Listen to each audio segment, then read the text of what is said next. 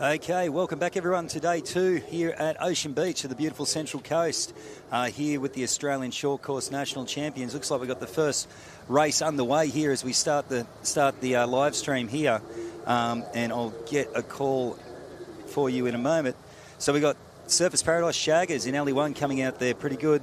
The McMasters Fat Dads, they've been a pretty strong crew in reserve grade for quite a number of years now, and they look like they're leading this race. Mona Vale Reserve grade men sitting back there in Alley 3 and in third position currently, followed by Palm Beach Petrol, and then we've got the Avoca Beach Bennies over there in the black boat with the red gunnels, and over in Alley 6 the Stockton Spare Tyres. And good morning to you, Jace. How are you this morning, mate? Good, Scotty. How are you, mate?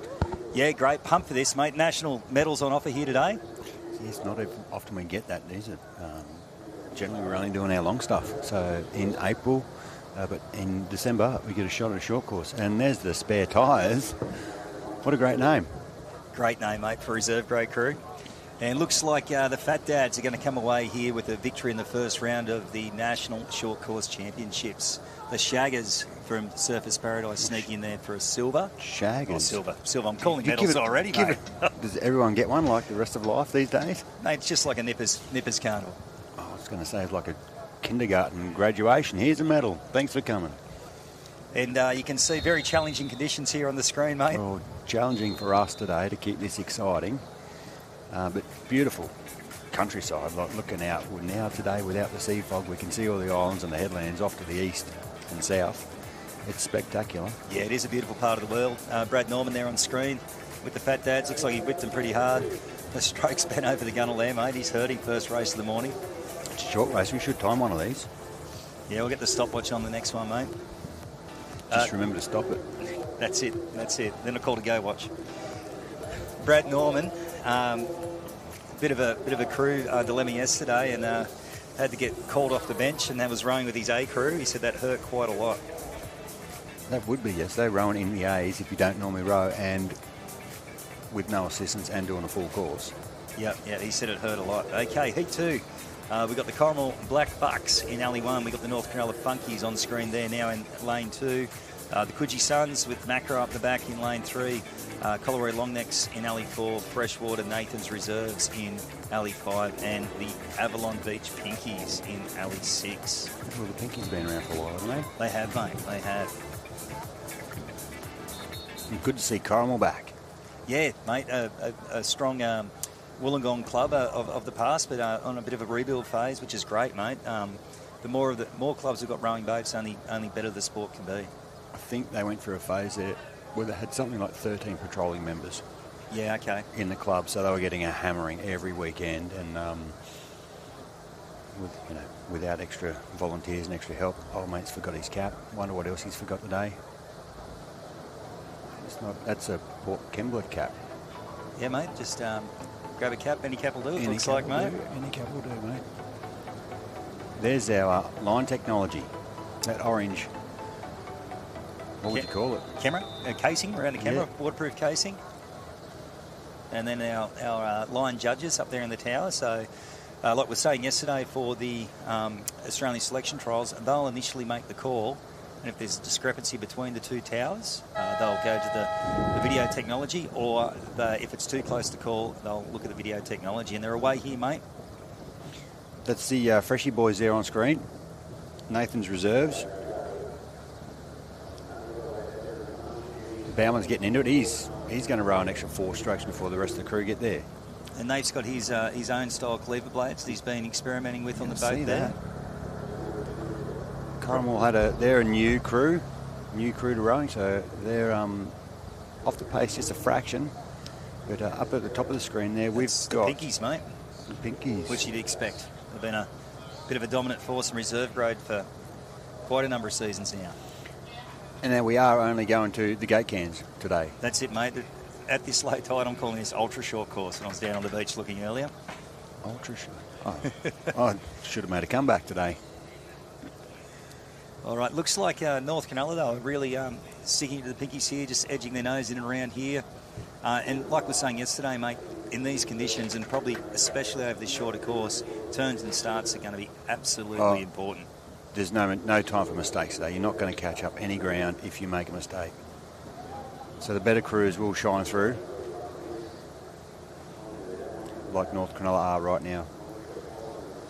You'll probably see that the rate will start a little bit higher over these shorter courses than perhaps it would in a normal course, length course. So you can just see the boys really working. Well, North Cronulla are using something there for sure. They've gone there rating up, the bow's down, the stern seems to be up a little bit, and there's honestly not much assistance at all today.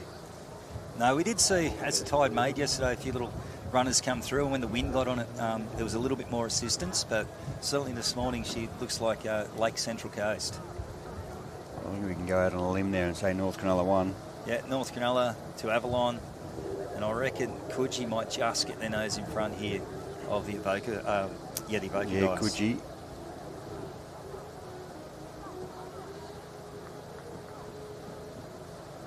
And then Corrimal and Freshie, I would call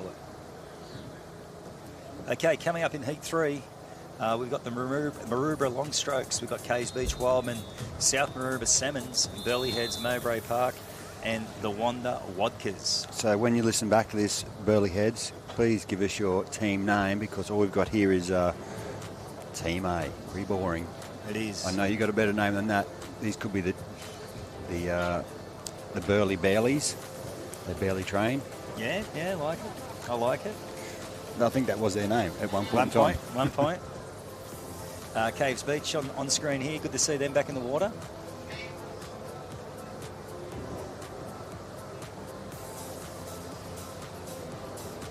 So, like we said before, in Alley 1, we've got the Maroubra long strokes. Caves Beach, Wildman in Alley 2. South Maroubra, Salmons, Alley 3. Burleigh Heads, Mowbray Park, Bailey's we're going to go with at the moment. And the Wanda Wadkas in Alley 5.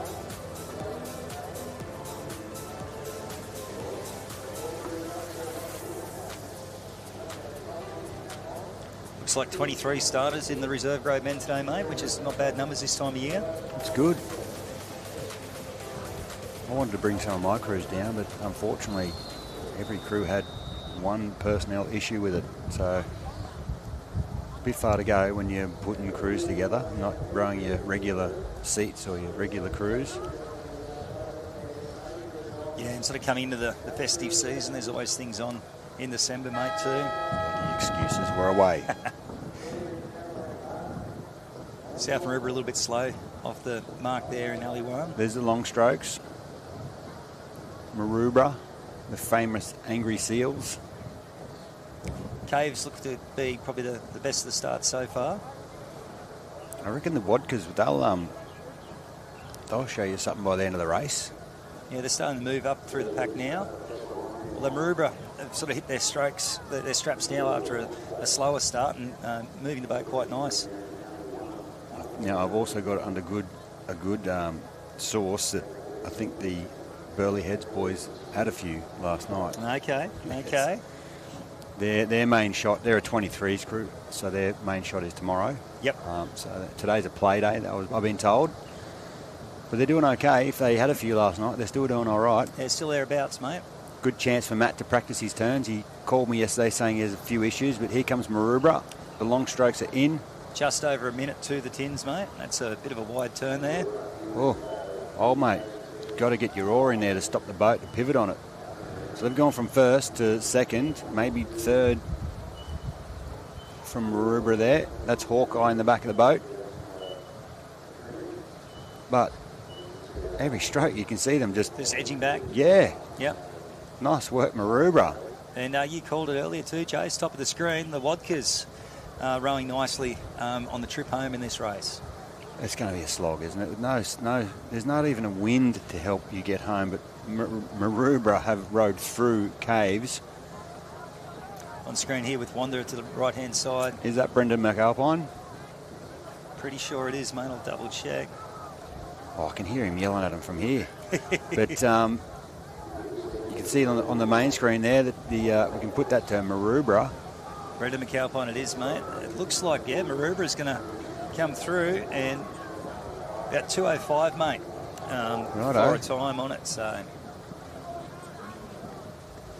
And the Burleigh boys trailing the field there. Maybe they'll feel better after that. get that one out of the system. Oh, maybe if a that's bit the worse, case. mate. Maybe a bit worse. There's the Cacao girls going down to help the long strokes get the boat up. Maroubra look like they've got a bit of a force here today. Yeah, got a few crews, it looks like, mate, which is Good good to see. Yeah. It's great to see. Okay, in the final heat of our reserve grade men coming up, in alley one, we're going to have the Avoca Beach Cheese Dogs, the Terrigal Trojans, the Era the Marts, Williamstown Wet and Wild, Ocean Beach Cracker, and South Maroubra Bees. Krakatini? Krakatini. Yeah. Oh, there it is, yes, it's Krakatini. It's not Krakatoa, it's Krakatini. And South Maroubra Bees, come on, mate, let's get imagination here. I like the sound of the Trojans.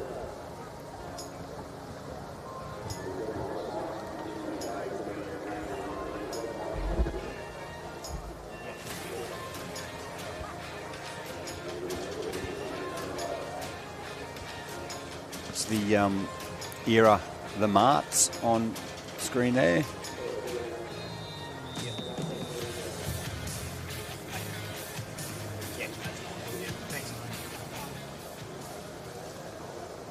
The boat handlers there have been asked to crouch down, get out of the way so everyone can see the starter. And we're away. Era, the Marts in the middle, they've got a good crack off the beach. Avoca down here in alley one looks like they've got away pretty quick too. Matty Mitchell at the helm there. The Cheese Dogs.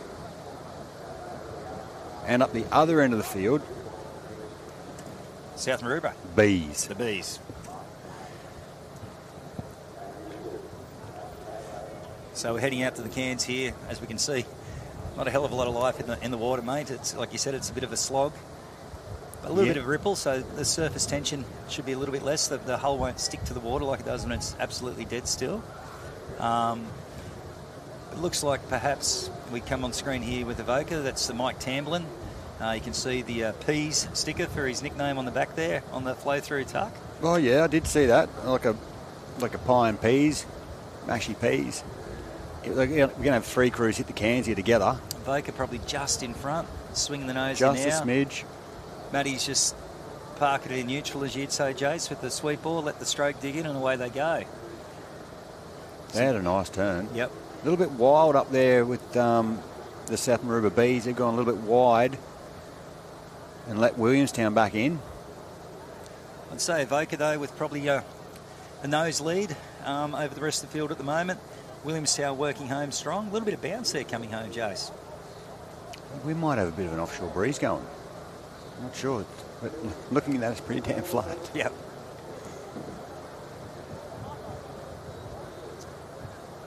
Definitely want to minimise mistakes today.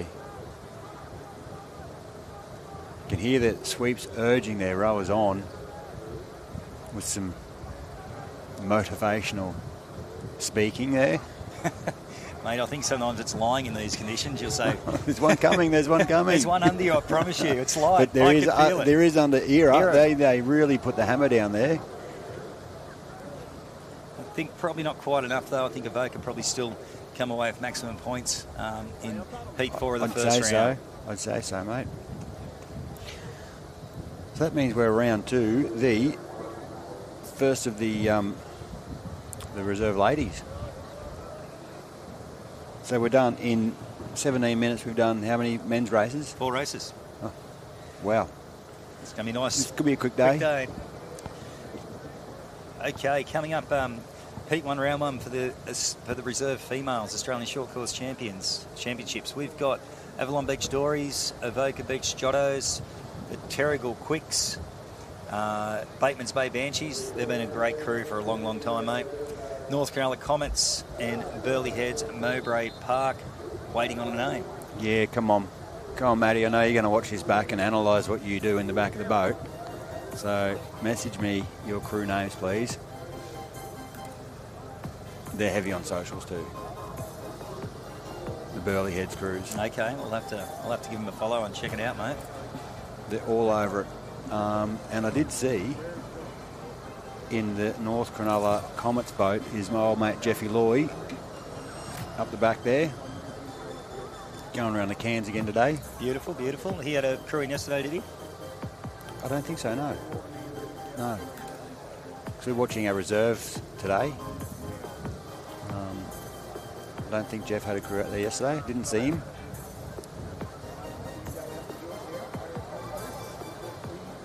Good to see all the action, all the colours on the beach. All the crews lining up. You can see Port Kembla up there lining up for the next race. After this one, Markula boat there, the orange one. As they pan out, you can get to see the headlands today and all the islands and stuff. Not a bad spot. G'day to the Alex boys out there who had a few issues on their way home yesterday. Yeah, I heard they had to put a SOS out for a bit of a rescue for the boat. I spoke to Steve Davies yesterday. Apparently there's a $5,000 new turbos needed or something like that for his car. It's a bit of a shame, mate. I feel for him. Well, he has had a couple of people reach out and help offer to get the boat back home for them. I always say it's always one big family, the surf boat community. People are always willing to help each other out, which is great about this sport. Plenty of people out there with empty tow balls moving around the country. A little shot of our all-important water safety and also course correction, I'd say, mate. More course correction today than water safety. The hold-up is. We've probably got a little course adjustment coming up. There we go. They're diving in. What would you suggest? I would suggest take the white, red and yellow out a fraction further. Or bring the white in. Yeah, red and yellow. It seems to be that way. Yeah, it seems to be slightly favoured. So just so you're watching at home, that rope with that white marker buoy is connected to the anchor. It holds the cans in place. So I'll wrap that around one of the little metal bits in the IRB and just drag it a little bit. Very technical, mate. It's very technical. It's not a hell of a lot of fun dragging those big anchors, I tell you. They're big. They're a good size anchor, mate. They've got to keep, especially in the surf, because they've got to keep the cans in place, and they're fairly buoyant. When you've got 7 of them and 2 anchors, they need to be quite large.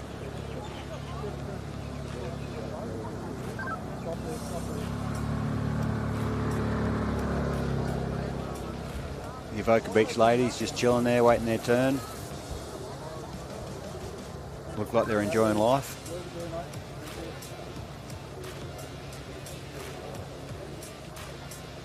Yeah, looking very relaxed there. No more so than Mitchie at the back. It's like story time with Mitch. It's a tactic we all use, isn't it? In between sets. Ask the sweep a question. Yep. Ask him to tell you a story. How big was it that day you're out at... you can stretch those rest periods out a bit longer, if you're smart enough. We had one of the blokes in our crew, Cliffy. He was the best at telling the story. Cliffy Words, hope you're well, mate. Yeah, he was great at telling the story. Yep. Just before we had to get ready to go again, he was on for a chat. Would that be the Power, ladies? Yeah, it's Allura. Allura Power. Possibly. They've got a couple of crews, I'm sure.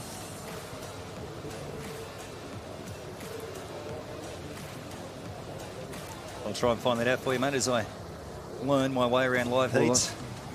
I've got the old-fashioned paper and print out in front of me, and I can see Allura Power. They're on the list. And there's the Terrigal Quicks moving in. They'll be in alley 3 on the green can. So 18 starters in the reserve grade female. So it'll be 3 heats of 6. 3 round robin today, and then we'll cut to a quarter semi and then the final. 18's a good number, isn't it? Yeah, it's like I said, especially this time of year. You know, I'd suggest too, perhaps, because it was at Ocean Beach, a lot of people like surf for the short course. So that might be one of the reasons, you know, we're not quite as strong as perhaps we could be. But talking with everyone last night, we're similar numbers to last year. So at Stockton. Where are we going to next year? Any rumours? No rumours on the short course. Can we start one? Yeah. Where's somewhere that's really big? Holds a big wave. Let's go to Portsea. Away we go. In and away in the reserve grade females here. Looks like Burley Heads up there in alley 6, probably getting away a little bit.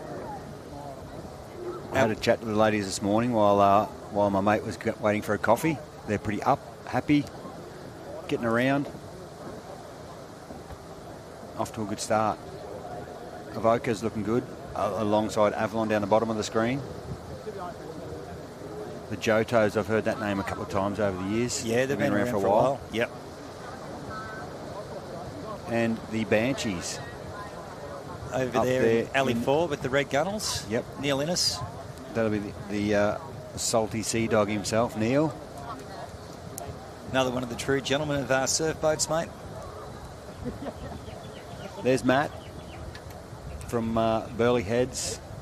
So, ladies, please message in your crew name. I know it's a good one. Just can't think of it right now. We'll fix our paperwork. So they look like they're going to hit the cans first. Yeah, it's going to be pretty tight. Bit of a bow in the cans now. There Look is, at mate. that. Needs a little straighten, little The tighten. Banshees.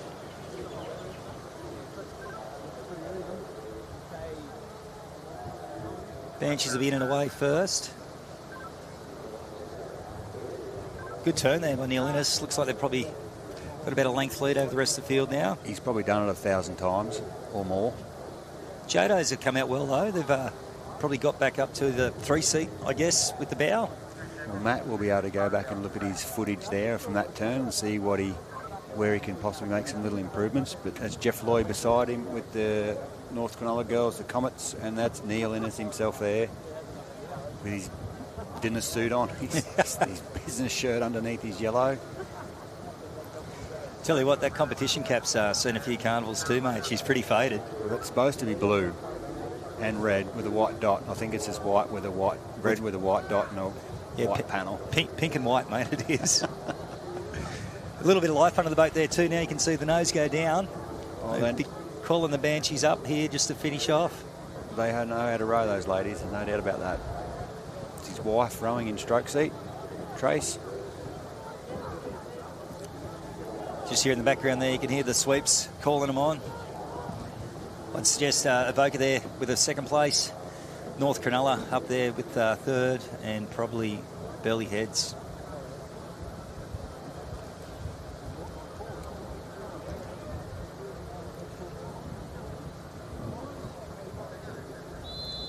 Coming up, Heat 2, mate, Allure Power, Palm Beach Pterodactyls, Palm Beach Popsicles, Wonder Wildfire, Newport Swordfish, and Port Kembla Angels.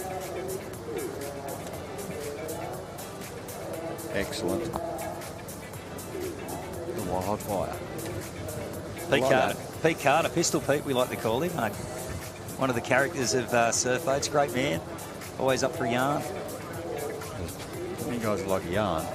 Speaking of that, Termite's on here later on today, isn't he? Yeah, you don't want to miss that. Right, would that be the Popsicles? I'd suggest that's the Popsicles because Ali's in the Pterodactyls usually. And that's Coxie's. Ali and his. Yeah, Coxie's crew. Our wonderful host from Palmy for the Sweeps Academy last year. Yeah. Or this year.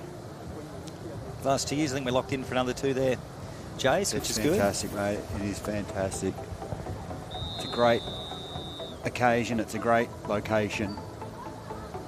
There's so much knowledge, and every year we're mixing up with different people, different presentations, different ideas. Content. Yeah. Okay, we're away here in the second heat of the reserve grade female. Possibly Alley 2 there as we look at the drone with a slightly better jump on the rest of the field. Would be Pterodactyls. Yep. And Allure Power probably right on their heels. And definitely, God, that's a good start to pull away from the crews by that much at these early phases of the race, mate. It is. To have a length after that many strokes is pretty good. Let's see if the ladies can hold that or build on it. If you get a good start like that, you really don't want anyone to catch up on you. Looking nice and relaxed there, the Pterodactyls. Plenty of experience in that crew though, Jace. Oh yeah, it adds up.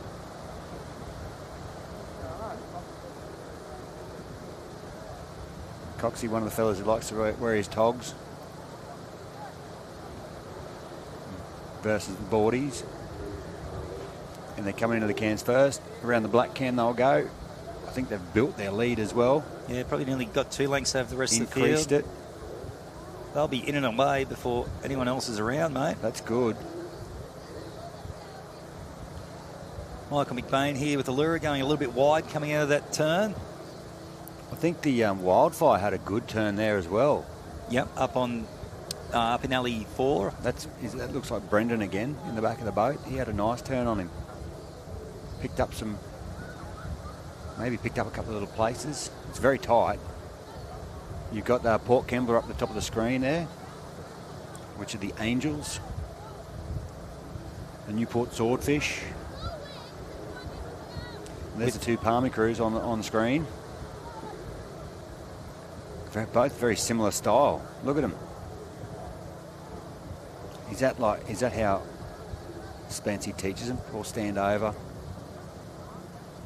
Left arm bent. Yeah. Almost looks like Coxie's conducting there, mate. Orchestrating the stroke. He just needs a baton in that hand. He's got his Navy sunnies on top there. How many pairs have you got in the car? Like the Navy sunnies? Mate, I've only ever taken one. And I know Spency takes about 20 each year because he sweeps in them every carnival. That's a bit of a surprise there, the Allura Power. I thought they would have been a lot higher up in the field with that one. Maybe just using the first race, a bit of a warm-up, Jace. Blow the cobwebs out. Okay, moving to our final heat, we're going to have Palm Beach Peace Mode, the Allura Seagulls, Avalon Beach, Chaos, Cooks Hill, T-Spillers. That's going to get a bit of a tongue-tie at some point. T-Spillers. Maroubra Kachow and the Coogee Overwavers. Overwavers. Right. We've got some very imaginative names going on. I love it. It's great. Yeah, there's certainly been some good ones over the years, some crew names and some cheeky ones as well that sometimes don't pass the PC test these days. There's a couple of have been mentioned to me when we say, hey, what crew names can we have? They fire them off. You go, no, not having that. No chance in hell, mate. Definitely not PC. Definitely can't be repeated. Is that the North Tower? You reckon? I'd say so, because that's where the shoreline camera is pretty well based.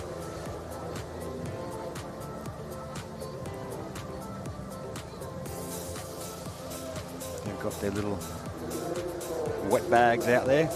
Their snacks to keep them going, a little bit of extra sunscreen should be Mate required. Craig from Queensland, he lives up at Harvey Bay and drives down 2 hours to get to the Sunshine Coast Carnivals. Really? That's great. He's our gear steward up there. He's doing a great job. In and away, slick start there by Avalon Beach. Nathan Wellings, that was a big push. Wilco's got some brand new shorts too today, mate. You wait till it zooms in on these. It looks like 1970s wallpaper, or as he described to me this morning, glowworm vomit. So his under 19 girls have presented him with some brand new shorts. Lucky fella. What a stylish rooster he is. Here we go. We've got the other Palm Beach ladies hitting out here. Peace Mode, and definitely Spency with that distinctive stance of his in the back of the boat there. But Nathan Wellings and the Avalon Beach girls have shot out off the start. Got a great shot, hit out off the beach. Also, up the top end of the field there, the Maroubra boat with the Cacao. They're in third place, looking the goods. And probably just making a little bit of an impact here on Avalon. At least closing the gap a little bit, but they're going to swing in and be out, I think, before anyone gets there, mate. Avalon are rating a lot slower than others. Another one of the clubs that still like to row with the dark arts of round rollicks. Very tight there from Spency. Getting in and out of there. Didn't want to impact the Seagulls coming in the other way with their pink blades from Allura. They'll get it together. They find their timing. But the two crews out in front have extended their lead there. And Avalon is keep moving away every stroke. They're adding that little bit more. Nice and controlled, like you were saying. A little bit slower rate than the others. As we get them on screen here now. Another bow girl that bangs her elbow every single stroke by the looks of that.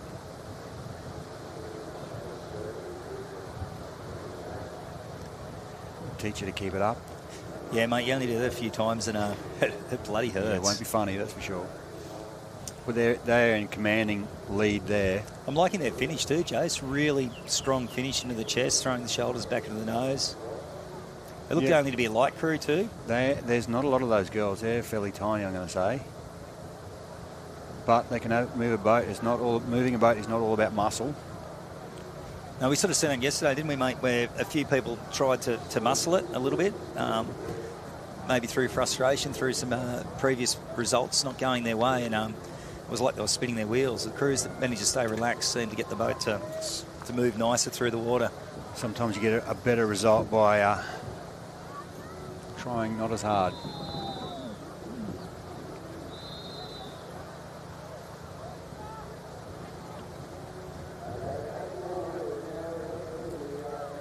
Rightio, moving on to the under-19 male.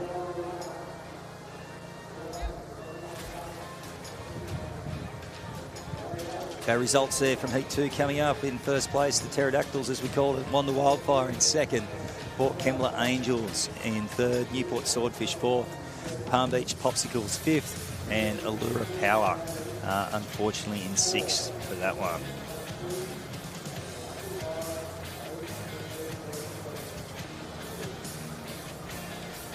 So 20 starters in the under-19 male, mate, which is great numbers and good to see. We've got some good names coming up too. Oh, junior boys can usually come up with some of the better names, mate. I can see here the Krusty Demons, the Delta team. They sound like they're from American Hit Force or SAS Squad or something like that. Okay, here we go. Monovar Black, North Cronulla Funkies, Markula Mad Hatters, Alexandra Headland Rustlers, and the Ocean Beach Delta team.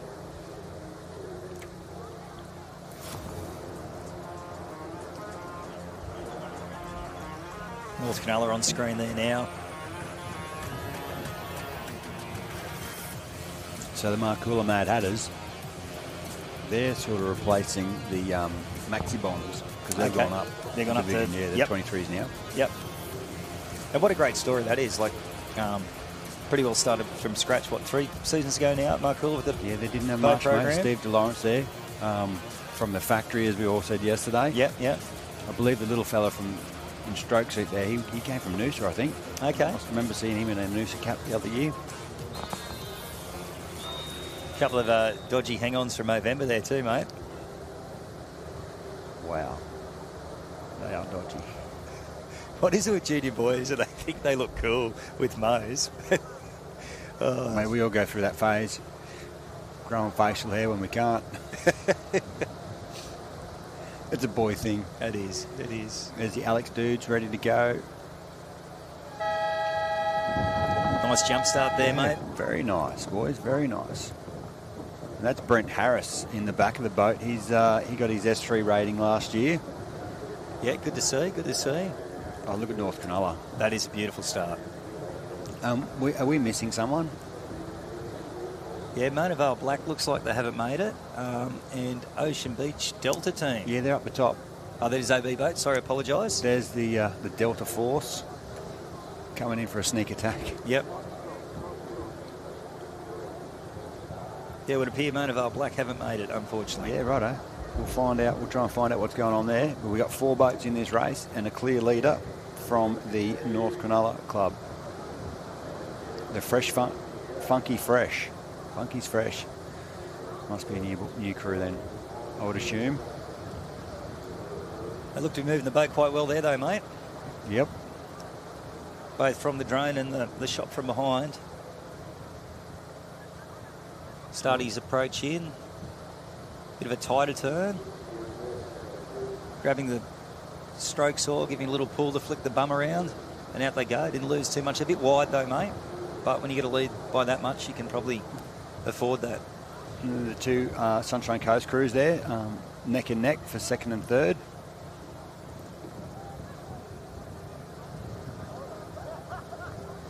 But yeah, the Funky's fresh. They've cleared out. Generally don't see a bad crew come out of North Cronulla, do you? Hence why I call one of the surf boat factories of, of the sport, mate. Yeah, they've certainly got a good program there. Yeah. Honestly, they've been like that forever and a day. Yeah.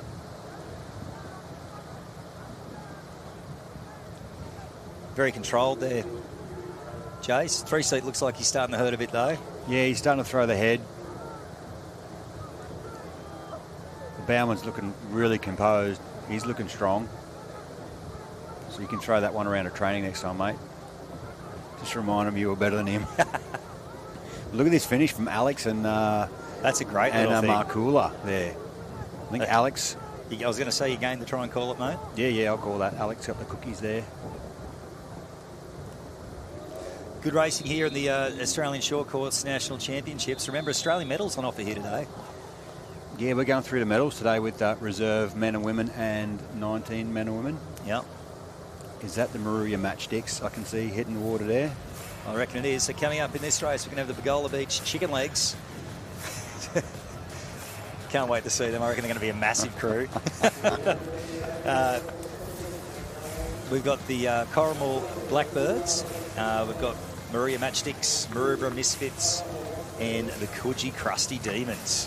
I haven't heard of the Crusty Demons for a long time. They were the motorbike dudes, weren't they? Yeah, used to do the circuit and the crazy jumps and stuff.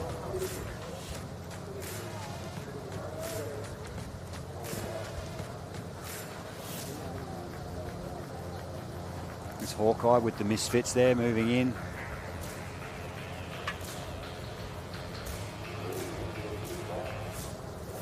It's a Holiday Haven boat. That's the old Mollymook boys. They're here somewhere today. That's great. Yeah, there's a Mollymook cap, mate. Yeah.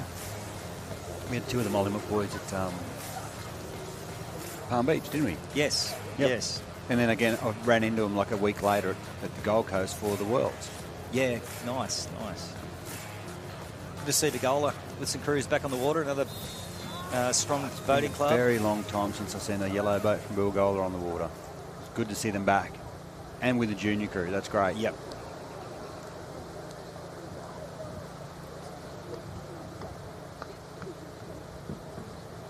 There's probably some temptation from these kids to go to the bigger clubs that have got boats already set up, but I like the fact that not everyone gravitates to the big clubs. People still want to hang out, go to their local, closer club. No, it's good for the sport. The more clubs we can get rowing, the better it's going to be. Another round rollick club too, Bagola. You can see there. Guns up. The boys are ready. A few nerves there by the 3-seat. Just a step-in start. Now the Matchsticks boys, I think they got a medal at Aussies or at ASRL, the Matchsticks boys. Yeah. I know the reserve grade guys got a medal at Perth in reserve grade bronze. But Bilgola, look at them go. Yeah, boys have come off the beach nicely there. Probably equal with the Matchsticks and Coogee. the mighty Crusty Demons. So the Bilgola chicken legs looking all right. Coromel again there, the Blackbirds. They're in a rebuilding phase. But good That's the club. Good to see them making their way up here and getting amongst it. Yep. Travie, he was at the Sweeps Academy as well. Yeah, he was. He won a gold medal, I think, in 2001 in the 21s. Yeah, and that's what he said. He sort of just was keen to get back and try and get Coromel back to where it was. So sort of starting from scratch. A few of the people that he rode with now have got kids getting close, and that's sort of where they're starting from. Yeah, righto. Yeah. Matchstick's probably just coming in first. That's Big Brad Coppin in the back of the boat there. He's another big unit to be towing around the ocean. There he is, look at him. Urging the boys on. So this is their second or third year together, the Matchsticks. Yeah, nice. And they're showing that they have rowed together. They're looking pretty good. Still a bit of a bow in those cans, though. There is a bit, yeah. From the drone. You might need to go out there and just pull them tight. Just urging the matchsticks on there. Reminding the boys it's not all over yet. They've got to keep going. Begola's coming home strong though, mate. They are. Must be those round Rolex. They're sort of moving on top of each other, aren't they? Like, they're converging towards each other. Yeah, remember no gate cans in short course? It's not like they're chasing a swell. No. Just want to eyeball each other as they go across the line. Because they are. There's another boat supposed to be between them. Yeah. That's going to be tight. That's a very, but I reckon Bill Gola just. That's a nice row by the Begola boys, mate. Yeah. Because they had to come back from a long way on the way home because Brad and the Matchsticks had a really good turn. Yeah. Maybe we can put a little just about asterisk beside Bill Gola for the rest of the day. The bin, not the bin chickens, the chicken legs. Bin chickens were a Maroochydore crew a couple of years ago. Yeah. Yeah, they got legs like chickens as well. They put a bit into that. The Bowie's blowing a bit hard, mate. He's blowing.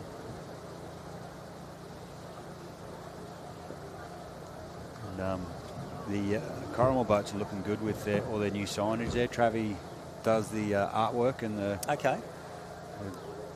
graphic designs. Okay, there's our results. As we said, the chicken legs come back for a win over the Matchsticks with the Crusty Demons in third, Misfits fourth, and the Corrimal Blackbirds in fifth. Heat 3 coming up. We're going to have the Currumbin Elks, South Curl Tickles. That's a good name. Mollymook Loose Cannons, Avoca Beach Dingoes, and Corrimal Team 1. So if anyone's out there, message Jace and give us the name. Come on. Team 1. It's been, I don't know if that's worse than Team A or Team B. Fan belt on the flag.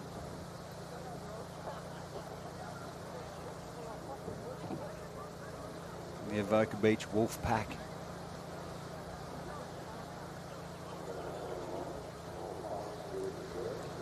I've got them down as the Dingoes here, mate. Oh, I'm sorry, I'm reading the wrong one. It's all good. I'm reading the next one. So the Currumbin Erics, South Curly Tickles, the Mollymook Loose Cannons. That's great. The Dingoes and Team 1 from Corrimal.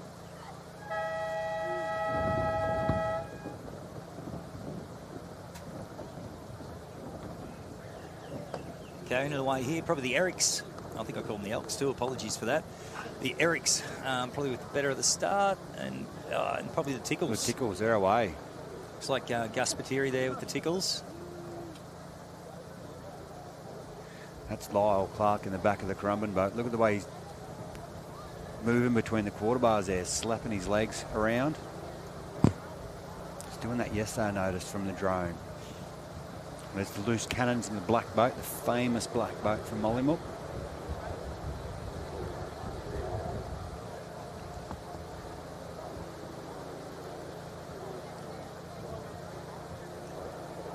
Just got a little bit of wind coming through the mics here. Sorry, guys. So, yeah, looks like Eric's just running second now to the Tickles from South Curl, Gus Patiri, and Mollymook coming in third. Gus will swing the nose in first, and you can see that bit of a bow, again, that we've been talking about well and truly from that angle in the drone. Well, that's going to help Mollymook. Yeah.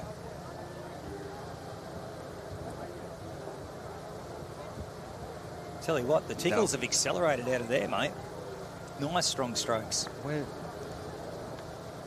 can't do that. They're juniors. They're flying out of the can. Nice work. I think Mollymook have caught up to the Erics there. Erics are like a good crew up at home. They're always at the front in the juniors, but I have heard that these South Curly boys are quite big for an under-19s crew, though. It's the rumour on the street, so rumour. We'll have a look, mate, when they get out of the boat. I can see some fair old shoulders there. They might be like those freakish kids you see at school that are taller than all the teachers at the age of 10. And good at everything too. Yeah, just natural sports people. I hate those people. Good looking as well. Yeah, then you meet me, the short, ugly dude who can't do a thing. I think we've just been put on here, mate, to make those guys look better. That's all it is, mate. That's all. But nice row from the Tickles there. And look at Mollymook, the loose cannons. Yeah, nice finish by them. That should be second for them. That's a good row home. Nice work. And with, I've forgotten his name at the back of the boat. Very embarrassing. He's a new sweep. He was one of our S2 sweeps at ASRL. Oh, that's good. Old mate's happy there. Thumbs up. They're not the smallest juniors I've seen getting around. A little bit of height in the two middle seats there. They got some colourful budgies on too. Boys, I don't know about that. The girls got the plain blue ones. The boys are just... Boys have really... overcompensating there, mate. And I hope you guys all understand we're just saying this in jest. We're not poking fun to hurt. Anyway, it doesn't matter what you wear as long as you can move the boat. Speaking of that, there's Dog Cam. Nice husky on the beach, nice having husky. a stroll. Checking out the salt water. Actually, speaking of togs, I got my new Mermaids togs on today. Oh, happy days, my mate. Girls, my junior girls got their togs designed by Budgie Smuggler, and yeah, wearing mine. Yep, beautiful, mate. Fish scales on them. Yeah, nice, nice. It's not quite hot enough to go in for a dip yet. There's one of the stalwarts of the South Curl Club in the back there, Ribsy. Do you remember that wave he took off on an Allura back in about 2016 in the final? That is one of the biggest waves I've seen someone take in a race. What division were we talking? Juniors. Junior final at Allura when it was massive, 2016. That was big. Yeah, that was a big day. Ribsy took off on it. Pretty well ended up at North Cronulla. And I just said, great wave. Not in typical Ribs, because he's a man of many words, went, oh, I should have held it. That's all he said to me. I remember a few guys going kamikaze that day. Being in commanding positions and not having to take waves, but they did. Yep. And then generally that's when it goes pear-shaped. But we've got the Batemans Bay boys there on the line. In the next of the juniors, we've got another Currumbin crew. The Cartel. Wollongong City. Water Boys. Great Adam Sandler movie. Yes. I wonder if Brett Dingwall's in the back of the boat quoting Adam on the way to sea. And the Queenscliff under-19 crew up at the top end of the field looking goods. Probably the Cartel though, just as they get into the rhythm here. Yeah, that's Will McDowell. He moved over from New Zealand. He was doing a lot of work for Tatahi Bay. Learnt to steer the boat under Paul McVicker. Will was one of the more lightweight gentlemen you'll find at the back of a boat. Mate, and can run. I remember him from the relay last year. He's a whippet. At down at Lawn for the interstates. He absolutely flew across the sand. He can do that. He's a good one to tow around the ocean. There's not much of him, but he is a classic example of showing you don't have to be a big, strong man to steer a boat. Yeah.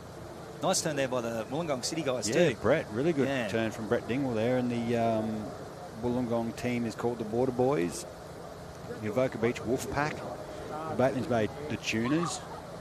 I don't know if that's the fish or they'd like to get out there and tune the ladies. I think that's the sweep's nickname too. That's Tuner up there sweeping him as well. That's the reason, I'm assuming.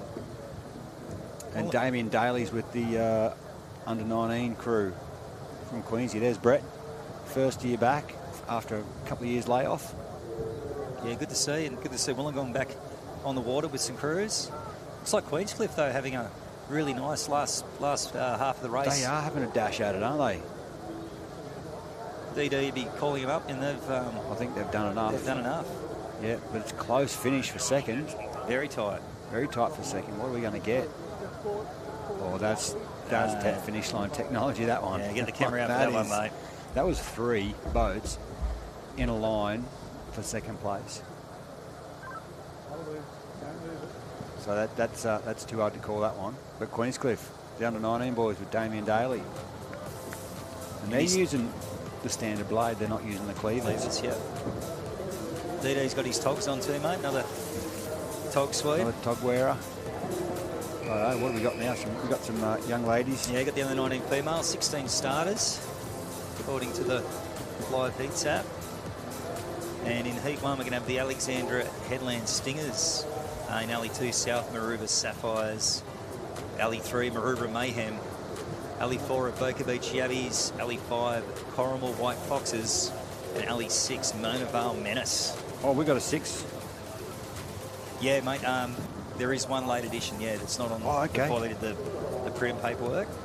Oh, does that mean that Mona Vale is going to turn up for this one? Because I didn't turn up for the race earlier on. I just said him sliding in, mate, so they're here. They're here.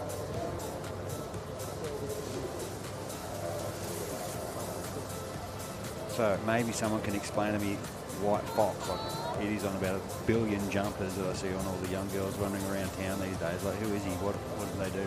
I've got nothing, mate. I'm the same as you. I've seen it and gone, someone with more foresight than us have just come up with this label and are probably doing a lot better than we are. Yep. Put 2 words together, stick it on a jumper and make $1 billion. There's Steve Davies, who is not going to be taking up a career in supercar driving now with his busted car. I raced against these girls last weekend at Kings Beach. Yep. How are they going, mate? From what Steve was saying, they could have gone a little bit better last weekend. Okay. From what I could hear from him. But generally, I think they just had an off day in that one race. We were beside them, but they're generally pretty good. You can see a definite split in the field. Like, you got 3 at the northern end of the beach and 3 at the southern end of the beach. There seems to be a hole in around the middle there. There's Hawkeye.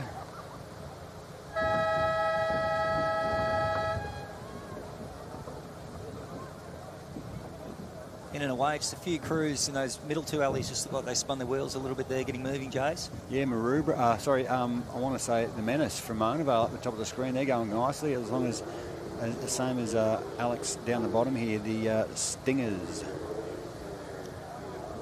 They're pulling away from the South Maroubra Sapphires in Alley 2. That's the Maroubra Mayhem sort of trailing the field there. Yeah, they just had a bit of a sluggish start. Sort of took a bit of a while to get going, whether they hit the bottom or something, I'm not sure. But, yeah, it took them a little bit. But Mona Vale and Alex look to be the 2 lead crews. Yep. At this stage of the race. So Steve's another guy who only has 1 quarter bar in the boat. And what's his reasoning behind that, mate? Have you spoke to him about it? He just likes the freedom, just likes 1. He likes to get back behind it. Yep. We've also made a few changes in his boat as well when we made that. He doesn't like the sweep stands going all the way through, so we cut them off nice and short. Yep. Okay, Alex in first, the Stingers followed by the Mona Vale.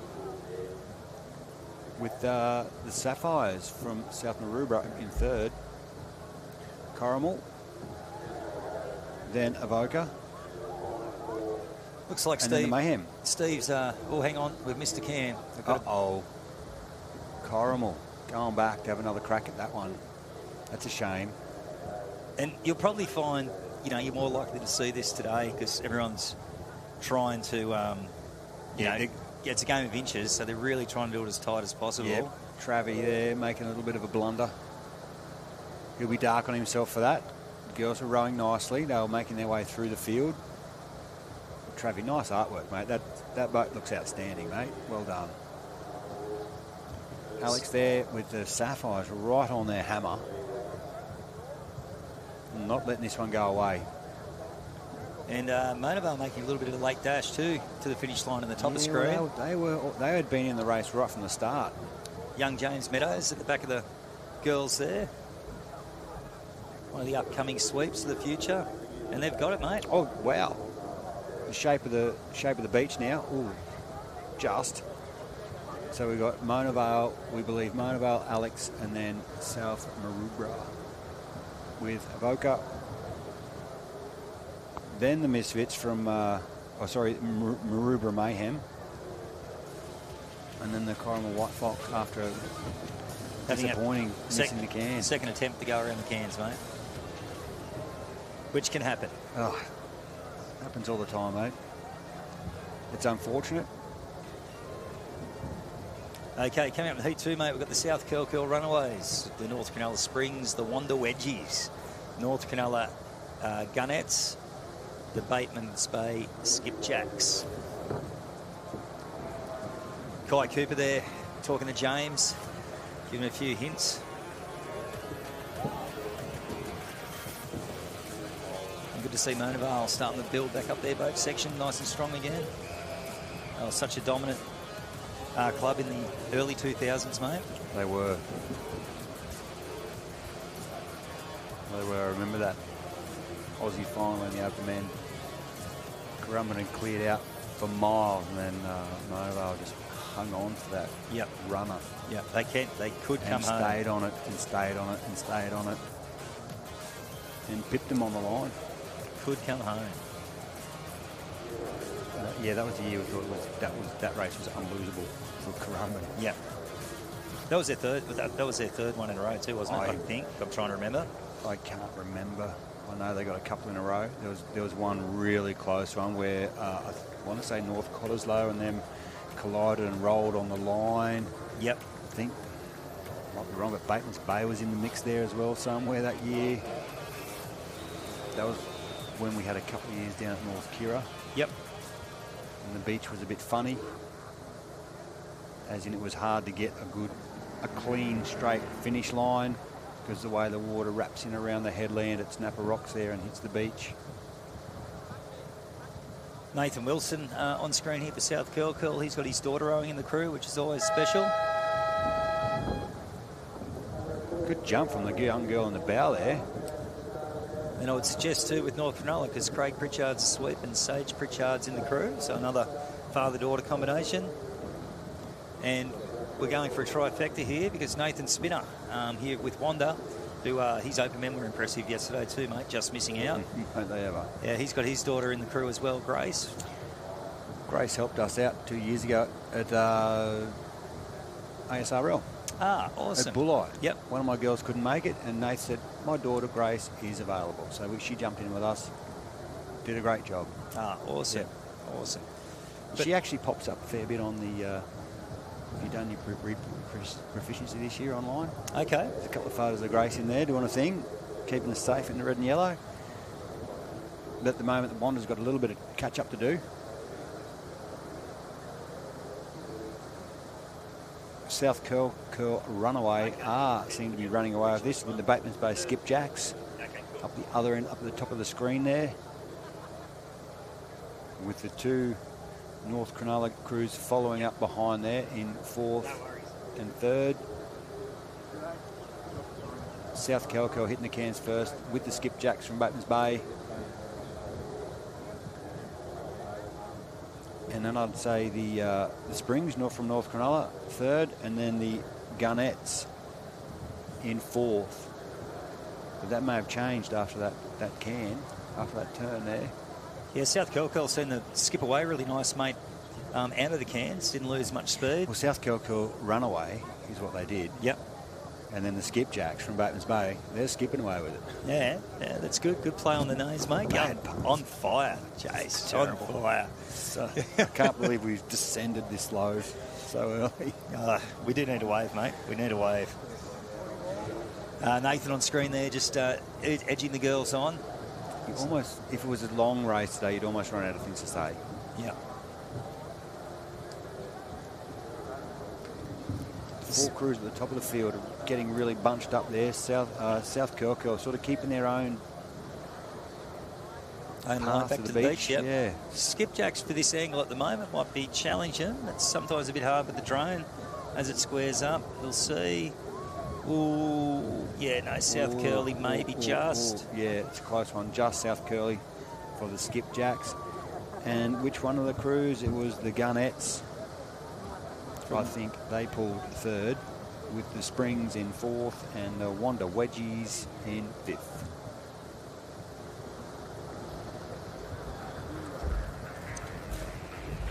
That's hurt the girls there too, mate. They're bent over.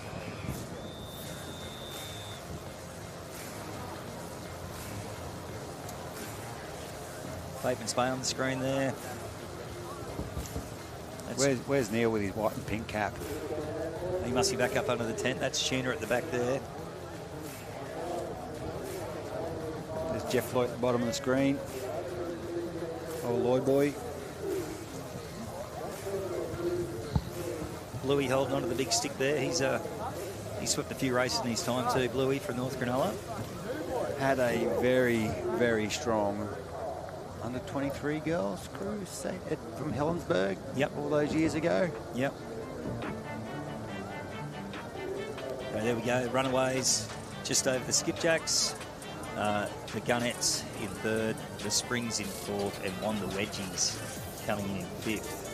Okay, final heat of the under-19 females coming up. We're going to see the Longreef Sirens in Alley 1, Avoca Beach CCs in Alley 2, South Kirkhill Cruisers in Alley 3, Palm Beach Prosecco in Alley 4, and the Coogee Nut Crabbers.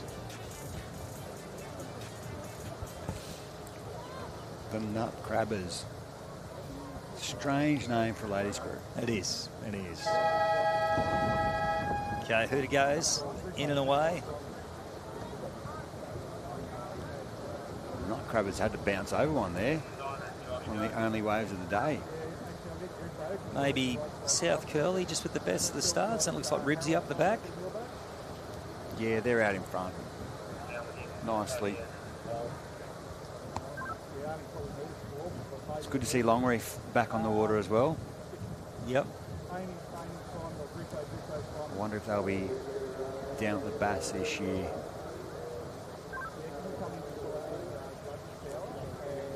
So South Curly just skipping away here a little bit on the trip to sea, but he could nearly throw a blanket over the other four boats. Maybe Longreef just sneaking back a little bit now.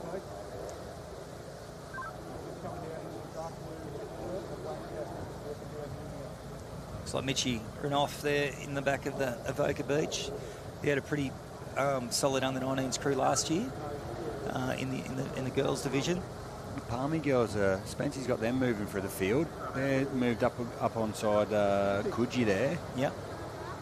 The green boat second from the top of the screen. Curly goes into the cans first. Oh, pick that for second, third and fourth. Very close. South Curly putting the hammer down there as they come out. Girls accelerating the boat. I think Avoca may have lost a little bit there, and with a little mistake there from them coming out of the cans, they've lost a little bit of pace there, lost a little bit of distance. There's the Ribs on screen there to the right, just urging his crew on. Did he get a double in the Open Women all those years ago in Perth? I think he did. With Ellie? Yeah.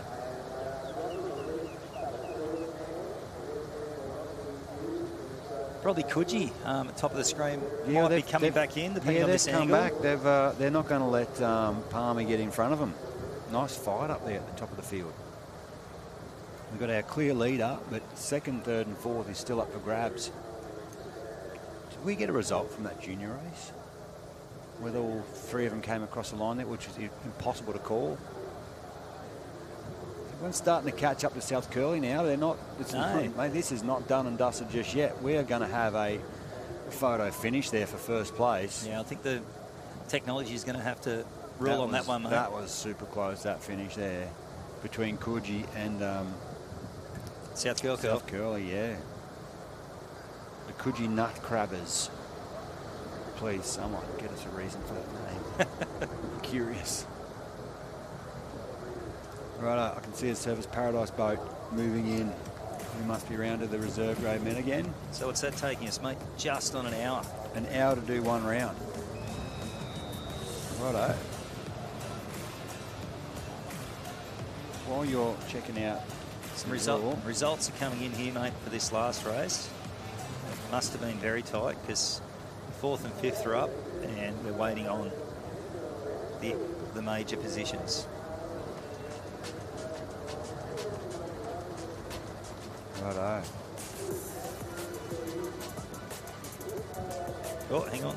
Just was about to flick and come up. Yep, South Curl doing enough to hang on there, mate. Oh, righto. Coogee second, and the Prosecco from Palm That Beach. must have been close. I'd love to see a photo of that. See how close it actually was. Can our TV guys, do they have access to that footage or not? Not today, but they will have for the Open and Aussies. And okay, so we'll get finish line technology on the screen at the Open and Aussies. So everyone at home can see it as well, how close it actually is. Yeah, and you heard it here first, folks. Big Voice from Queensland are doing the coverage. Who are doing this here for Aussies this year. So remember last year we had trouble getting drones up because they moved the program forward. Yeah. Yeah, so this year Big Voice are doing the production at Aussies. Yep, the guys this is our team. Our team. Yeah, cool. Yeah, unreal. So we'll get some good quality footage of the Australian, I think the whole days, which would be great.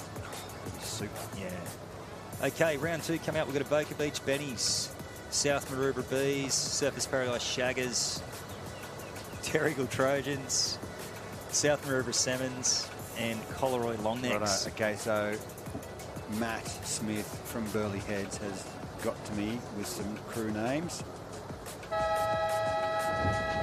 Okay, in and away here in the first race of round 2 of the reserve grade men. South Maroubra on the screen here.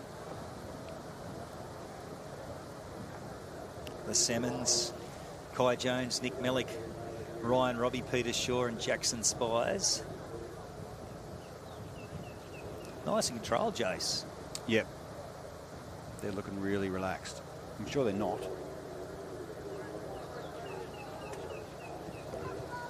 Just a drone shot here. We've got the Avoca Beach Bennies here. Maroubra Team B. And the Shaggers from Service Paradise. It looks like Stewie Trail in the back of the boat there from Surfers Paradise. Just looking at the names here for Avoca Beach, mate. We've got the legend himself, Richard Bridie, at the back of the Avoca Beach here, and I'd suggest it to be his grandson, probably in the boat with Duke Bridie. Right. I think he did mention that to me. His grandson. Yeah. Does he know you're saying that about him? Well, he does now. Mate, very, very sharp turn there from the Bennies and also the Longnecks from Collaroy at the top of the screen. But we've got a line of 4 there. Shaggers have come out well, though, too, mate, in the distinctive pink boat. The Shaggers are doing a good job up at home because they get to race against the other 23 crews up there with this in Surfers Paradise. So Hugo's got a crew, Stewie's got a crew, and they bash each other all the time at training, which is the best way to train. Yeah. If you can flog yourself every day in the boat against someone else who's beating themselves up to try and get in front of you, it's a great day. Well, great session. That's what South Curlew was saying down at the sweep school, is what they tend to do is match up crews. It could be, reserve grade versus their juniors or whatever, ones that are very similar, and they can just get that push. But it looks like the Longnecks, mate, might have abstained from too many Longnecks last night. That's got to be a son in It's that a son. boat, mate. Yeah, you can't call that guy grandson. No, I apologise. I apologise, Richard. I was still stuck in under 19. So, yeah. But good to see the big man back in the back of the boat. Because I think that's his son with the tattoos in the bow, isn't it? Yeah, it is. Yep. It is. So that's my first mistake for the day of many. Oh, mate, you're going all right. You made it till 9:15. Okay, Longnecks. Like they felt that one. Boys blowing a bit hard.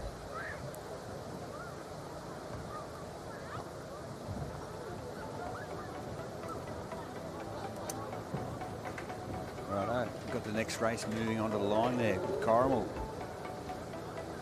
So we've got Freshwater Nathan's Reserves, Stockton Spare Tyres, the Corrimal Black Bucks, the McMaster's Fat Dads, and the Era, the Marts. Fat Dads looked pretty impressive the first race. So we'll see how we go here.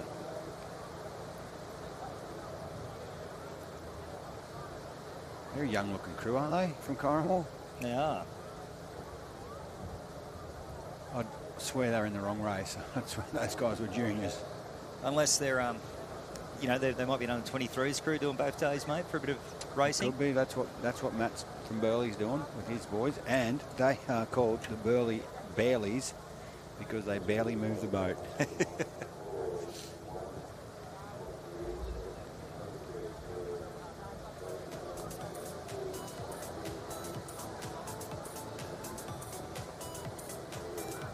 Five crews just waiting there. Starters hands now. Check starters happy. 2 check starters today at the bigger field. And they're so far apart too. There's a huge hole in the middle of the field.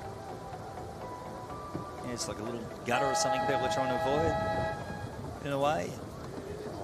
Fat Dad's really up in the rating to get off the beach here. They are. They're off. Brad Norman at the back of that boat. They're trying to do a bulleye, and they're a little bit successful with it too. Yep. They've been together for quite a while, the Fat Dads. I've raced against them, oh God, for at least the last 6 years.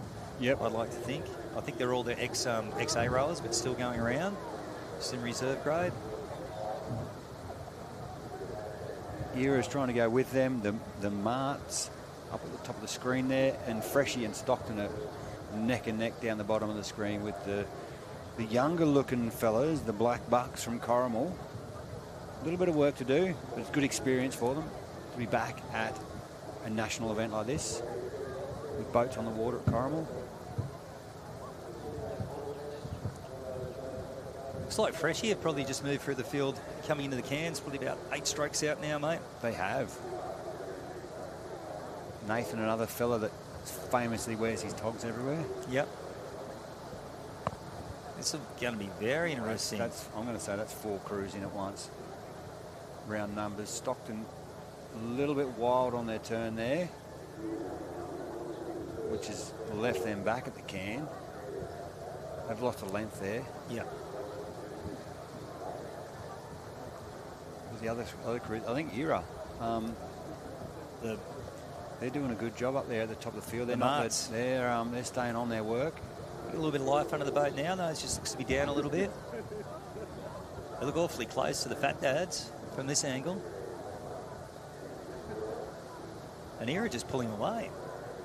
Yeah, I was fixated on Freshie there, just watching them intently. But while I was doing that, here at Stockton, they're having a surge in the middle as well. Oh, they sure are.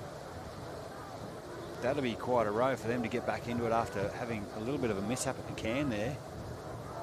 But now Freshie are having a surge, pushing for it. But Era, look at them go up the top of the screen there. Yeah, I think Era have got this, mate. They've exploded.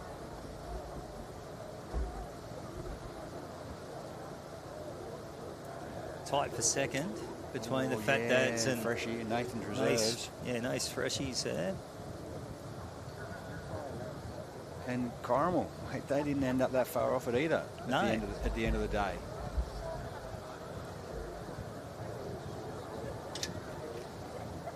Okay, we'll wait for the official results to come through, but I'll call it. We've got the Burley Heads Bairleys in Alley 1, Avoca Beach Pinkies, Alley 2, Maroubra Long Strokes, Alley 3, North Cronulla Funkies, Alley 4, Mona Vale Meet in Alley 5. They weren't here for their race earlier, the Mona Vale Meet. Okay. So we may have It did not start. We may have a missing crew there when we go out to the big shot. And then in Alley 6, we've got Williamstown. Wet and Wild. I think the Long Strokes went all right in their first race, didn't they? Yep. Yep, and obviously Pinkies are always a hard team to beat.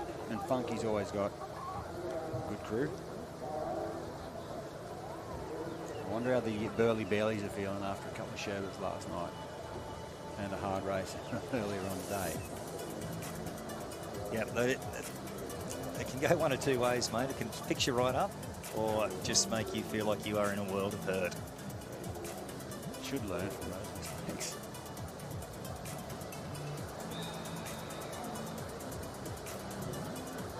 Plenty of action on the beach, plenty of colour. I like the new singlets this season. Yeah, they do pop. Which reminds me, I've got to get mine for my club. Take it home with me. You're like Christmas. When I get home. They'll be all coming to get the merch straight off you, mate. I won't ask how I am. They'll just say, where's my singlet? Away we go. It's in the middle of the field. The Pinkies, they've exploded. like they did last time too. They jumped off the beach really well. Yeah. Top of screen though, Williamstown. They've got themselves into second position from this angle. Going all right. And there is the Pinkies on the on the right of the screen. Nice strong finish there. Another one of the round back rowers. You can see the boat blood, as we call it, the grease on the round Rolex. As a junior, we had round Rolex back at Crescent Head all those years ago, and guaranteed I'd get that Vaseline over everything. There's an art to putting it on, that's for sure. I remember going to one of my first carnivals at Mollywood, and Mum was wearing a white pair of shorts. Come down to watch me row. She's backed into it and got this big black U of grease on the back of her pants. Yeah, we had white beach shirts back then. I'm carrying it down. They went, oh, now I have a black shoulder. I don't think Mum was too impressed. Everyone comments on how I get my white so grey. But the Pinkies are killing it. They have cleared out. They are a class crew. You want to give them a gold medal now? They are a class crew. We'll put them in the final for later on in the day. North Cronulla Funkies, second place. Williamstown, third. Yep. Mona Vale. They're here. Mona Vale are here. They missed their first race. Well, could have been a hold up on the highway. Who knows? But they're here. The long strokes from Maroubra and the Burley Bailies throwing out some Burley. They might be barely over last night, I think, mate. That's a dominant race there from the Pinkies. The Pinkies from Avalon. They led from the first stroke to the end.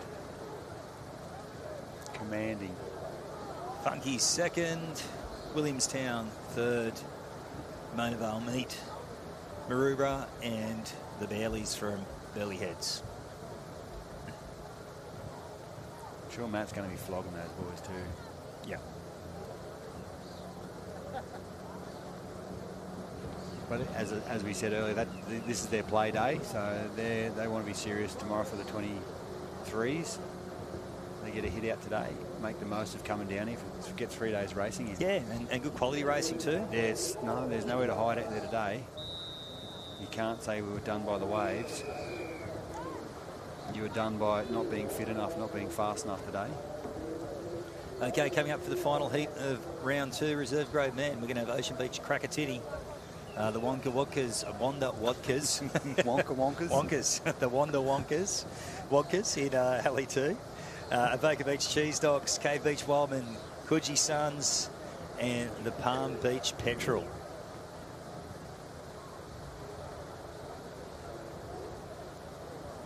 It's not just, under 19 men only. There's some pretty rough-looking those in that Wanda crew too, mate. Well, what are we? We're 7 days into December. They should have been shaved off by now. Now it's a fashion statement. Yep. You're keeping it. It's most central, these guys.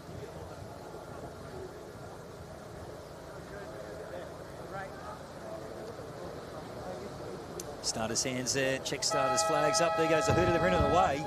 Nice jump start there by the Wonkers. It's a good one from Avoca as well. They were in nice and clean, and away they go. Mate, and you were saying yesterday not a fan of the bum start. Just think they're a bit slow. What's your reasoning behind it? I used to take my camera to carnivals years ago, and just if I wasn't racing, I'd be taking photos. And I've got so many photos of people not jumping high enough and getting their hips stuck under the gunnel and landing on the outside of the boat. Whereas if you jump, to me, if you jump, you might end up head first, but you're in the boat. Yep. You can't go anywhere with you on the outside of the boat. That's my thoughts. I've fallen in head first. I've seen too many bump starts go wrong in major races. Yep. You can't restart an Aussie final with you standing on the shore waving your arms around it, trying to protest because you didn't get in the boat. Okay, just a view from the beach this time. The drone's just out of action for a moment as it gets a battery change. See them starting to come into the can. It's good to see the angle approach from the beach though. It's a different look. We don't get to see this one very often either. So in they go, out they go.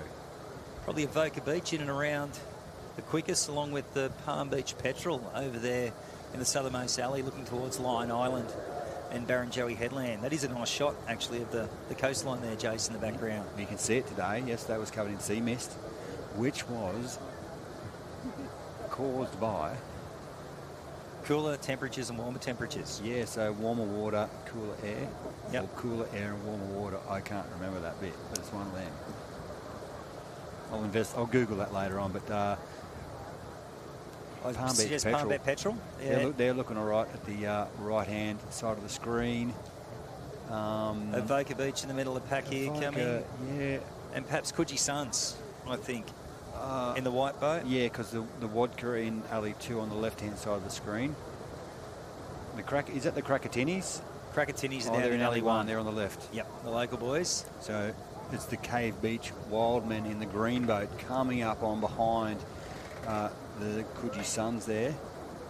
But Avoca have turned it off. They're coasting across the line. And I guess from this footage too, mate, you can just see how shallow that bank is. And the lack of swell and surf that we have here too.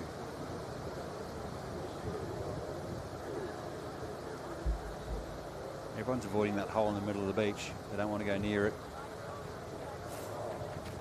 Okay, and that's the second round of reserve grade men completed this morning. We're going to move on to the reserve grade women again.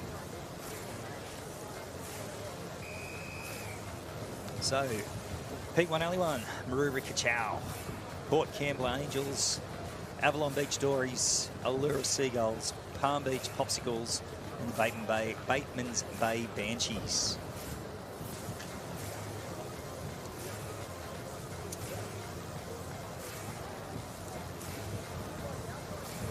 Dories look pretty impressive in their first outing as well, mate, as did the Banshees. The Banshees, yeah, they're always in the mix, and they're a Masters crew. Yeah.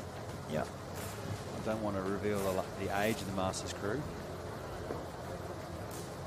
but they're always racing on the earlier days of Aussies and state in their Masters divisions. Still very, very competitive in the open age groups. They actually came up to Queensland last year and did a round of the Xenos Carnivals we had up there. Bit of prize money on offer. Yeah, I heard that was quite a success, the Xenos Series last year. Yeah, last year was really successful. This year, our first one up there wasn't a complete hit due to weather. We had 3 hours of lightning. So we sat around under a tent getting soaked, waiting for the race to start. Looks like the gun's up, the girls are crouched, ready to go. There's a step-in start, mate. Yeah, step in. The ladies stood up very tall once they were in. Nice powerful positions to get the boat moving off the beach. Yep. It's like Alley 6 has shot away, the Banshees. The Banshees, that's expected. The Dories in the middle of the field, not as explosive off the start as their male counterparts, but a good start. Port Kembla looked like to be getting away pretty nicely there in that black hole with the electric blue gunnel and deck. Electric blue. Nice. But the Banshees look to be leading this race at this stage, Jace, as they make their way to sea. The Seagulls there in the other dark blue craft from Allura. Third from the top of the screen. There's the Banshees. Nice and long. Nice and relaxed, but nice little crack at the finish, like just accelerating that oar handle into the chest. Interesting looking down the back of the boat. Yeah, Trace has probably taken enough strokes over her time to... Was that a little sneaky look? You're not allowed to look out that side of the boat there, Trace. Neil, did you notice that, mate? You need to have a discussion later. You need to crack the whip, sir. Righto, and they've hit the cans first. Oh, Neil just takes the oar clean off Trace, gives it back to her. Yeah, well... Pretty tight for the miners, though, mate. Very close there. It was the Popsicles, I reckon, that turned second there. Going through the list of crews. Port Kembla seemed to have come out pretty well, though. Yeah, Port Kembla's come out nicely. I'm not sure if that's Paddo or Dave Erskine's in the back of the boat. Dave Erskine it is, according to this, with Amy Baker Jessica Brozdanov, Ruby Peterlin, and Bonnie Peterlin. So a couple of sisters in that crew, I'd suggest. Good to see Dave back in the back of the boat. He had a couple of years out of it. Now, speaking of Mose, he actually can rock one. Oh yeah, Yep. for sure. But the Banshees are well out in front. It's going to be close for the Miners, but I think Between Palmy and Port Kembla, I'd suggest. Port Kembla's doing a pretty good job.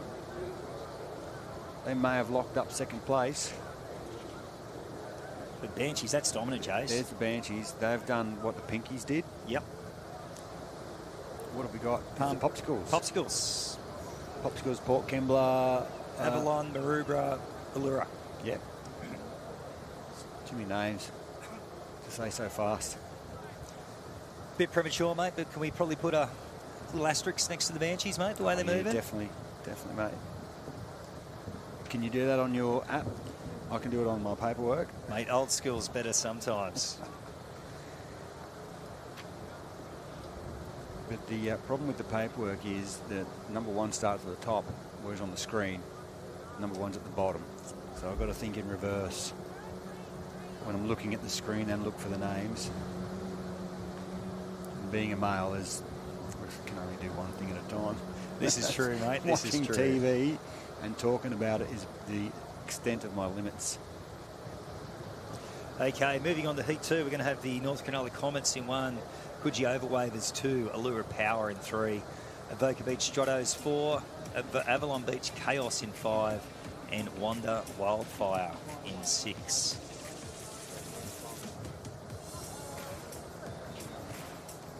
I think out of the first race, Allura Power were a little bit disappointing. I thought they were going to do a bit more than what they did. This might have had first race nerves, mate, Could have or been blown the cobwebs out. I know years ago when we used to do short course stuff like that at Queensland when I was still rowing, yeah, we were terrible at it. Yep. We'd all try too hard and just make an absolute meal of it. Is that Wilco's fancy pants, or is that his new ones? They're his new ones, mate. What did you call them? The silkworm vomit or something like that? Glowworm vomit is what he described them as. So if we get a close-up, mate. I'm sure our cameraman will assist us with that request to have a closer look at the back of Allura's boat with Wilco's Wonderful, fantastically bright shorts there. There's Eddie, our friend Eddie Wright, and one of the board members for the ASRL, director, Eddie Wright, famously called him Fancy Pants one day, and it stuck. Yeah, the girls even changed their crew name.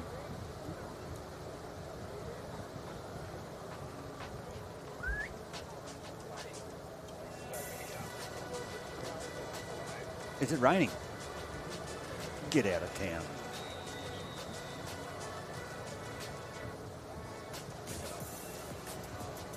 Alrighty, we've got a change in commentary here. Adrian Bullock, aka the Foxy, he's going to jump on for a little bit. He's going to do it by himself, is he? I'll let you chat to him for a bit, and then I'll swap back in. Cool. So I'll hand on over to Foxy. Great job yesterday, mate, I'll say, before you jump on. And you got the girls moving really, really well. We'll look out for them later on the season. We're away in the reserve women. Avalon, Avoca, charging at the sea in some light rain. With the Wanda Wildfire in alley 6 there. And panning across the field, we've now picked up the Allura Power.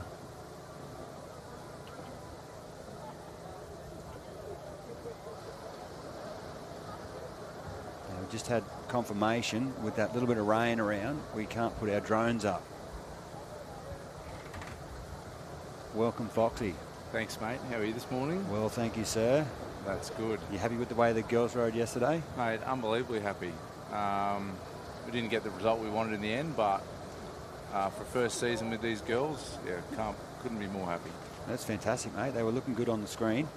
Yeah, we sort of just lacked in the last 3 races, but it gives us more drive to go to the end of the season. Well, they'd done 5 hard races before then. No, they're doing well, mate, for a new little crew. I'm very, very happy with how they're going. Excellent, mate. We can see Allura Power there making their way to their can. Really, really slow stroke, but we've got I want to say Avalon have hit the cans first. That's North Cronulla there in the comments with Jeff Loy making his way over the quarter bars there. Just reminding you all that we are without our drones at the moment. There's just a light bit of rain. So we're filming from the beach, looking out. So you can say that our on the right of screen there, the yellow, red and green boat from... Is that Avalon? Avalon. They're out in front. Avalon Beach Chaos, looking the goods. Looks like they've got about a boat length on Wanda there. They do. Looking the goods.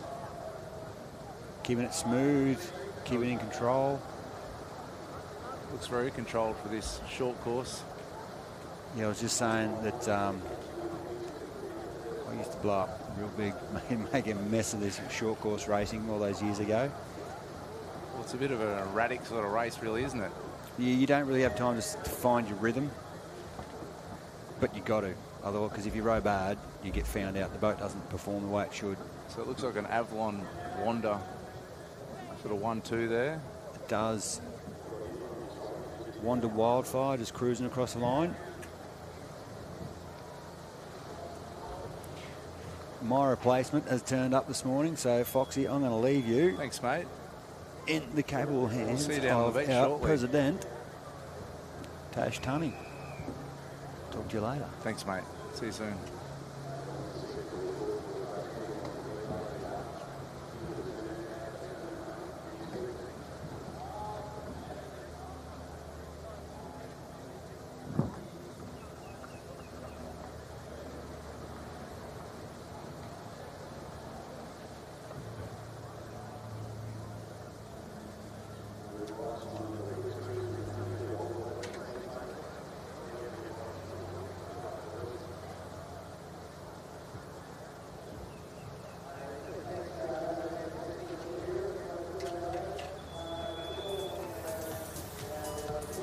All right, looks like we've got Heat 3 here. Reserve women. Got Newport in Alley 1. Burley Heads 2. Palm Beach Peace Mode 3. Palm Beach Pterodactyls in 4. Terrigal Quicks. And the Cooks Hill T-Spillers. Okay, so what are Good. we? Hello, Tash. How are you today? I'm good. How are you? Love Welcome sitting here to next the to you. commentary for the first time, Foxy. Mate, it's more nerve-wracking than sweeping. I was rowing, I reckon. I've been sweating bullets all morning. I know, and then I got here and you're already into it. Mate, I just got thrown into it. Well, Okay. there's Maddie on screen there. It's a good mate of mine. On the right-hand screen. So these girls are actually 23s. They've stepped it up today to try and get a bit more training in. We just, I reckon you and I were both chatting to Maddie yesterday on the beach Yeah. about the Sweeps Academy and making contacts. And yesterday he was able to get some help on the beach from the sweeps that he met. Yeah, so he's reached out to a few guys yesterday to help him with his turns, as did I. So there's Kingy going around for his 400th time already. It's got those can turns nailed. Cheeky bugger got us yesterday. Into the Australia team. Yeah, Pretty exciting for the they girls. rode unbelievably all day, actually. They were phenomenal. They underrated and went faster than everybody. Yeah, I actually went up to him and congratulated him very much on how they row. And Pterodactyls on screen there. yeah, Tiz in 3-seat, Crank in the finish. I've been told to give him a little bit of a rap. Old 2-seat alley there. Yeah. No, they're going well, the girls.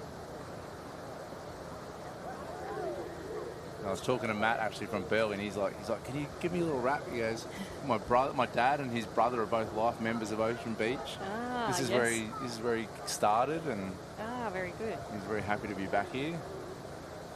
So at the cans, who have we got going around first? the pterodactyls are going in there. So they're alley 4 pterodactyls. We've got Peace Mode next to them who went in very similar. And down the far end, Cooks Hill have had a good turn, come out of it well. They're all in line, other than probably Terrigal's a bit behind.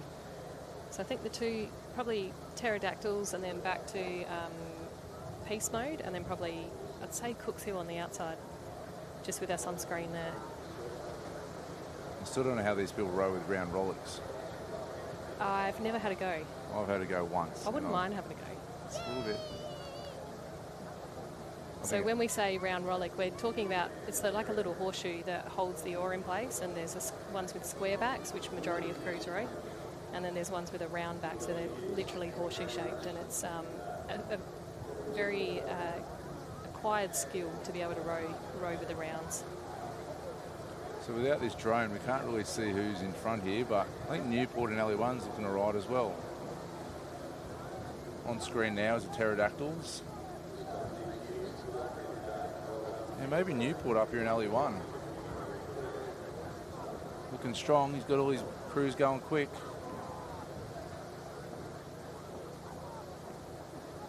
So in that crew there, we've got Chloe Butler, Claire Ford, Jenna Powell and Kate Wilson, and obviously Kingy there on the long oar. Girls look relieved that that's over. The short course is the most brutal form of racing, short course. Yeah, I've been discussing with my girls last night if we want to alter how we race for it, or you just don't settle. Like my girls under 19s last year, their first ever time doing it at the Brighton Jetty Classic. Oh yeah. Went round and got back to the beach. Two of them got out of the boat and started crying because they thought they were sick because they felt so uncomfortable.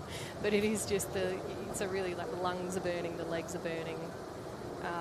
You don't really settle. You're kind of at that starting pace the whole time. Yeah. Has anyone put a timer on? Have you timed one of these races? How long it actually is? No, but let's, why don't we do that next race? You can do it on your watch. Interesting to see how long it actually is. So coming on the line next, we've got our under 19. So we're moving into round 2, heat 1. So in alley 1, we've got Maroubra Misfits. Then we go down to Ocean Beach, the Delta team. So on the home soil here, good to see them here competing. We've got Mona Vale Black in 3. Then we go to Wollongong City Waterboys in 4. Mollymook Loose Cannons in 5. And sweeping them. Who have we got sweeping them? Not sure. No name.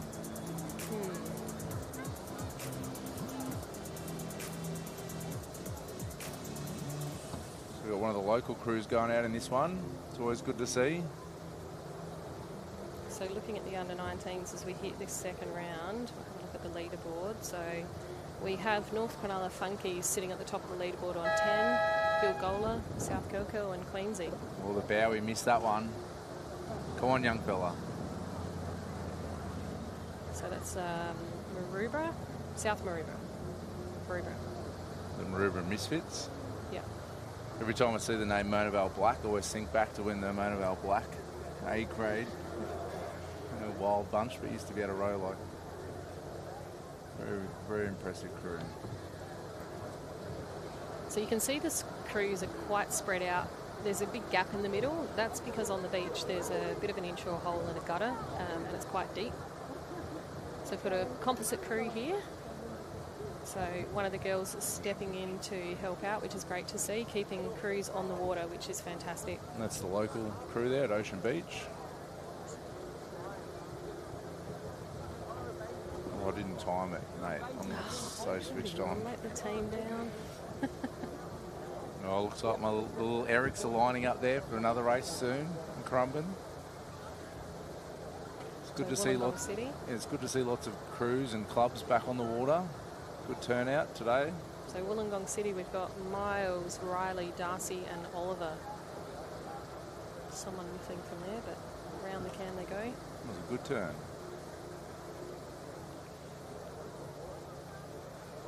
So it looks like Wollongong City and Mollymook down the far end. Come out in front there.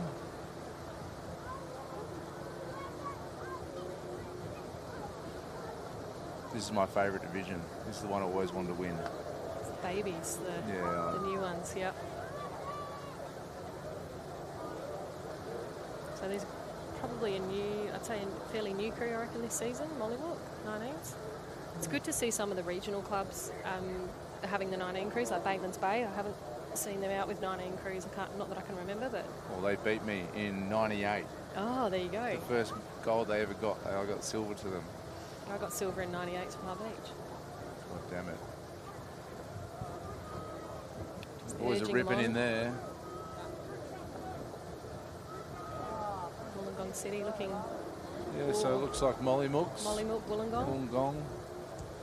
And back to our Maroubra Ocean Beach. Is Monavale Black not in this?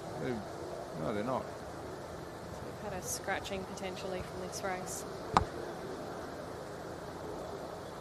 Oh, having a bit of a blow there. Now, look on screen, we've got this new boat here. This is the prettiest boat on the beach. I did make a comment last night. I saw it on the market. I was like, it's a very nice looking boat. Beautiful. So apparently the story with that boat is years and years ago, Avoca used to have all of their boats that colour. Yeah. And they've made a decision to go back to that tealy colour with their boats. It's very nice on camera. Named after Mike Tamlin doing the beach commentary, beach announcing down there today. And that's the Avoca boat Yes. we're talking about. Yeah. And the Dingoes are ones in that crew next. So let's see if it goes as fast as our good it looks. It is pretty. So lining up, here we go, the results. So we've got Mollymook in first place, Wollongong in second, Maroubra Misfits third, Ocean Beach fourth, and it did not start from the Monavale Blacks. So lining up for our next race, we've got Avoca Beach Dingoes in the boat we were just talking about, Coogee Crusty Demons, Bilgola Beach Chicken Legs in 3, North Cronulla Funkies Fresh in 4, and Avoca Beach Wolfpack in 5. Ooh, 2 Avoca crews head to head. Well, who's got the prettier boat? Oh, definitely the Dingoes. Okay. So sweeping, we've got, who's sweeping? Maddie Mitchell. That's a bit of drive. And Mitchell Renouf on the other end. Inter-club battle here. So Maddie is on the new boat on the far end, I reckon. Which is not the Dingoes, actually. It's the Wolfpack. The Wolfpack. They get the new boat. Very even start here. So it looks like Coogee probably just a nose ahead, possibly. Yeah, then I'd say it'd be the Avoca Dingoes probably sitting in second there. Funkies Drones back up. Funkies and Wolfpack now moving down at the top of screen. Bilgola is just trailing by a nose at this stage, so. She's got those top screen. It's hard to peg these crews back in this short racing as well, so. It looks like North Cronulla Funkies are moving away now. We've got Coogee just there on right of screen. So Lucas, Connor, Gabriel, Darby and Darren making up that crew. Yeah, so North Cronulla and Avoca Wolfpack look like they're going to go into this, I'd say nearly a boat length in front of all the others. Bilgola's come right back into it now. Just hitting it first. There they go. North Cronulla's made the best of that turn. They're away. And just put a boat length there on everyone. It was a great turn from them, wasn't it? You just can't afford to give anything away in this racing. So Bilgola have had a really good turn. They probably were going in fourth, and they've come out in that second place there. Leading into that can, they were a bit behind. Wolfpack have just dropped off. The Dingoes down here in Ali1 are just a bit behind off the pace at the moment. See the sweep just urging the crew on there, giving them a few pointers and tips. There's some nice things coming out of my mouth yesterday, I'll tell you. I'm nice to my girls. I don't swear at them. I'm pretty nice. I don't yell. I swear a lot in life, Tash. I know you do. This is very challenging for me to slow down and think about what I'm saying. There we go. So North Cronulla, they've taken that to everyone there. It's a great race for them. I think Bilgola probably just stuck across second place and Wolfpack at the top of the screen third, but it has been difficult to judge the line. Coogee in fourth, and we've got Avoca Beach in fifth place there. That was the Dingoes. And my assistant to the right, Sydney, has clocked the race at 2 minutes and 28 seconds. So it's definitely short course. It's about a minute shorter than yesterday, I think. A minute shorter than yesterday. So. Well, first race yesterday, the 23s, I timed it. I think South Curly finished that 3:15. And that was on low tide. Yeah. Yeah.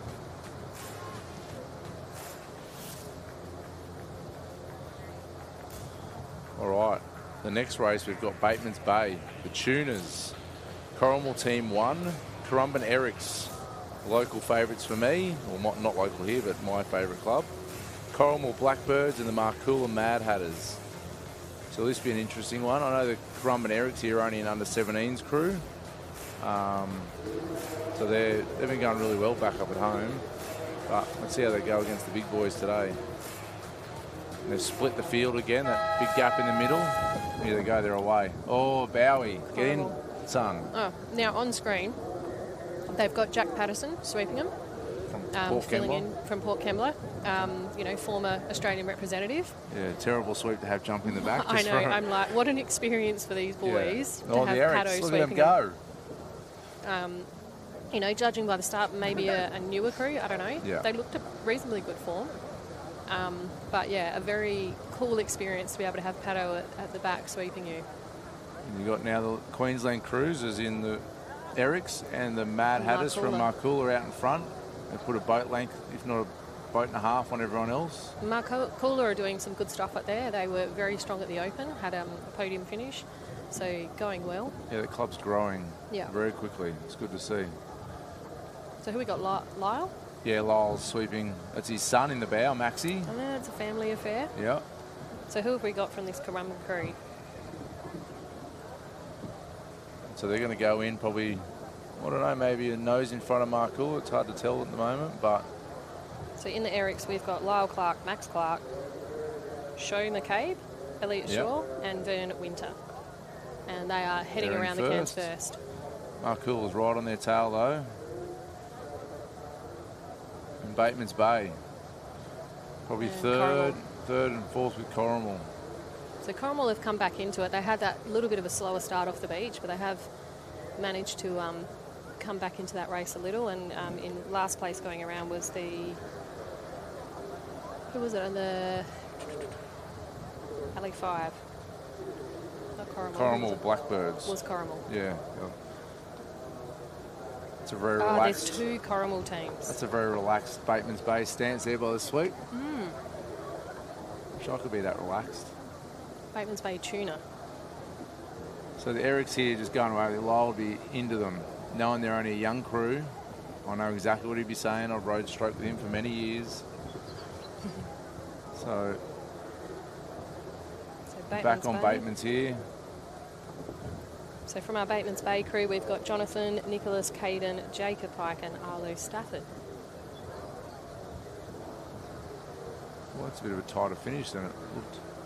So I'd say Currumbin probably got that. Marcoola in second, Bateman's Bay third, Corrimal Blackbirds. And then Corrimal... Oh no, Corrimal Team 1, sorry, then Corrimal Blackbirds.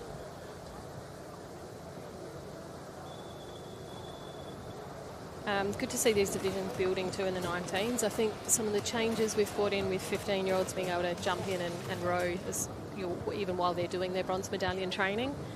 We've been able to bridge that gap between nippers and seniors, and 14-year-olds can even jump in and actually start training in surf boats, not competing until they're 15. But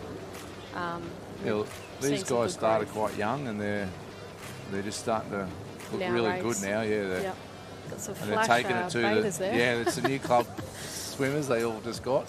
I didn't get any. I stay away. No.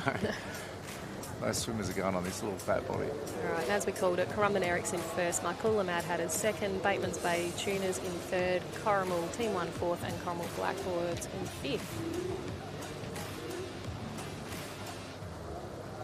So what have we got next? We've got the Alexandra Headland Rustlers, Queenscliff Q, Currumbin Cartel, South Curl Tickles, and the Maruya Matchsticks. Hopefully they're like just real skinny little tall blokes. That's what I want to see in that crew. So we are round 2, heat 4 of our under-19 males in our short course surf boat racing with the Alex Headland crew. So they're in Alley 1. A couple of big club names in this one. Alex, Queensy, Currumbin, South Curly, Maruya. Ooh, very even start there. Queensy maybe have the edge. I was going to say Queensy just a little bit in front there. But not much in it at all. Alex and probably the Currumbin sitting second and third there. So we've got Mark Spiteri sweeping the South Curly crew. They're looking good now though. They've got the boat moving well now. Really winding up. That's Will in the back of the Currumbin crew. our local little Kiwi. Yep.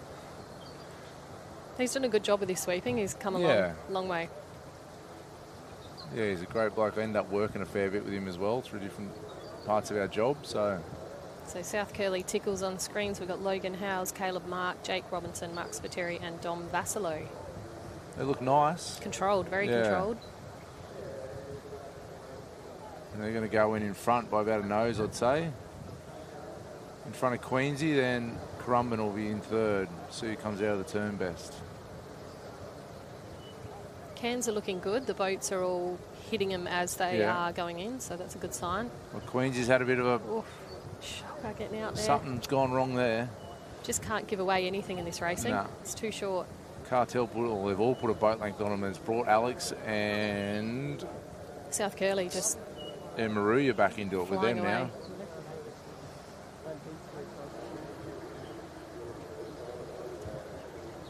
Really good. So Maruya as well with a 19 crew. So the South Coast are doing well in Sydney with Bateman's, Maruya. Yeah. Mollymook. It's great to see. Oh, look at Currumbin. It's a good little finish off here for Will and the boys from Currumbin. Having a push. We'll see as the drone comes around if it's, I think South Curly's still in front, got a nose in front, but... We have got quite a skew on the finish line, so you can see the tower in the distance, but you can actually see the other one on an angle. So they've put a boat length on them there by the finish. So we've got Currumbin in second. Who's going to get this third? Oh, Queensy. Yeah, Queensy. And maybe Maria up the top of screen. Yeah, I'd call Alex down the bottom there. South Curly's got it all going on at the moment, don't they? There's young divisions, they're 23s and juniors are flying at the moment. They collected their singlets. I reckon they had over 60. Really? Similar size to Currumbin. Yeah, wow. Yep. And North Cronulla, I can always judge a boat section by the number of singlets they order every year. I had a good chat to Boff yesterday. I sort of had a good... having a beer with him, and they've got a lot going, a lot of junior crews down at North Cronulla and Currumbin and South Curly. They're probably the three biggest clubs in the country. Yeah, we've still got a lot to come out yet. A lot that haven't competed yet that I know of, that are still just finalising crews. And so what are we into now? This is the first of the junior women. So round 2, heat 1.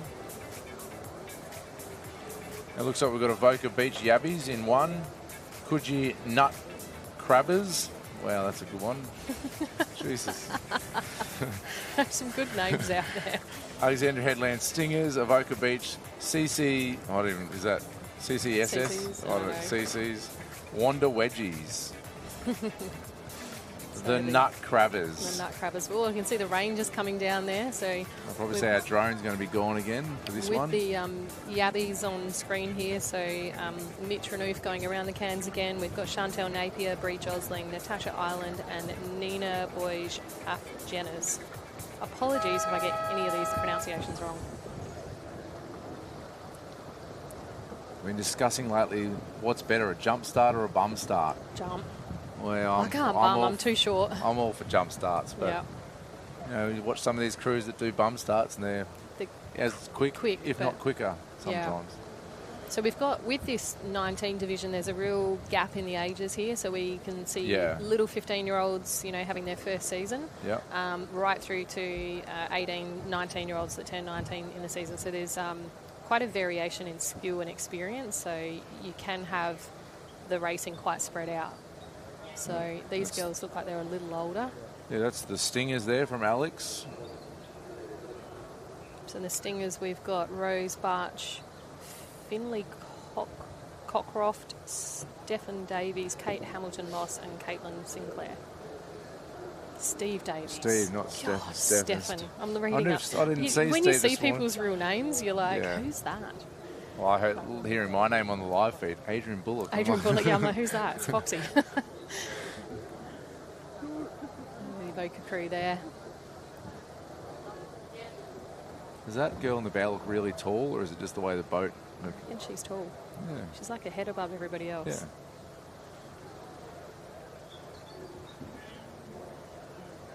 So Avoca must have a few crews as well this year. They look like they're building. they're up and about. Yeah. A couple of boats out. So I'd say Alex going around. Yeah, Coogee in 2, I think. And might have. Coogee with them. Yeah. And then down the end, I think Wanda have had a good turn as well. So Nathan Spinner there.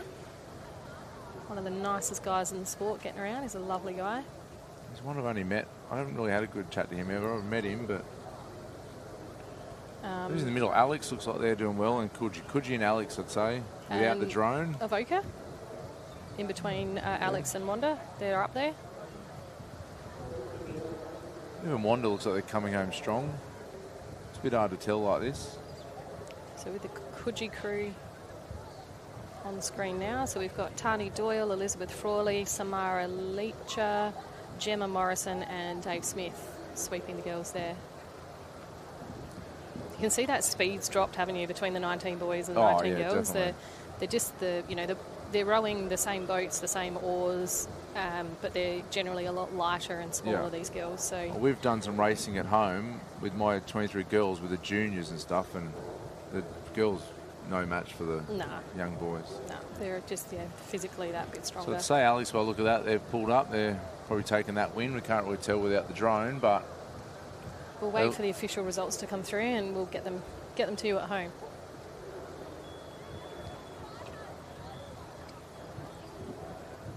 So we've got 3 heats in the under-19 females.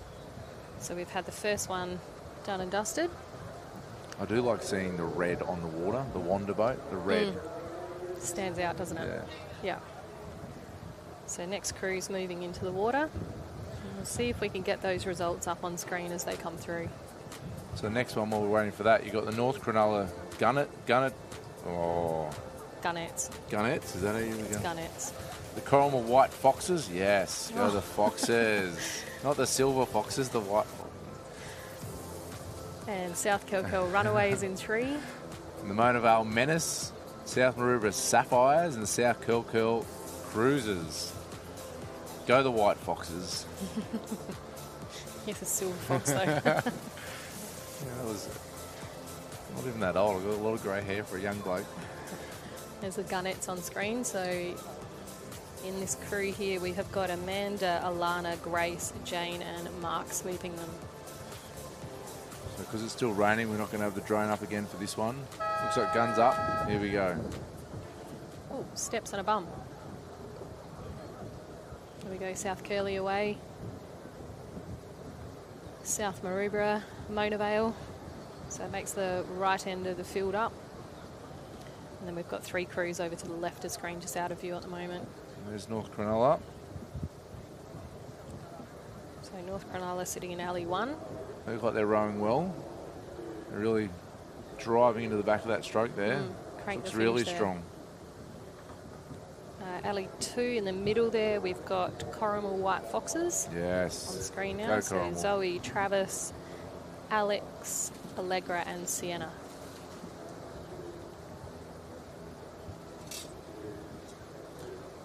It's definitely the sport's changed, like these young women, how they row now. Like, they never existed, many, many years ago. And to see how they're competing now is really good to watch. Yeah, it's a lot more refined and technically they've come such a long way. Yeah, it looks like I might have a little under-15s crew starting after Christmas. So beautiful. That'll be for a next year thing if they can get in the boat.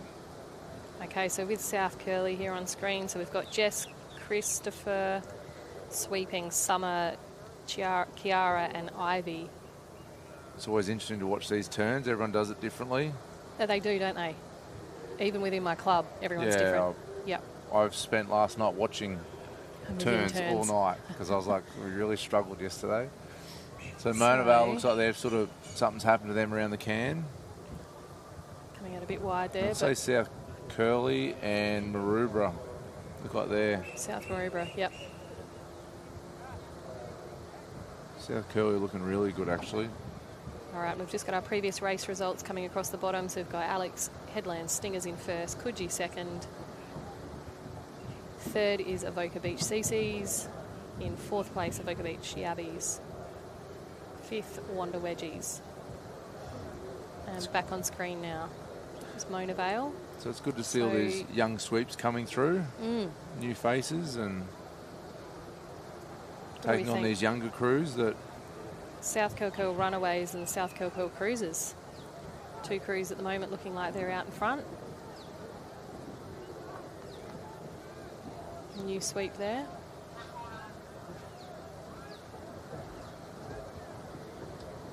Yeah, so South Kilkeel Cruisers look like they've come away with that win, with the South Kilkeel Runaways probably in second, and then South Maroubra in third. The Runaways on screen there. Whew, a few big heavy breaths there. We'll ride into the beach, and there's Gus giving the girls a hand to get out of the boat. A few little tips there, I think. There's some big breathing yesterday from a few of the crews. Yeah. Yesterday was such a big day. It's a lot of races, 8 time around the Cairns if you make it through to that final racing. Yeah, we were asked if we wanted to do the 8th one. It was like, yeah, let's just do it. Alrighty, start list for our next race in under-19s will be the last heat. We've got Palm Beach Prosecco, Bateman's Bay Skipjacks, Long Reef Sirens, North Pinellas Springs and Maroubra Mayhem in 5. So I've seen the Sirens, the Skipjacks, the Proseccos new. No, they were here last year. Is that Spency's crew, the Prosecco? Is this the same crew? So the results from last one were the Cruisers from South Kilkeel in first, South Kilkeel Runaways second, South Maroubra Sapphires third, Corrimal White Foxes in fourth, North Cronulla Gunnets in fifth, and the Mona Vale Menace in sixth. The official results for the last race. So this race, we've got Spency's 19 crew, Ali 1. If it's exactly the same crew, Aussie medalists from last year. Oh, yeah. That's my drone footage from last night. Did not drop a race all season. Didn't they? Locally, ASRL, anywhere. So they'll be the ones to watch in this.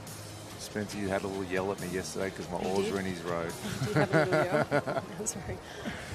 So nice, fairly even start there. So probably Palmy just out a smidge, but we'll see the check starters levelling those crews up and giving them the option to all be in line together. Some sweeps do opt to just bring it back a little bit, particularly with the junior crews that are perhaps learning and a little bit nervous about being in the deeper water. Yeah.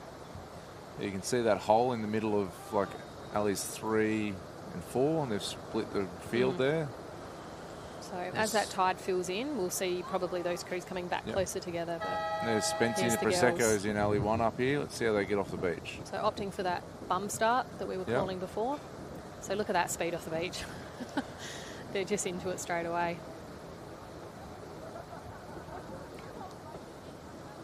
And so we've got beside next to them, them is Bateman's Bay. They're looking quite good too. And we've got sweeping them is Nicholas Jones. So we've definitely got the 2 out in front at the moment, which is Palm Beach and Bateman's Bay. Looking good there now. Yeah, solid crew here. Really strong finishes.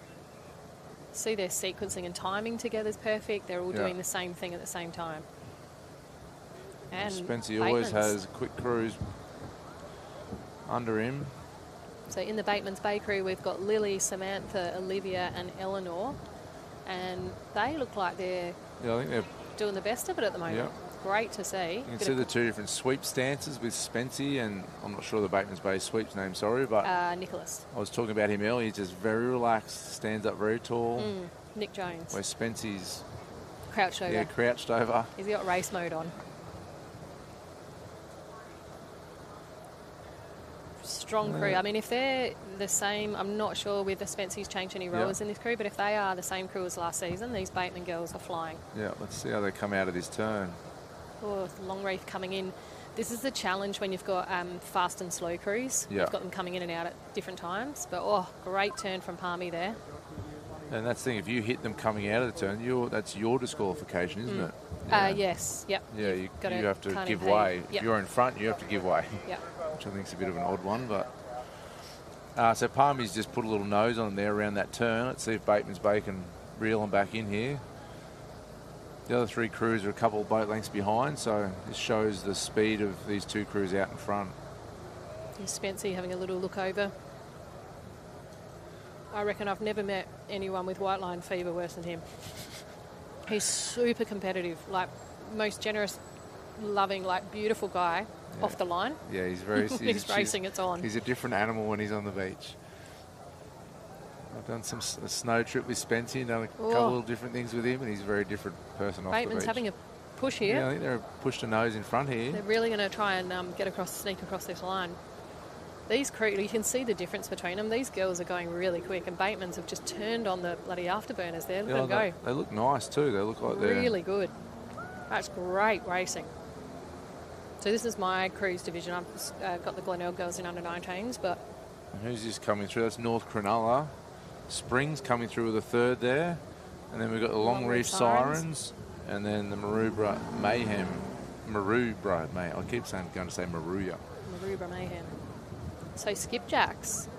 Pretty impressive stuff. That was an amazing race, actually. Really good rowing. That'll be a really good crew to watch by the end of today. 100%. That is really interesting to see for the start of the season.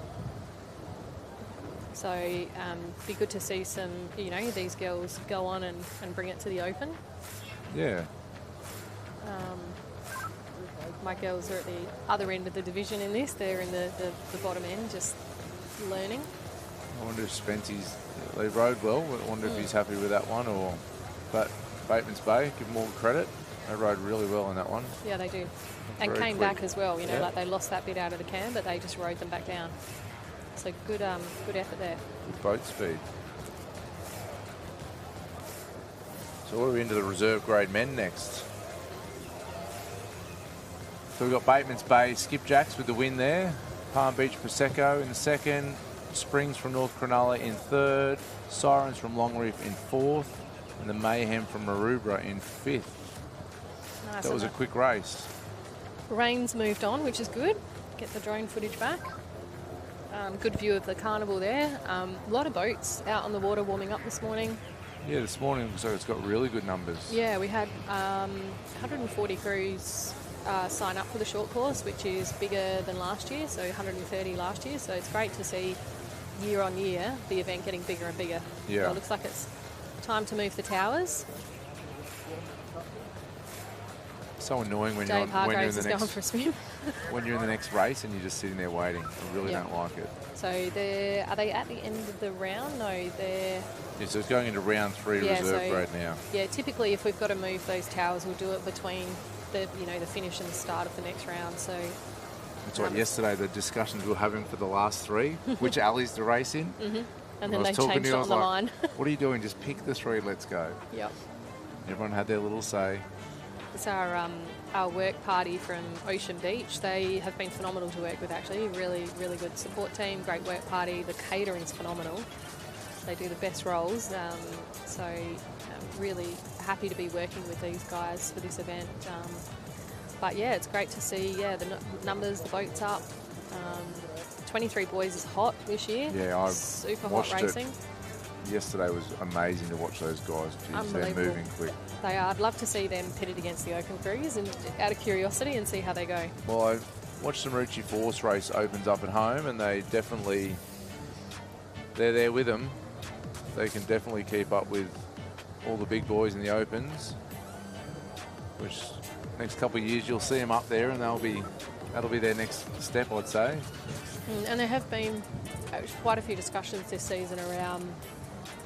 You're talking age categories. Age categories, yeah. So it's very controversial, but back in the day, you only had 21s. Yeah, I raced 21s, and then they changed that the year I went too old to race 23s. So. Mm-hmm. And then we went into 19s and 23s. And what's your thoughts? Oh, look, I think looking at, we've moved the fence post as far as 15-year-olds are allowed to race now, but we've left 19. It's a huge category. It's a really big age group to be for those 15-year-olds to be competitive is quite hard when they're competing against 18, 19-year-olds. Yeah.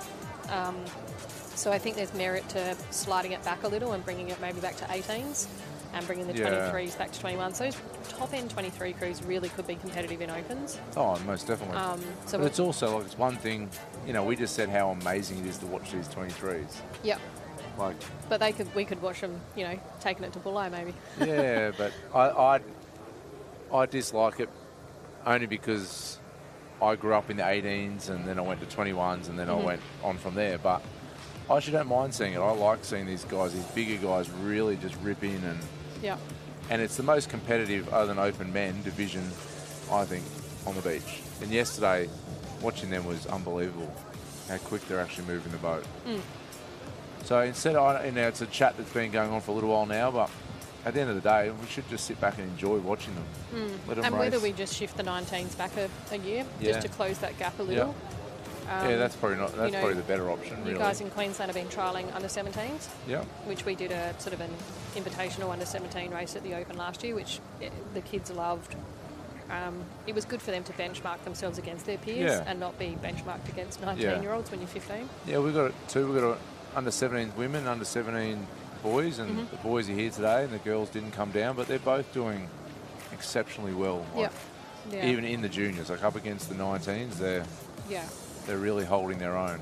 And it was good, like, for my girls, they were under 17s, they're still under 17s this season. They, went over to Lorne and raced at the Open, and they were racing against New South Wales and Queensland crews. That's the area we were in, which is hard for, they've got the top crews.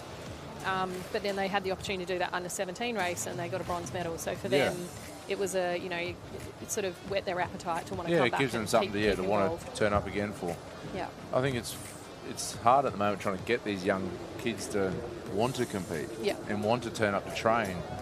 There's so many other options for them these days, and the travelling's important. I really think, I genuinely believe, and I've grown up through it, but the travelling and going away and travelling together is so important to solidify the teammates, and it's the hook to get the kids in. Geez, those towers are deep, aren't they? I'm getting messages now from You're not swearing. my little mentor, old little Lyle Clark. He's mentoring you on the commentary as well. He's like, good commentary, mate. Not one F-bomb. I'm being very controlled, mate. It's funny when you have to, you kind of you can rein it in, It's not. I don't say too many sentences without some sort of foul language coming out of my mouth. So, geez, they're definitely out there. And these towers are not light. You probably never touch one. Being settle a down, competitor. mate.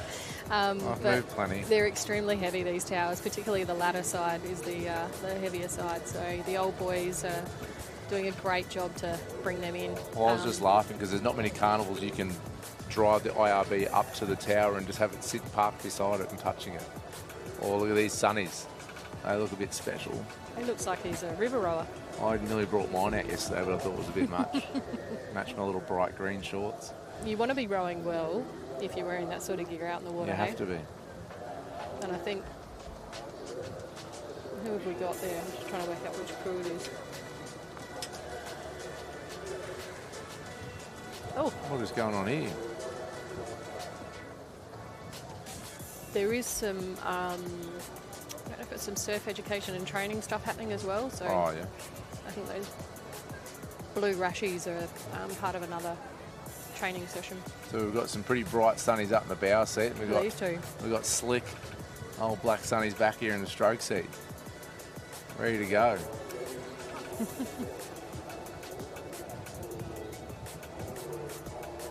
Just waiting around on the line. This is my least favourite part of boats, is being ready to race and then the tower's moving or something's happening and you just you're on edge. You've got it's Williamstown. There we go. They've done well. They've been doing all right. Now the messages are coming in strong. Thick and fast on Pebbles. Oh, Pebbles. Come on, mate. Don't you get me started. Not taking any tips from Pebbles. Well, I've got a beautiful voice, Pebbles. What are you worried about? Look at that. Actually, yesterday was beautiful, that cloud cover coming over the...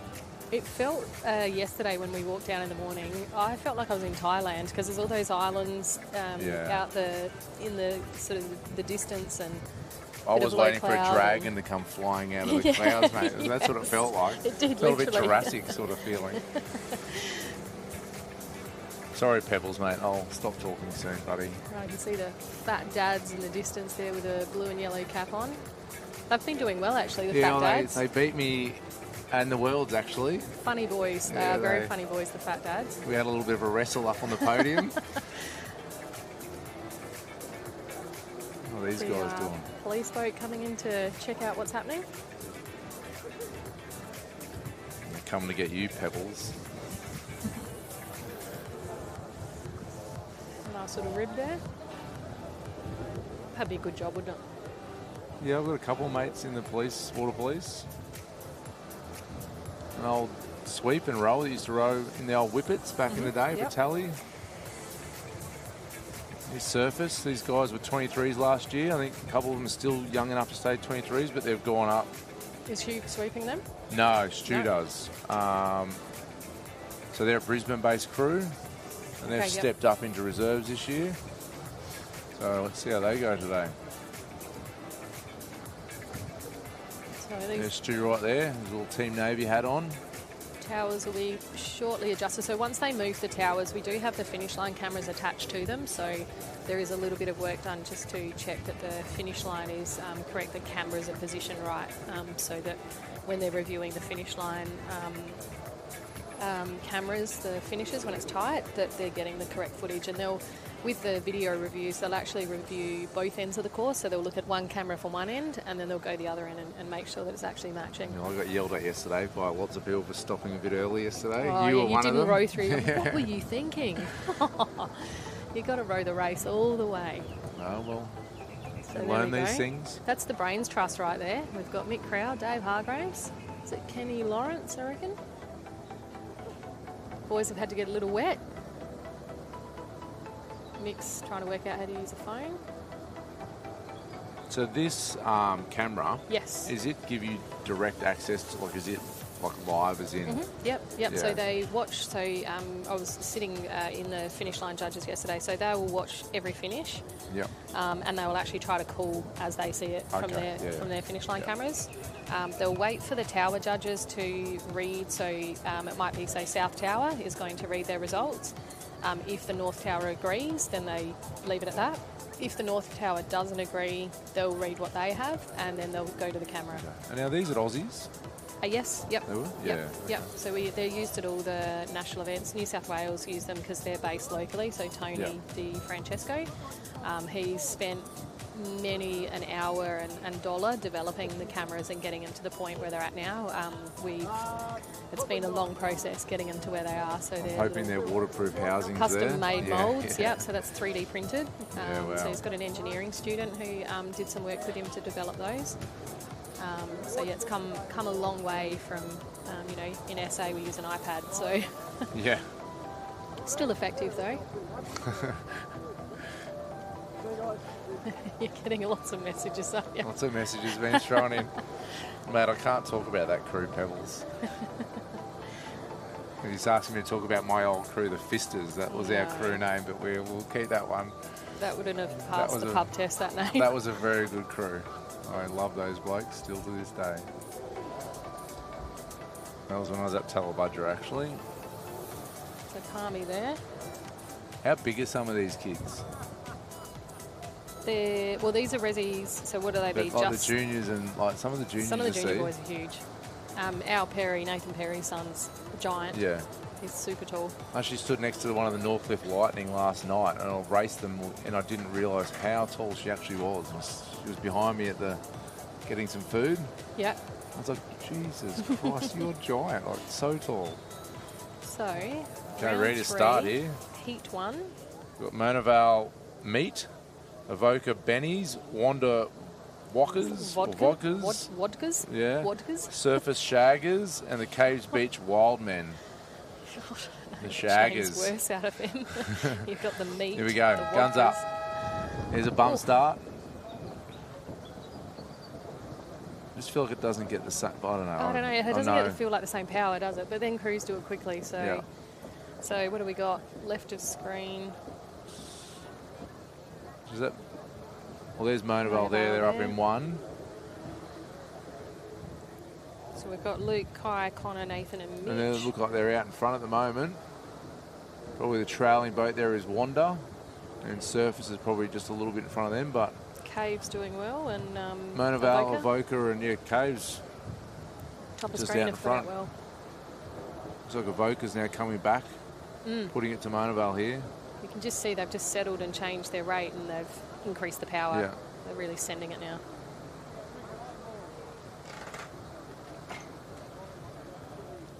So I know this is a chat. Some of the reserve men. Your favourite crew, the Pinkies. Oh, Avalon. Hopefully they're up. Hopefully they go up to or if they're rowing. I don't know what they're doing, but there's a few crews that should be rowing A's and giving it a shot. Yeah, it comes down to, I suppose, training and. They don't do so a who's lot that of training. down in Alley 5? Looks like they're Caves. And then we've got Avoca. Oh, Surface, sorry. Surface and Wanda trailing there just by a little bit. Oh, just caught on the cam, a 2-seat there. That's tricky. Really tricky. So Caves looks like they got the best of that run out there. It's raining again, so we've lost the drone again. So Caves potentially on the right of screen. So we've got a bit of a just coming together here. So Wanda and Avoca. You can see the Wanda sweep just putting his hand up in the air. Yeah, it looks like Avoca's being impeded there. So Avoca cutting right across. This looks like a Shane Jalovan move. He loves that. He loves to drift to the left all the time. Oh, where's the better little swells Wanda, today? we're going to have a clash of oars in a minute if Wanda don't pull up. So he's just, Yeah, well, that's... What do they do there? It's, you know... he's still coming across. Don't the rowers say, "Oh, you're cutting someone off"? He's really cut him. Wow. Yeah, that's weird. He's going to end up down next to Surface. You'll probably see a switching of results there. So I dare say there'll be a protest and Avoca will, they'll probably get switched around and Wanda will get put up. Yeah. And Avoca will get put back. Not sure why he's opted to stick over so close. Oh, nothing's being said. Oh, see, I couldn't control myself. I know you would have. You would have lost it. So good work there from the Wanda sweep. He held it together. I think everyone would have seen that from the beach. So the Wanda crew: Jack, Henry, William, Brendan, and Mikhail. And I think potentially the Caves Beach walking away with the win there. Yeah, it's such a difference having that drone footage, isn't it? Oh. It gives such a good view of this racing. Yeah, I do a bit of commentary for Stillwater rowing as well, and when you haven't got a drone for Stillwater 2K course, it's impossible. Yeah. So it's definitely improved the sport for those at home as well. So interesting to see the result of that one without that drone, but Caves look like they were running away with that one. Here we go. So yeah, Caves taking the win. So we'll see Avoca Beach Benny's there with the second. We've got Surfers, Wanda and Monavale, but we'll So what do they do? Do they bring Wanda up and give Avoca the same points, or do they give? How does that work? We'll see what it's. The referee makes the call on that one, but I would expect to see Avoca coming down and being relegated. But we've also got course cameras on the beach. Yeah. So just go through this race. So we've got Coogee Suns, Williamstown Wet and Wild, the Freshwater Nathan's Reserves, South Maroubra Bees, Corrimal Black Bucks, and Terrigal Trojans. Terrigal Trojans and Coogee Suns there on screen. They've been around for a while, the Coogee Suns. So I had a really good chat to the Williamstown guys yesterday. They're doing a great job, aren't they? They're phenomenal. Yeah, I actually was like, who are these guys? And then they turn up and they took it to everyone. It was great to see. On screen Freshwater, it's the newer and slimmer model. Yes. Yes. We had a good chat yesterday. Nathan Perry. Yep.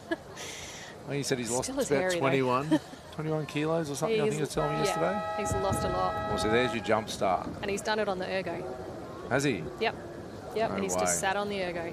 Yuck. And food, of course. A few changes with food. Well, it doesn't look like he's eating anything. South Maroubra there. So this is a chat we were having yesterday about all the different stances of sweeps.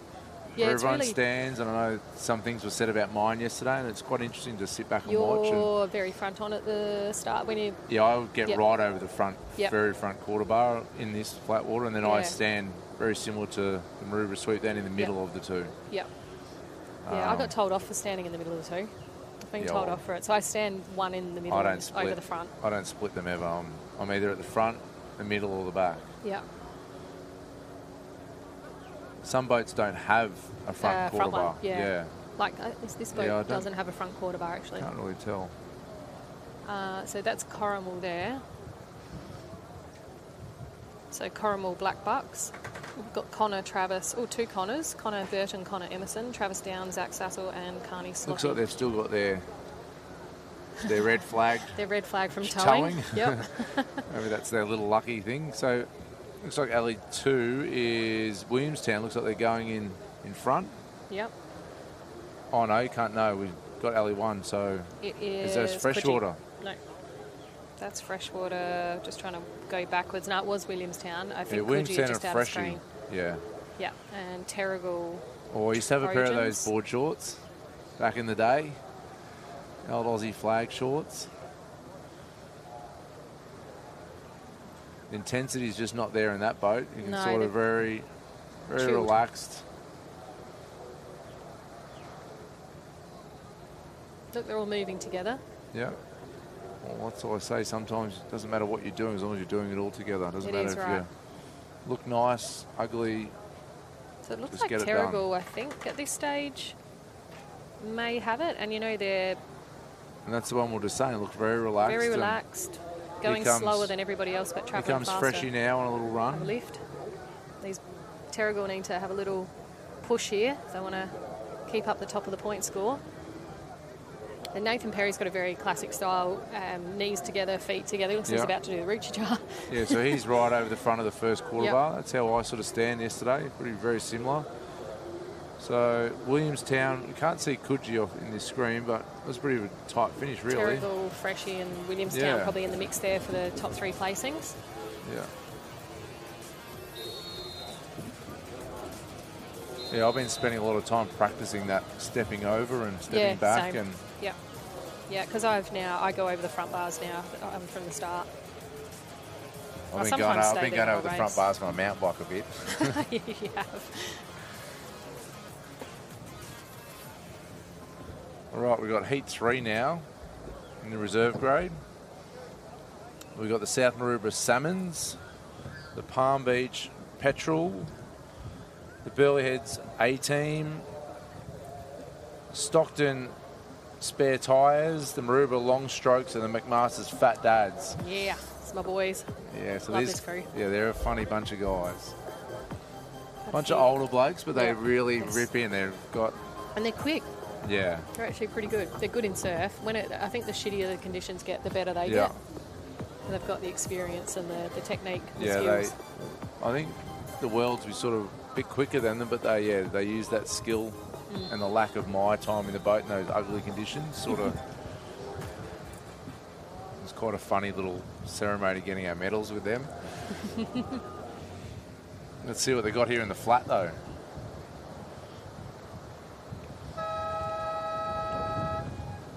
So is this a new suite from Palm It Beach is a new as well? suite for Palmy. I'm not sure.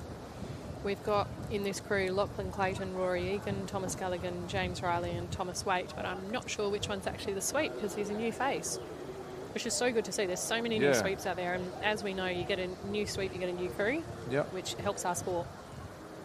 Well, a lot of the older sweeps, they'll step away soon. You've got to have Mm. these younger ones coming up. All right, so Fat Dads, I reckon they're on the money. Yeah, they're out in front. Or by this Fat view, Dads looks like and they're out in South- front. Is it Palmy, I reckon, maybe with them? So this is an under 23 crew from Burleigh Heads on screen now. Maddie's been sending me some of their videos to try and help them. So recently out of 23s, or they're still No, a they're 23 still crew? 23s. Okay. Yeah, Jeez, the So three they're seat's just- huge. they've just stepped up. It's a big boy. They went to the Mexican place just around the corner last night, so I'm Oh. not sure how they finished up, but I think the committee went earlier in the week, so so it looks like there's the Fat Dads out there. Oh, no, Palmy. Oh no, Fat Dads are turning. yeah, it looks like the Fat Dads are going in. There's Yeah, another boys. towing. Stockton. There's Leaving another all their towing. towing flags on. Here we go. So we've got the bow siders rowing, stroke side holding water, and they're off. So essentially start the race again. Yeah. Back to a start. A few strokes hard and fast, rating up, and then they'll call a bit of a change, although in short course there really isn't much of a change. You know, you can make up a lot of ground in the turns and lose a lot, which I found out yesterday. The Fat Dads have got their way out in front. We can't see Palm Beach in alley 1 or 2, or South Maroubra, sorry, or Palm Beach. Maroubra on screen.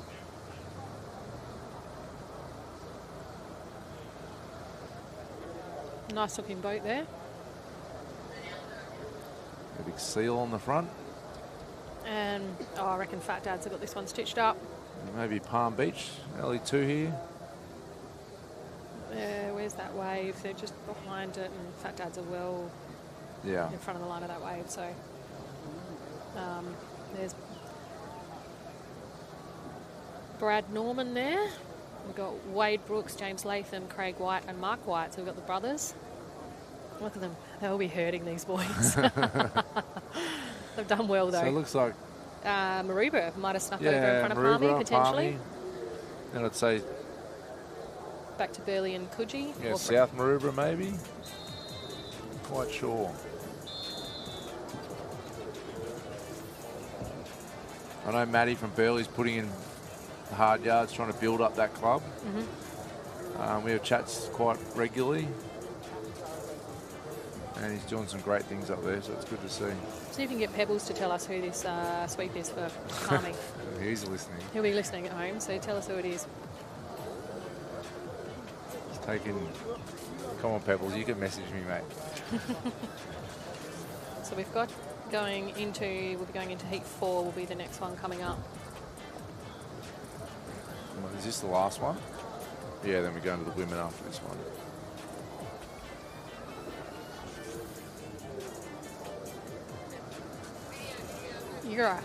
You're the Marts, Alley 1, Collaroy Longnecks in Alley 2, Ocean Beach Crackatini in 3, the Pinkies, there's my other boys, Avalon Beach in 4, how many boys you got, mate? Cheese Dogs in 5, and North Cronulla Funkies in 6. Can I ask you a question? Era. Where? Never heard of it. New South Wales, down. It's actually a really cool little club. It's like almost in a national park. You've got to walk in. You can't sort of drive into it. How far down the coast? Down near the blowhole, sort of like in around down the south coast that way. But so Pebbles has come through the goods. Rory Egan is the sweep from Palm Beach. Era were a couple of seasons ago, or 5 or so now, but they did have a strong sort of like lot of two commando boys, so army boys. Okay. Were rowing in that club, so a bit irregular in their attendances, but quite a strong, had some good crews. Looks like Collaroy got off the beach really well there, and I'd say the Pinkies from Avalon, as they continue to be dominant in this division. We've got Ocean Beach here. And quite a few changes in that Av crew over the season. So Lockie and Torin, I think, are the new kids on the block. And Ocean Beach Crackatini. I'm sure they'll do a few of those this afternoon. Michael Cairns racing there, so he's been instrumental in getting this carnival set up for Ocean Beach. Been fantastic to work with.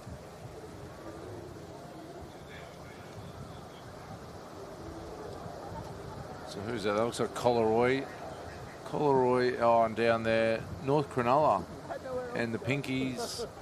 North Cronulla probably nose in front. Then you got the Pinkies going around second and the Collaroy.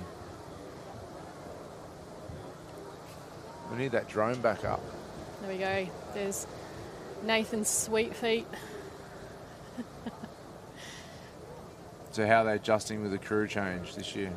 Well, they seem to be going okay. I haven't seen a lot of their carnivals or what they've been doing. I know Matt's been doing, he's in the 3C, he's been doing a lot of marathon running. Yeah. So he's fit. Tommy in the bow, God knows. He's either been partying or training, one or the other. Looks like they're going to go in front of Avoca there. Doing okay. They're very consistent. Nick, our former president, was part of this crew, and Andy's also stepped away, I think. Yeah. You know, life, children, all of that's got the better of him. Yeah, well, it looks like North Cronulla Funkies down there, and Alley 6 are looking pretty strong as well. And we've got the best looking boat here.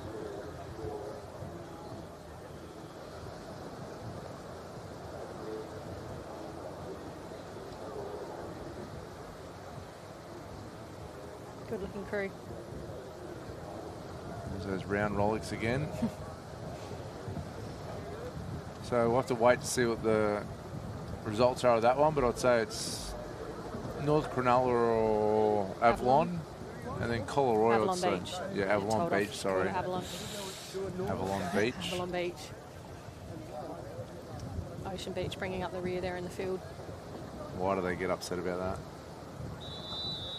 I don't know. They're very, I don't know. Well, But I Northern Beach of used to Sydney, get we're very told off particular. all the time.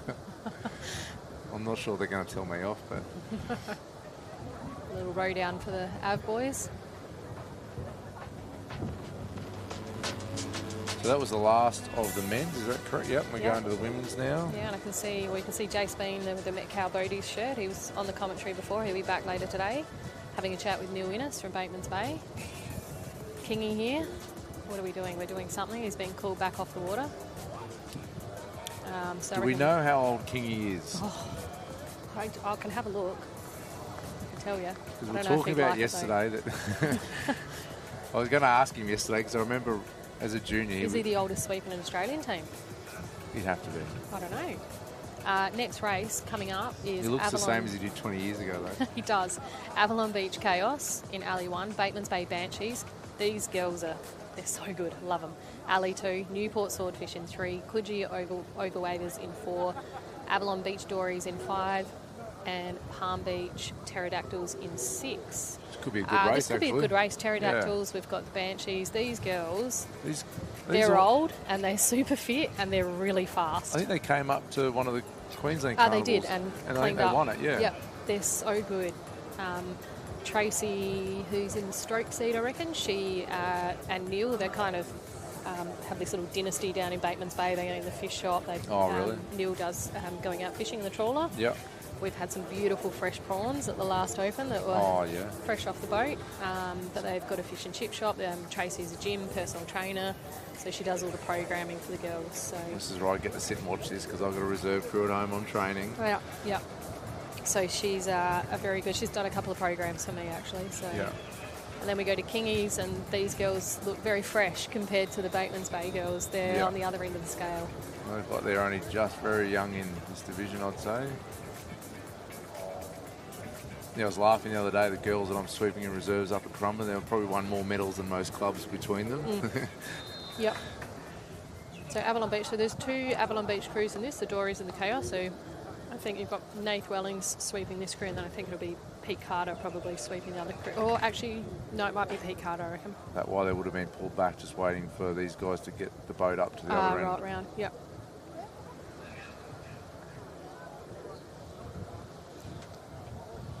Some good rowers in this crew, been rowing opens as well. So obviously come back to the Rezzies as life changes. So is that the Chaos or the Dories? So the No. Chaos are in Yeah, 1. 1, and then the Dories are down. Oh no, The Dories are down in 5. Yeah, in 5. 1, 2, 3, So, 4. We've yeah, got- we're missing a we're crew missing- here. I reckon we're missing Coogee? the Dories. No, it looks like there's no Coogee boat No Coogee boat. in 4. Okay, so we're missing alley 4. So I'd say the Palm Beach, by the looks of it, At and top of the Avalon. screen. The Pterodactyls. bookends are going out the quickest here. Palm Beach have always got these quick crews, huge club. She's in 3 seat, fiercely competitive as well. Yeah. She's president of one of the clubs at Palm Beach. Strong supporter of our Sweep Academy. Yeah. So Well, there I've we been go, talking- Chaos. I've been talking to Ali. She's travelling around Australia. It looks like she's jumping in different crews. And I said, well, you come up, jump in a crew up here. Wow, look at them just pulling away there. They're strong. So Yeah, the 2 they're Av flying. crews. Chaos. It looks like Dories, though, are on the money at the moment. Sitting in 2nd place. Now we just see the Chaos pulling up on them. And we'll see this turn here from And we're going Pterodactyls. pretty much equal there. Both So- very different lines into that turn. See the sweep holding onto the stroke oar. That's just there's a lot of force on that blade, so they just hold it to help the girls so that it's not pushing them backwards. Left-handed Av. sweeps. Yeah, it's Sometimes wish I was left-handed. I'm a lefty, and it is a huge advantage to your can Yeah. turn. So I'd say Nathan, they've- yep, Well, maybe Palm Beach has put a bit on them now. It's really hard to tell. it is. And, you know, neither Nath or Pete Carter, I think, are left-handed, but they all sweep left-handed or something when they started sweeping. They were told, Oh, really? sweep left-handed. Yeah, wow. Yeah, I tried to do it the other day and I nearly went for a swim. that's me when I go right-handed. So Pterodactyls and Chaos. Dories have fallen off the mark there. So Bateman's Bay just starting to have a little push. Like, bit off the pace though here with these other two. Well, it looks like Palmy just ahead, I reckon, with the angle. So they've probably got a half a boat length on the Avalon Beach crew. The Chaos. Look at them. They've just pulled ahead there. It's a good row. It's a dominant row, actually. In this type of racing, that's a good row. Yeah. Oh, they've Av pushing. coming back. Oh, I think Av's got it. Yeah, I'd say they've ended up nose in front there. Jeez. That's a strong finish. Very good. There's Tommy helping catch the boat.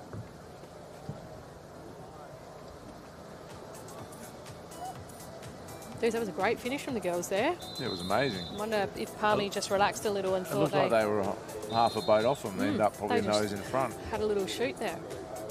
It's funny, yesterday there's not much you get out of it. You can get little things out of these waves. There are, aren't there? Yeah. There is. It doesn't. Well, you can see the line just coming through there. There is a little push. If it's right there at the right time, you can actually get a little bit out of them. But if they're a bit behind, you actually end up outrowing them. They're slow. So. Yeah. All right. So next heat, we've got round 3, heat 2 of the Resi Women. Terrible Quicks, Wonder Wildfire, Maruba Kachow, Burley Heads, Mowbray Park, Allura Power, and Avoca Beach Jotos. Jotos have been around for a long time. So the Kachow, I think they've been around, but I've rode against the Jotos for many years. They 22 won the Open. We got silver. Yep. So they're a solid crew. Allura Power. It's not Wilco. I don't think who's trying to sweep. Who's sweeping this crew? Might be Nez. So Terrigal on screen there. Is that Malcolm in the background? Yeah, it is. Got his little underwater camera. Ah, yes. He's got some cool shots yesterday. Yeah, He's a fantastic photographer. yeah. We talk quite often about our photography stuff. He's actually a pharmacist. Yeah, I think he's retired now. No, I was just chatting at breakfast. I think he's just sold his pharmacy in the last couple of weeks. Yeah. But looking at doing just some short-term contracts, a bit of casual work with still in pharmacy land. I know he's been up in the Gold Coast for a little while. His wife is up there, so she works in oncology like me. So I used to coach his niece. At Currumbin. Yep. Yep. I think he's got a daughter in New Zealand now, so he'll actually be heading over to New Zealand with the Australia team and supporting them as a photographer, which is fantastic. Hopefully get some good wish I was going over shots. there. Yeah, could have been if you'd finished the race properly. Oh, whatever. Newport outrode. They did amazing yesterday. Right, we're away. Bit of a scratchy start there. Who got the best out of this one? Looks like Wanda maybe, and Cruz down the other end. Maybe Allura and Avoca. Burley's. Yeah, Wanda are going away with it now. That first part's quite shallow. Got to work pretty hard till it gets into that deep water.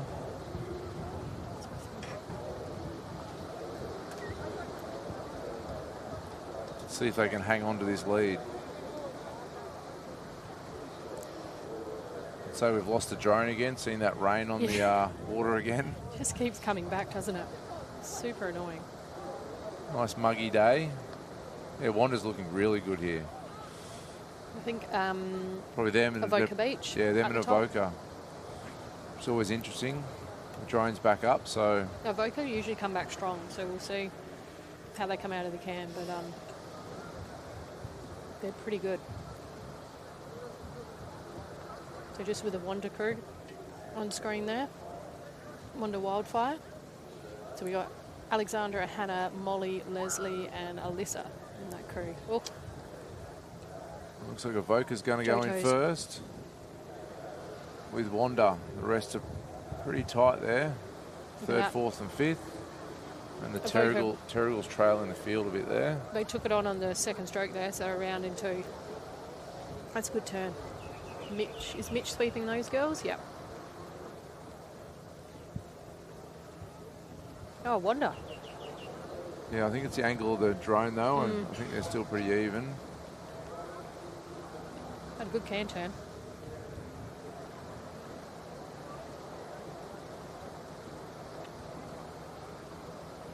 It's good to see. I'll just write little notes of who's going quick in this one. So this is Wanda here. They're looking quite strong, actually.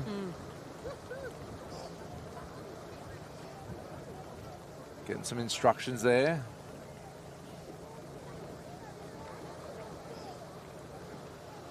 Might be a close finish for the minor placings They're on here. a little run there. They're holding that. They're doing really well on this. Just sitting there. They're looking really good.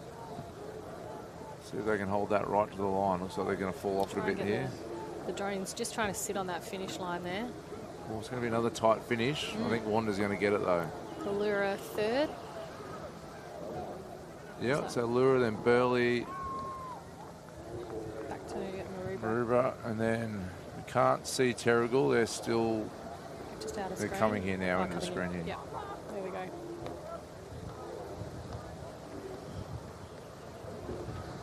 It's good for some of these smaller clubs to come here and race against the big clubs and sort of get humbled a little bit to what you need to do to get to that level. I mean, my girls at Lawn, the first ever big carnival they've ever been to, and I think the first 6 races they were terrified. It took them a while to sort of get, but when they got home, they understood that it taught them how to get off the beach quickly. Like they learnt so much from it. Yeah, so we can see the water safety program in the background there. Do you need water safety down here? There's no waves. No, but I reckon. Let's see. What is it? Just trying to see. They're pushing people onto waves there. Yeah. I reckon it might be one of the inclusive programs. What's Which this is mean? why What are we doing here when we're spinning? When What does that mean? The helicopters? the starters make a whirlpool. I'm not sure what they're talking about. But yeah, I think when you can see all these blue shirts there, the water safety ratios are quite high. I reckon that's one of the inclusive programs. So we got the Wanda definitely took that one away. Evoca second, Allura, Power in third, Burley Heads in fourth, Maruba Kachow's in fifth, and the Terrigal Quicks in sixth, finishing off that race.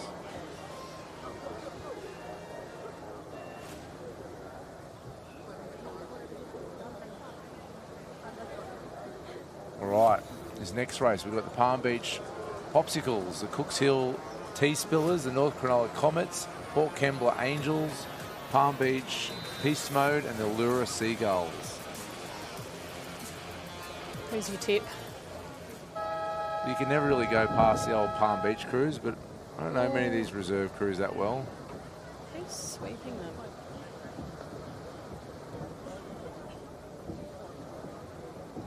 Jeez, there's a big hole in the middle, isn't there? Nobody wants to be in that hole. Yesterday I tried to get right on the edge of that, but it's There's actually a bit of a run out there. So it's actually not that much deeper. It looks a bit worse because there's weed in it, so it looks a bit deeper.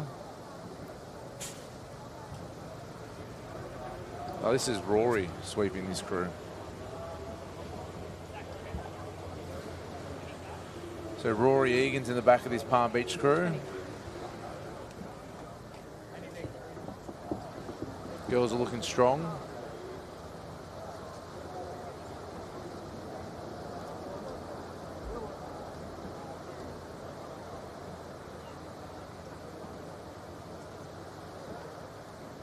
I'd say the Peace Mode here down in Alley 5.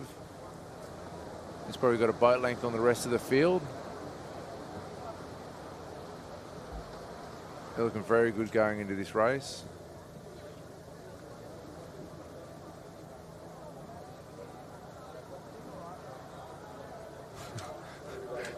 I just got a message. Rory's the hairiest man in surf boats. I don't know whether does he outdo Perry or... I was going to say, I'm not sure there's a contest when it comes to Perry. Oh, so that's the two Palm Beach crews, first Look and at second that. there. Peace Mode in first. 4 around together for And the second Popsicles. place. Wow. So that's a big lead for this crew in this sort of conditions, short racing. I'd nearly say the Popsicles look like they're sort of coming back at them a little bit. It's definitely the two Palmy crews. Who's sweeping this North Cronulla crew? Which the Comets? Where are we? North Cronulla. Oh, We've got Jeff Loy. He's a bit of a hairy looking man under there. Rory. Yeah. He's not got the shoulders like Perry.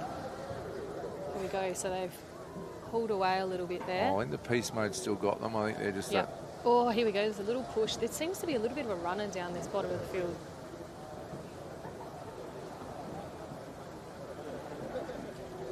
There's Jeff Loy.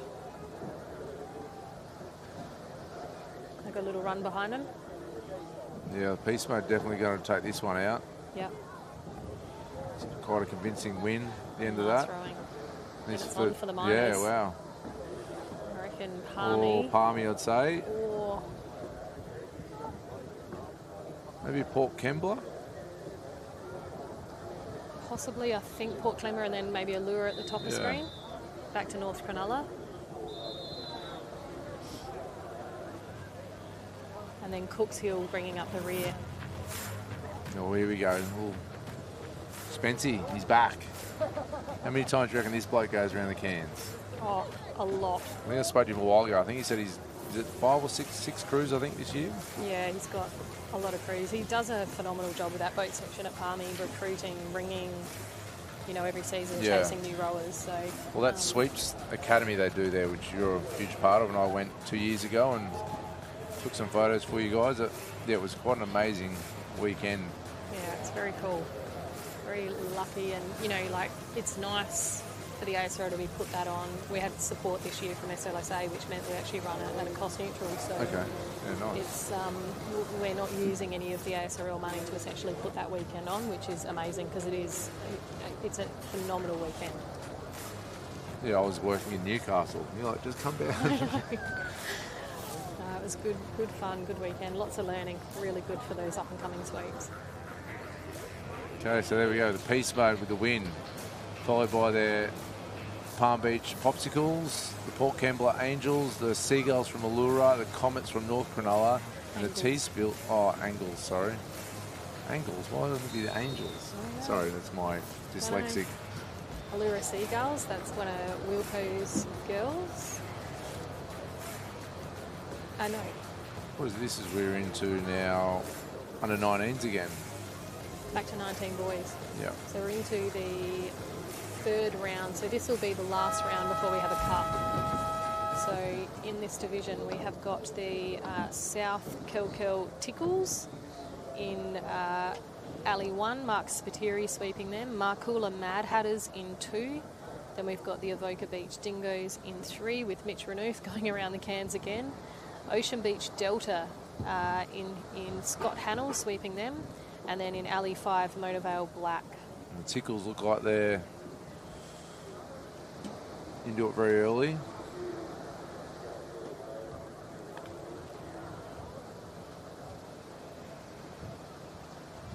Looking very controlled. This looks nice, actually.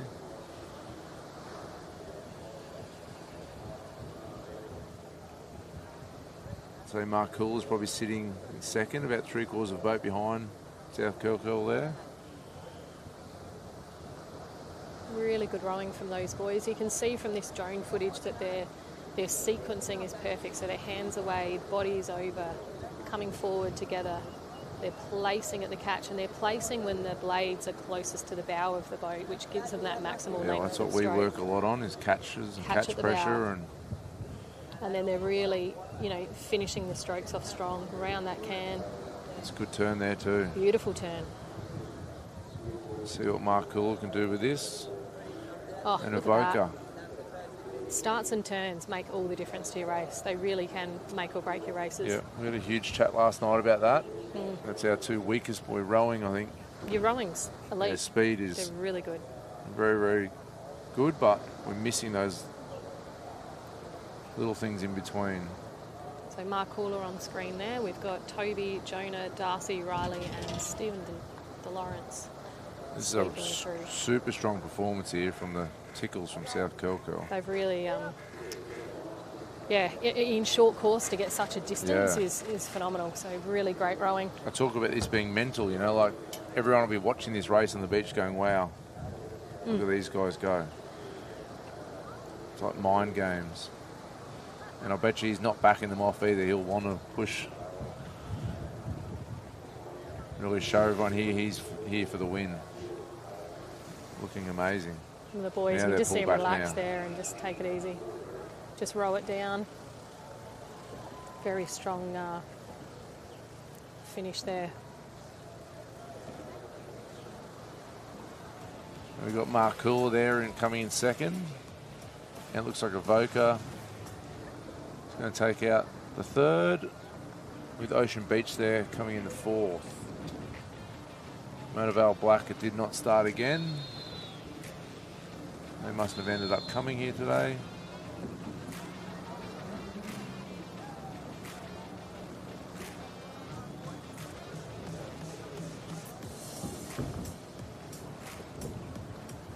Got a really good culture down at South Curly at the sweeps camp this year. Gus and Termite did a bit of a speech and a segment on culture and club culture and what it is that they're doing at South Curly. And yeah, you can. Well, they're doing something They let amazing. the kids run it, which is probably what works, and keep the old boys out. So. Yeah, they're doing a great job. All right, so we've got a 5-boat race coming up. So Wollongong City, Waterboys, Maria Matchsticks in 2, Bateman's Bay Tuners 3, Coogee Crusty Demons in 4, Bilgola Beach Chicken Legs in 5. So we've got Maria and Bateman's. They're neighbours. They race together in the same area. So It's good to see Bilgola. yeah, back. Bilgola back. They were huge back in the day, weren't they? Yeah. Well, Massive old club. mate Anthony O'Toole up there at Currumbin now. He was one of the big names of the old Bilgola era.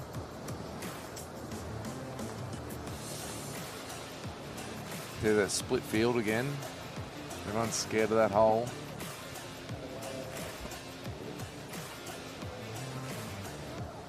Wollongong City on screen here, up in alley 1. Got 1,000 blue rashies there in the background there.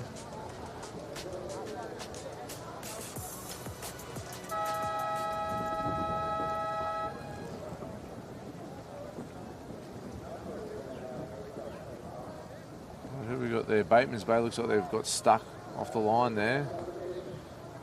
Let's say Bilgola down in alley 6.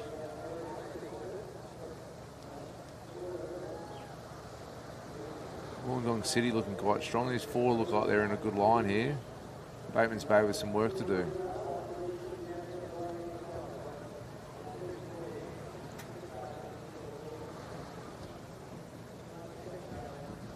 Yeah, Bilgola doing well. Yeah, Bilgola and Coogee up there.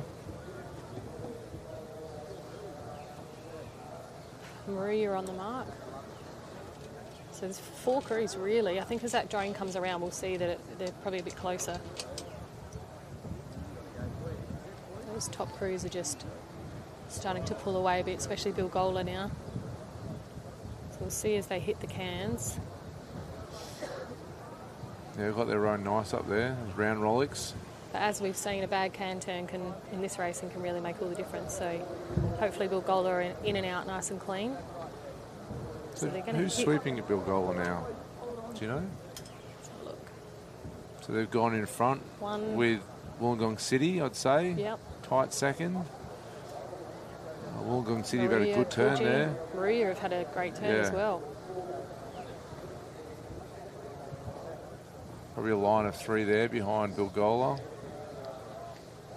So we've got Neil Jones there sweeping for Bilgola, with Okay. Dane, Ryan, Liam and Miles in the boat rowing.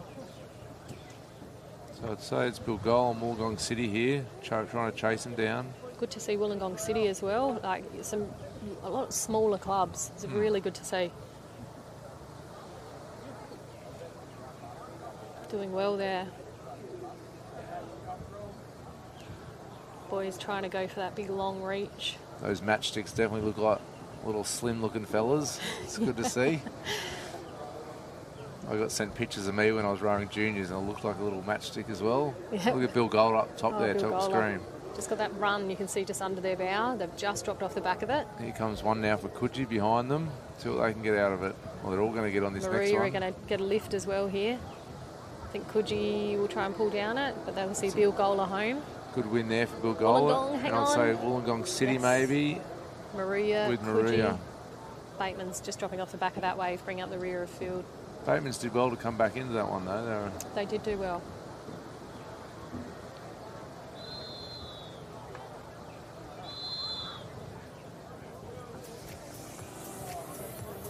Is that us? Do I get to step We're aside gonna now? step out. So we've got a bit of a change here in the commentary team. So we've got new kid on the block, Tom. Well, Not really a kid, he's like a man-child. He's a giant. So one of the Maroochydore Force boys.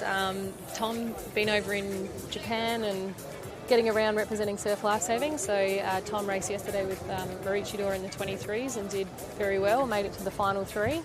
Didn't get the chocolates this time though, had him last year. And we've got Jace Bean coming back into the commentary box as well. So we're going to hand over to these boys and Thanks good for luck, having Tom. me, Tash. Not a problem.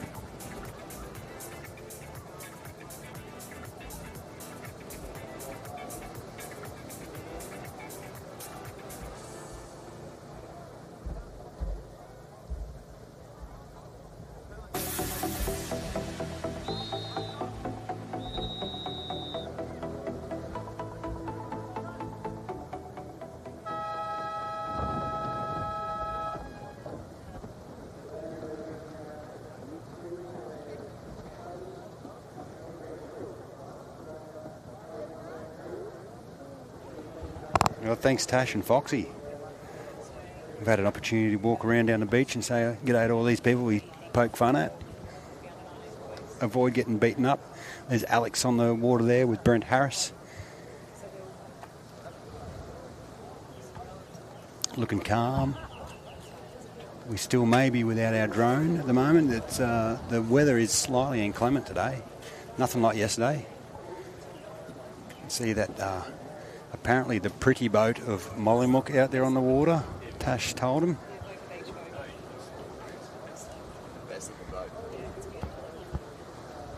Yeah, the new one.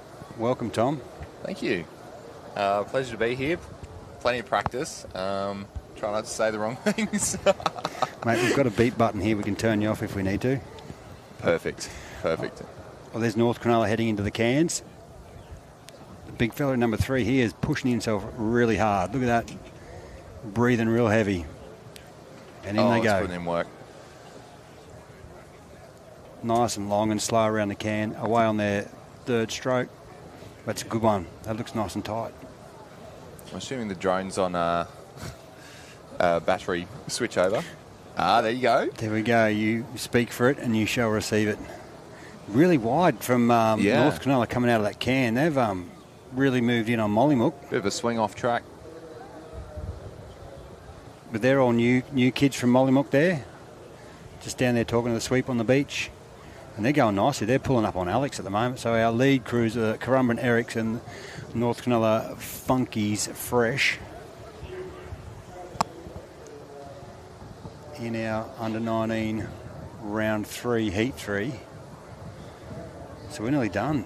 I've heard the ladies in the Donga going through the eliminations and who's going to be making the cut and the points for some of the reserve grades. So there's a few close calls there. A few crews on the same points.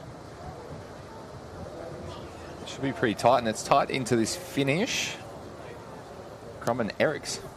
Oh, look at Mollymook coming down. Look at that. Making the most of it. Using that runner. This is going to be 4 on the line. I think we'll call that as we see it. That was North Cronulla, Mollymook, Alex, and then Eric's got pipped on the line there. Not very often you get to use a runner or a wave today, is it, Tom? No, it's been so flat this entire weekend, but you know, more power to them if you can find something and rate up a little bit more. How'd you go yesterday? Oh, yeah, it was killer. Because you got 8 races done yesterday. It was flat. There was a bit more wind assistance yesterday than anything else. Yeah, it doesn't lend itself to round Rolex. I mean, you listen to any, especially Megsy, he'll go on and on about it. I love to go on about it He's as well. like a broken record, that man. Man, you know, if it works, it works. If it's stupid and it works, was it really stupid? Who knows, mate? Who knows? Well, it didn't You've got work a recipe this that time. works. Shout out to, who are they, the Burley? Yep. Well done, well done. I was chatting to a bloke yesterday, he came across from Palmy to South Curly this season. He stepped in and they got the job done, so well done. Yeah, it was a tough racing yesterday. But so interesting to watch when it got down to the 3-on-3. So there's our list for the next race. We've got the Coromel Blackbirds, the Avoca Beach Wolfpack, the Maroubra Misfits, the North Cliff under Queenscliff? 19. Oh, Queenscliff, God. Gotcha. Thank God you're here to help me, mate. And the Currumbin Cartel. Yeah. And of course, I think Alley 1 is closest to screen, so it's actually almost reverse as you watch it. Yes. Yeah, so red and yellow is at the bottom of the screen when we go to the wide shot. There's the Corrimal boys. Getting it together. Ooh, maybe not. Commentator's curse. Avoca Beach, they've shot out. Yeah, with their flashy boat. Also up the other end, is it Corrimal? Corrimal's down the bottom of the screen, so at the top of the end it'd be Currumbin. Cartel. Cartel, yep. So yeah, as you can see on the graphic on the side there, that's the way they line up along the field. We got Currumbin at the top and Corrimal at the bottom. Perfect. And we're missing the Misfits. Misfits didn't make it. Failed to start. Wonder what's going on there. Hope they're all right. I don't think it's an accident today, but they're not there. Nothing. No one got hurt, I don't think. Yeah, not in these conditions. Maybe a mishap for the Misfits, but mate, Currumbin are looking the goods up in alley 5 up there at the top of the screen. Yeah, hitting their strides. Queenscliff close by as well. That's Will McDowell. Pint-sized sweep. He actually learnt to steer a boat in the back of the boat with Paul McVicker, so they'd stand together in the back of the boat, because they're both not overly large gentlemen, and the guys they rowed with were enormous. So there you go. That was one way of teaching him. Into the turn. Looks like the teaching's been good. Look at that. 2 strokes around. And the Cartel are out of here. They're gone, yeah. And I've just had a message from one of my rowers telling me that the Corrimal boat is the Fuge boat. So it's named after her father. And Fuji is a long-time official. He's been around for years doing it. So it's great to see his boat on the water again, the Fuge. His wife, Carol, she's in the dongo doing all the recording behind the scenes. There's Damien pushing his boys on. A bit of a match race at the top of the screen there between those two crews side by side. Currumbin just, each stroke, Tom, they're taking, putting a little bit more on them. Yeah, fair bit of length in that stroke too. Well, for junior, we're juniors, yeah. They may not be freaks of nature like yourself, mate. They might only just be 6 foot, those guys.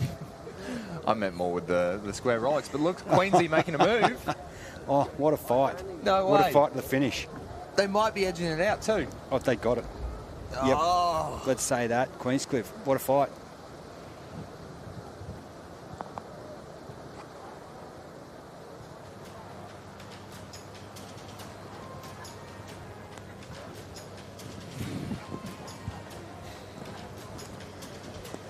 Obviously, the ladies in the donga are listening to us because Carol has asked that the Fuge, the boat, has had a good makeover. She's hoping that the Fuge himself can get one as well. So, anyone out there in the, I don't know, manscaping? I don't friggin' know.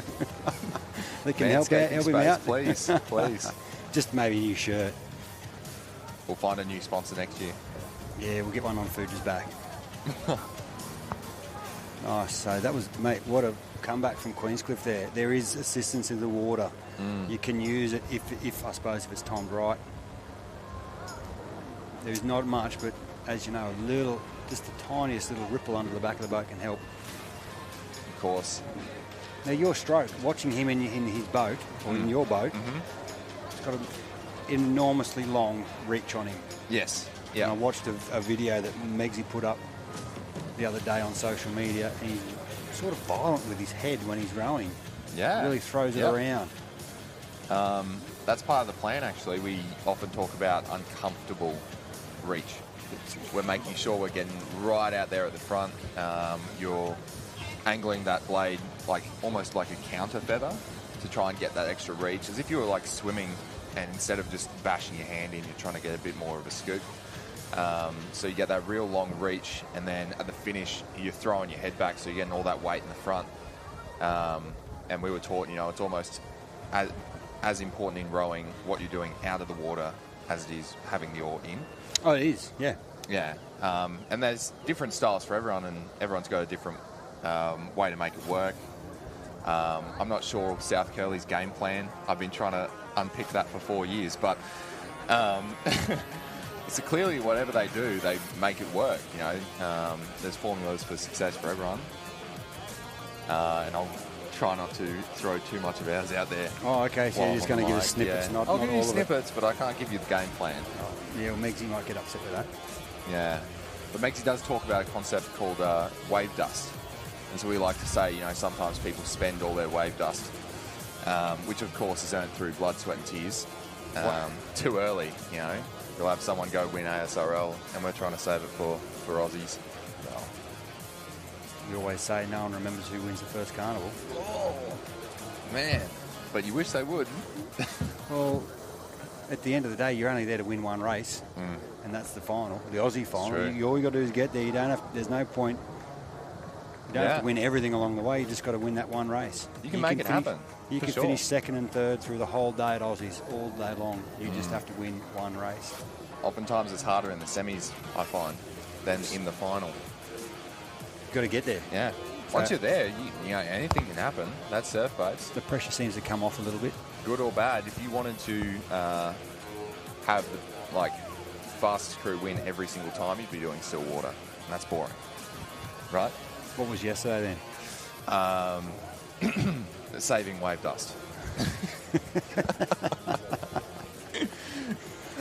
It's such a beautiful place here in the Central Coast. Looking back over the beach, out to the hills in the back with all the houses scattered around there. It's gorgeous. And we've got the lineup for the next race. No, that's our results. Oh, that's our results. Yeah. Okay. From two So races Mollymook. The old black and white coming up with the second place there. That's brilliant. Carumba and Eric's were bumped down to fourth. And the Rustlers there from Alex in third, with Funky's Fresh in first. North Cronulla win another race. It's the best way to win. It's a bugger of a way to lose. Queenscliff. I've been both, mate. Yeah. I've done it both ways. You've been the lucky one to sneak down and scoop up the prize, and also had that one stolen from underneath you. Speaking of sneaking down, Queenscliff. They did that. Under 19, well done. Grumman Cartel coming in second. What'd you take on the Dirty Mo's that are hanging around after November? I was so tempted. Did you go keep one? on. Yeah, I did. I had to dye it. I've got blonde. Blonde facial hair, so Didn't go anywhere near the cat. Might have been lifted off. It wasn't good enough.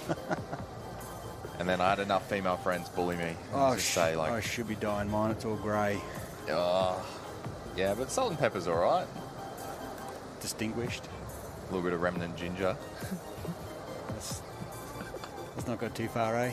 We've only just met. Okay, all right. We're lining up. What have we got on the water next? So that was the juniors. I think we've got the junior women's. Back to the ladies. The little lady is going to hit the water soon. But maybe they're moving the cans? Shouldn't be moving the cans. The towers don't need moving. They're out far enough. I see.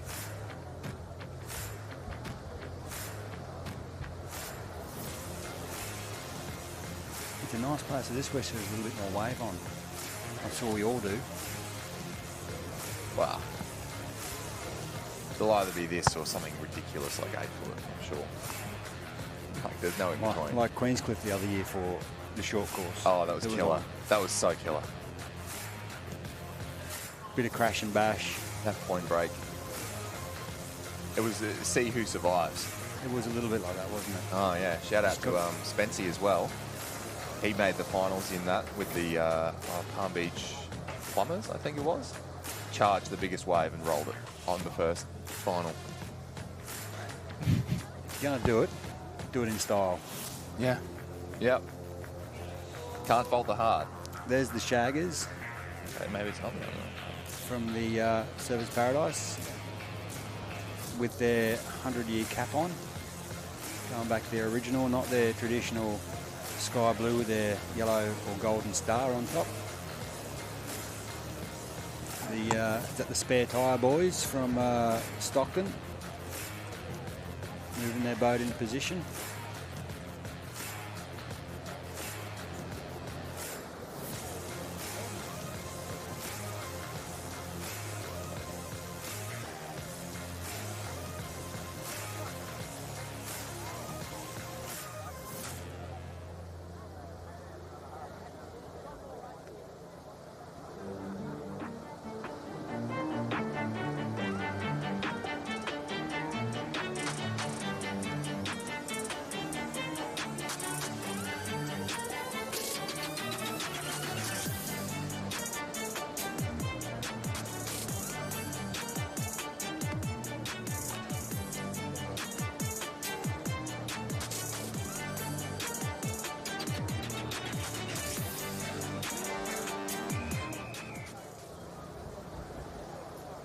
Just sitting here waiting for something to happen.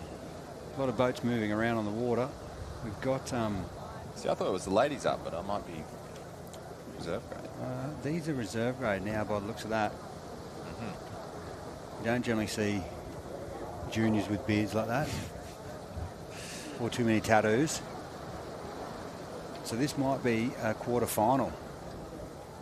I'm not sure what happened with the young ladies. No.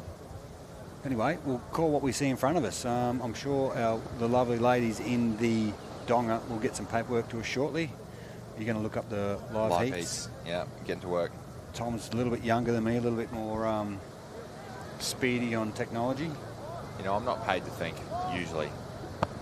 There you go. Surfers Paradise Shaggers, Alley 1, Avalon Beach Pinkies, Maroubra Long Strokes, Collaroy Long Necks, North Cronulla Funkies, Alley 5. And here comes Maroubra pushing down, running into the late position. charge. And they've gone straight into the hole that everyone's been avoiding all day today and all yesterday. So you can see they're at a clear disadvantage if they start there. They are back on the beach like a good length or more behind. They might try and shimmy it either left or right. Get up onto a bit of a bank. So what happened in your final yesterday when Megsy and the boys were having a bit of a chat on the beach about where you were going to start? Because you guys were in Alley 1 and you were further out, and I think there was a little bit of hand pointing, we can say, and hand waving. It was to do with the banks. Yep. And obviously, because each of you races in each alley, you definitely, like, it serves no one a particular advantage if you don't make it even. And so for the first race, there were two of them way back and us on a sandbank further out. And they said, surely we can move it over one. So we're all on the same bank. Megsy agreed, but had been outvoted previously or something. But all three agreed at the same time. Oh. Let's move one over. Funny thing that. Yeah. Mark Spiteri and Termite, and they all, rubbed the brains trust together and got the go-ahead. So there's plenty of experience there with those three gentlemen. You can see Maroubra there now. They've moved into a bit better spot. They're not in that dirty hole. Speaking of sandbanks, there it is. Yeah, that's the spacings sometimes. Fanbelt looks like he's happy. He's got his flag and his whistle. Likes to check in with all the crews too. Are you all happy with that? He does. That way it doesn't come back at him. Maroubra is still a little bit behind, but they're all relatively in the same spot to start. The Surfers went straight up one. Avalon, gutsy start. They've been on fire all morning, and that's North Cronulla up the other end of the field. Yeah, the Funkies kicking it. Really very good start. So earlier this morning we were tipping Avalon. We were basically going to give them the gold medal after their first race this morning. So now they're looking the goods, but they're getting pushed by North Cronulla Funkies up the top of the screen there. Really spread out field at the moment. Yeah, battle on for third, somewhat. I think that's Collaroy, maybe. Yeah, Collaroy and Surfers Paradise. The Shaggers. With the long strokes. Is it the long strokes or the long necks from Maroubra? The long strokes. Long strokes. But the Funkies are out in front. So we've been timing the races today, and they're about 2 minutes all up. So 1 minute out, 1 minute home. Right up the reserve cruise alley. You don't need the fitness per se. You just need the heart. 2 minutes of work. You just got to push yourself, hurt yourself. See, and the cans are a lot straighter now. They've taken that bow out of the cans that was in there earlier on. So just to North Cronulla. See who's got the tighter turn. They've got Avalon's going to have to take another one to get around the corner. They don't want to impede Maroubra. Maroubra sort of skidding out around the corner there. And the Shaggers took a real nice turn. So Shaggers taken third cleanly. Very cool. Very nice turn from them. They're out in clear third, yeah, as you say, Tom. But Avalon taking a run. There's a little something for them to play on now. Use. And if I'm not mistaken, I think they've got round Rolex too. Just saying. What are you saying? I don't know. They found something we couldn't. I started my career at Mollymook with round Rolex. Oh, bless. So I know the deal. But they've always had rounds at Avalon, and they're making it work. Yeah. Cronulla pulling up. Well, Cronulla, yeah. It's a bit interesting when we get the drone in line with the finish tower. In fact, they might take a clean lead on this one. I think there you go. Or no, I'm going to say you might need the camera for that one to finish that off. I've got nothing. And Collaroy have rode back into third over the top of the Shaggers from Surfers after a fantastic turn from Surfers. Maroubra long strokes, seeing it out. Just cruising across the line. I think that's their day done. Yeah, because we're in elimination now, aren't we? It's quarterfinals. Yes. Uh-oh, I'm assuming... I think we dropped... Four I think in. I heard we were going to drop 3 from this round. Okay, right. And then continually drop and cut. So it might be 3 races of 5 last boat home goes home. Yeah. Pack it up. So Nate there with his crews moving the boat up for where they've got to go for their next race. And these round rollicks. Always got their crews firing. Always going fast. We've got quarter 2. The reserve grade male on screen. Avoca Beach Bennies, Era the Marts, the Cheese Dogs from Avoca, McMaster's Fat Dads, Coogee Sons, South Maroubra Bees. Full lineup. Lots of Avoca crews in the reserve male. Yeah, there is. The Fat Dads, they've been around for a while. They go pretty quick. Era, the Marks, they were going all right this morning. These dudes, well, I know Richard and his son in the bow, they've won an Aussie medal together, a gold in the Open. Did hear whispers on the beach they should be rolling A grade. That came from our good friends down at Port Kembla. Bit of foxing. Mate. If you're easing back into it, you've got to give yourself a season to get started, get rolling again. South Maroubra Bees. That broke. Brother in stroke. Looks like he could definitely be an A grade. Yeah, fairly fit looking dude. Not raining heavy enough to affect our drone. We're still in the air. How'd the drive go with Megsy coming down, mate? Oh, I haven't mentioned this to many people, but yeah, no, it took the best out of me. You do like a nap in the car from what I did see on social media too. Yeah, all of us pulled up. I was trapped in his, what was it, 90 series ute, something like that, Land Cruiser, 80 series, actually. We'll probably get up me. I don't know, I'm not a big car guy. He is off for you, mate. It's a 70 series. Is it? Oh, my God. Oh, no. Well, you're going to get there sooner or later, mate. Just work through the numbers. Yeah. Don't trust Is there much servo room? burritos. Is there much room in the front of one of those things? No. No. I had first dibs on the front seat, but then that went away. How'd you lose it? Yeah, Matty's a bit of an iPad kid, so he needed to sit there with his phone on charge while he used it, of course.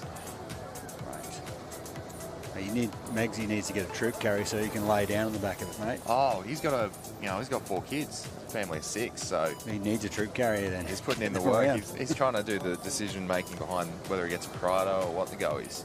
Oh, he needs to get a Santa Fe. Yeah, You yeah. can see him driving around in a little people mover. I don't know if he could Megsy? stand a Hyundai though. So if there's any car sponsorships out there, Megsy's into Oh something. my goodness. These are all theoretical, of course, but we could definitely pick up so many sponsors. We've got to thank our sponsors too. Mm-hmm. I did see the Central Coast Council have helped out. SLSA to get us here.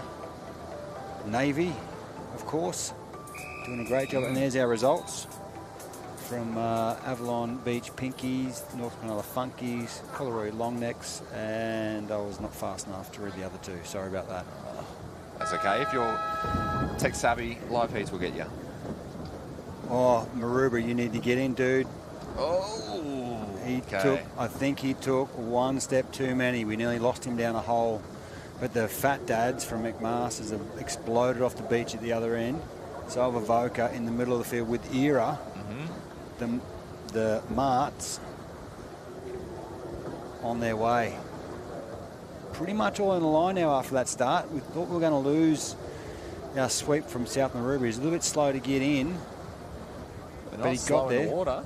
No, they're going okay. They're rowing nicely. Almost a straight line for the top 4. It's one of the closest races we've had all day, that one. And as the day goes on and we start to eliminate crews, we will get faster and closer throughout the course of the rest of the day.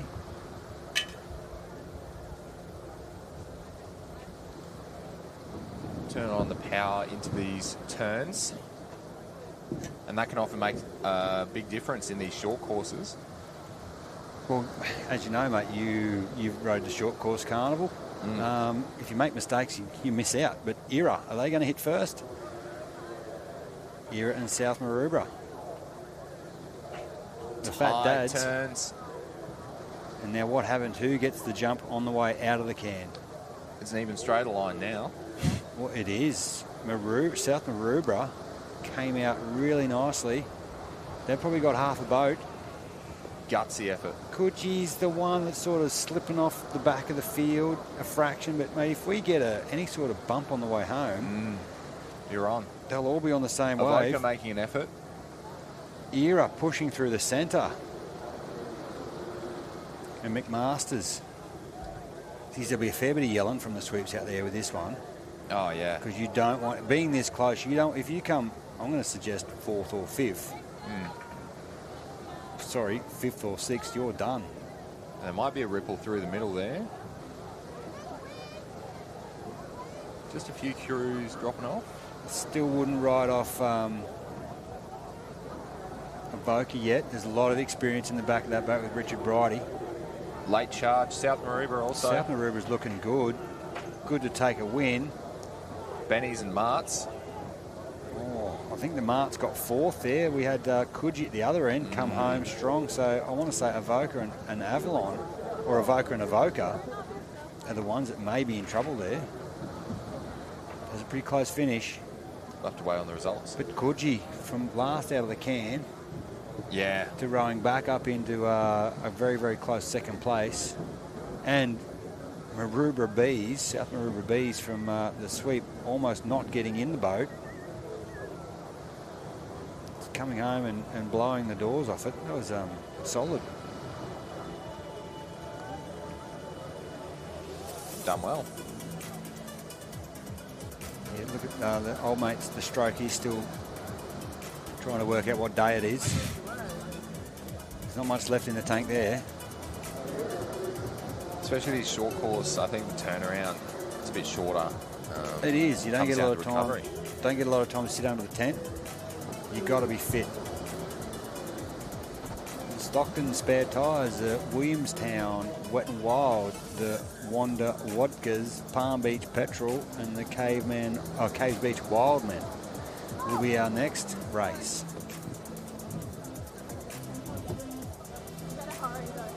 There's Tim McFarlane. Been all over the countryside. He spent a little bit of time in Queensland but didn't join a club. Went from Fairy Meadow across to WA where he was at Northcott and I want to say Mullaloo. Came to Queensland with his family and business and then sort of had a little bit of time away from it with a younger child, I believe, and then he went back to Victoria. Or down to Victoria where he's kicked off Williamstown in the bay there and they're doing great jobs.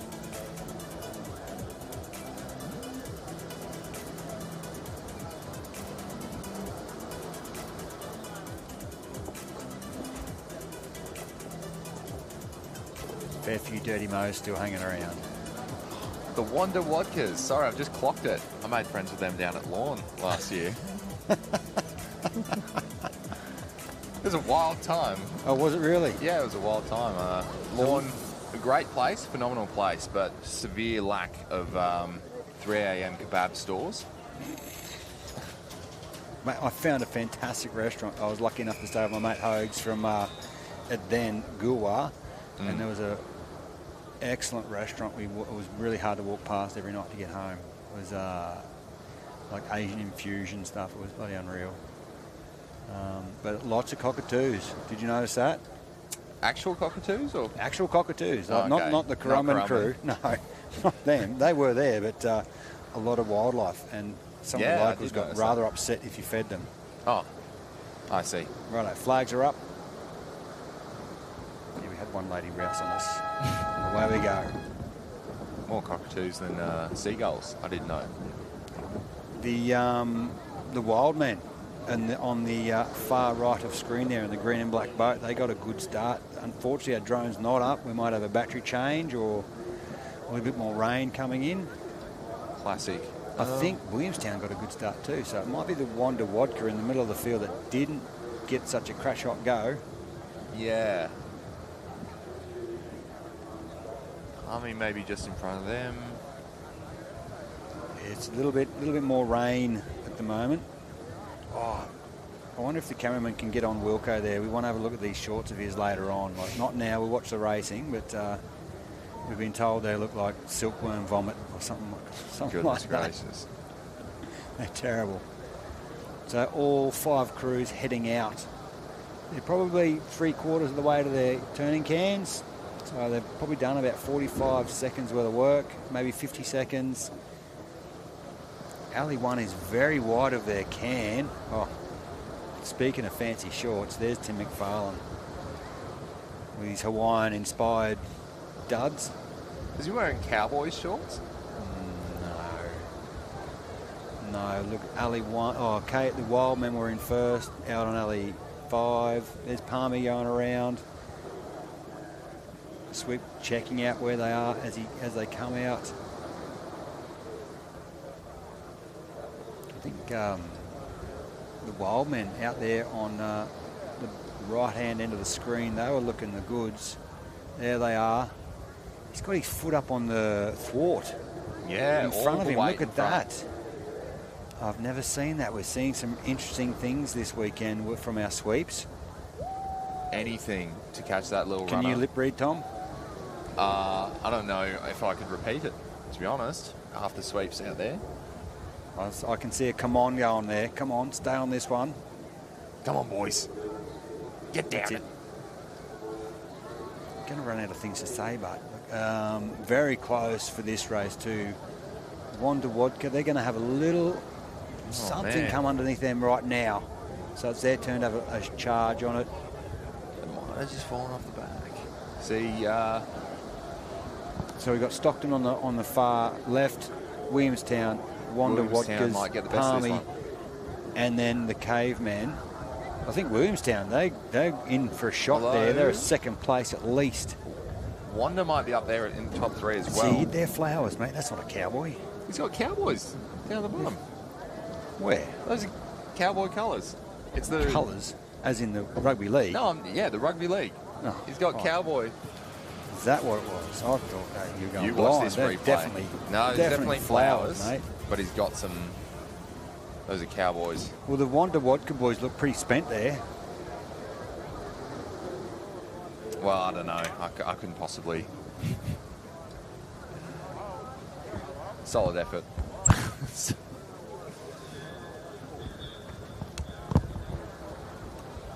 Right, now, I've just been handed some paperwork for the reserve ladies. Perfect. And we've got some of the usual suspects in here.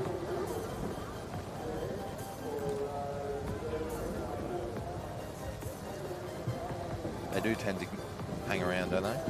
Oh yeah.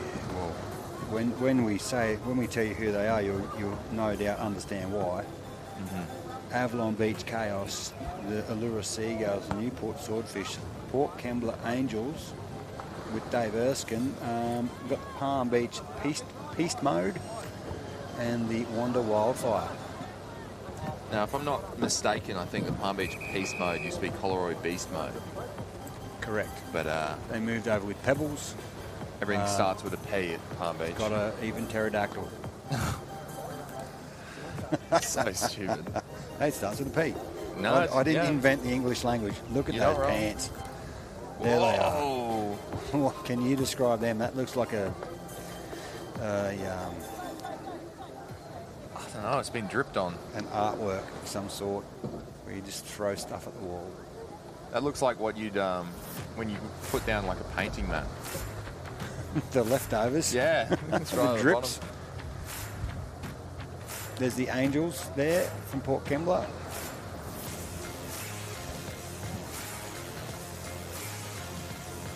Waiting for their turn to hit the water.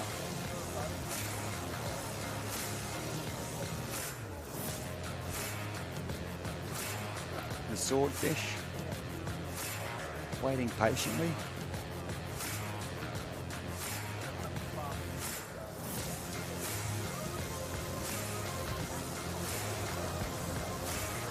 I'm not sure if this is a comment or a compliment or what for you, but one of my friends has told me you sound like Hamish Blake. I will take that. I will 100% take that. There you go. I don't think I've got the comedic chops to back it up, but it's very much I think appreciated. you're doing quite well. I don't believe that guy's funny. Oh, okay. You're all over it, mate. If I could get paid for a gap year, I'd take it too. What is a gap year? You didn't see Hamish and Andy? You're speaking to someone who went straight from high mate. school to work, mate. Didn't do any of that sort of schoolies rubbish. You got soft hands, boy. You probably do. Okay, all right. They're fantastic shorts, Wilco. Oh, they're better now with a bit of angle. A little bit clearer, a little bit of clarity there. They're wild shorts, but I don't know where he gets them from. I think his girls found them ones. I often take interest in the sweeps uniform. What we wear? Yeah, some people go with the DTs, some don't. Yeah, mate, years ago, that's all it ever was. There was no shirts, there was no singlets, there was no nothing. It was just DTs, and I'm going to say quite a bit of sunburn afterwards for some people. I've heard horror stories of obviously way earlier time where the sweeps would just take the male crews out in the buff. I've heard of a crew from Mets years ago, Josh Hopkins and the boys, the A grade. They had their final row together a couple of weeks after Aussies in the Nicky Noonar. Nothing on, so I don't know. I don't even want to imagine what that was like. Oh, Spence, he's on it. He's had his angry pills today. Calling them back. I'm too close to the action. I don't know if I can ever speak ill of Spency. He's a good bloke. He's very, very passionate He's passionate. We'll put it that way. What he does. Yep. And he likes to play his mind games on the start line. Move this, do that.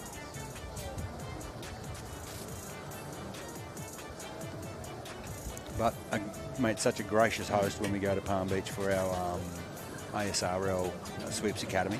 Oh, yeah. He's there all the time. And chocolates, I've never seen that many Kit Kat family bars in all my life. Passion is the word. Good man.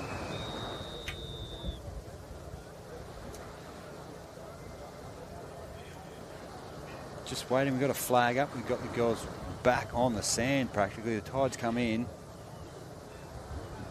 So I'm going to say if the sweeps don't get in straight away, they might take one step too far and have a bit of a mishap with the way the tide's filled up.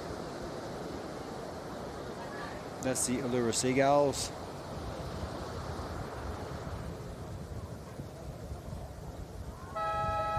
There we go. Good step in. You guys bum or step? Where bump start? No. It's more power for us. If it works for you, that's all that matters. Yeah. Newport, Port Kembla. Look like they're making a good start. Yeah, Palmy and then Wanda. The Wildfire on the far right of the screen, the red and blue boat. I think Newport in the middle, they look like they've shot out. Those 23 girls were impressive yesterday from Newport to make the Australian team. They were unreal. Yeah. I don't know.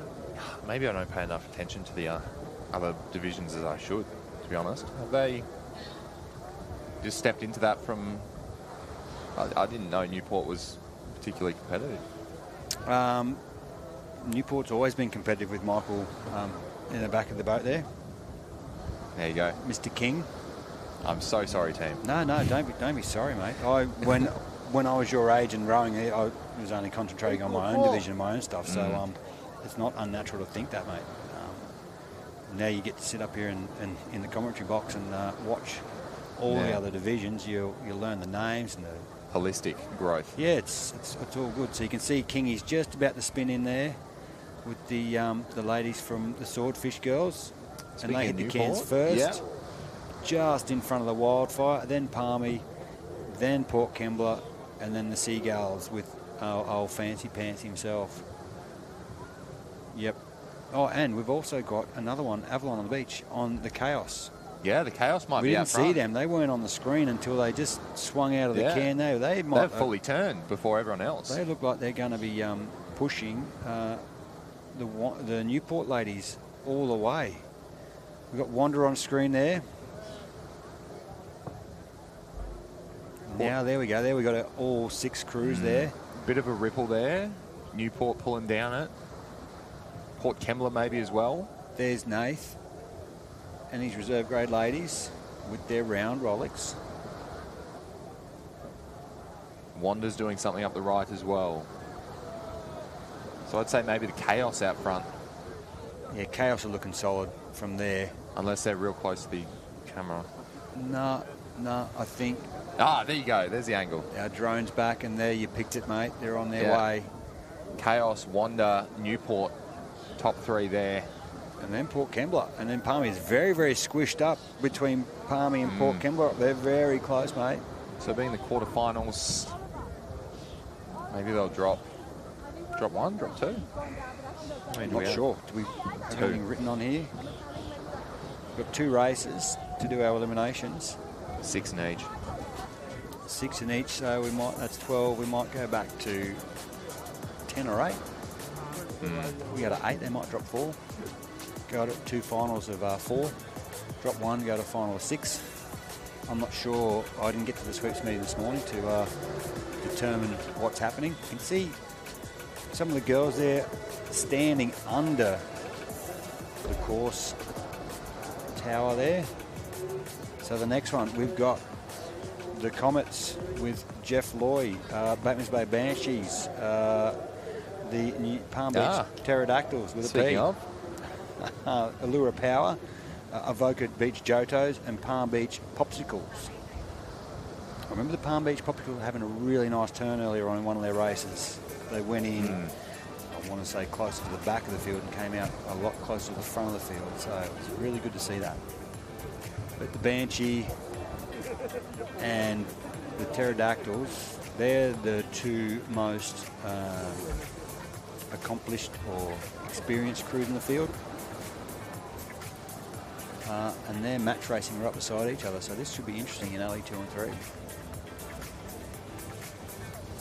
Scott Tannehill on the starter stand in his yellow jacket there with the hooter. Do you like the hooter or the gun? I'm old school. I love a gun. Shotgun? Yeah. It just doesn't sound the same when you say hooters up. Yeah, well, you know, guns up, right? So, where is it? Yeah.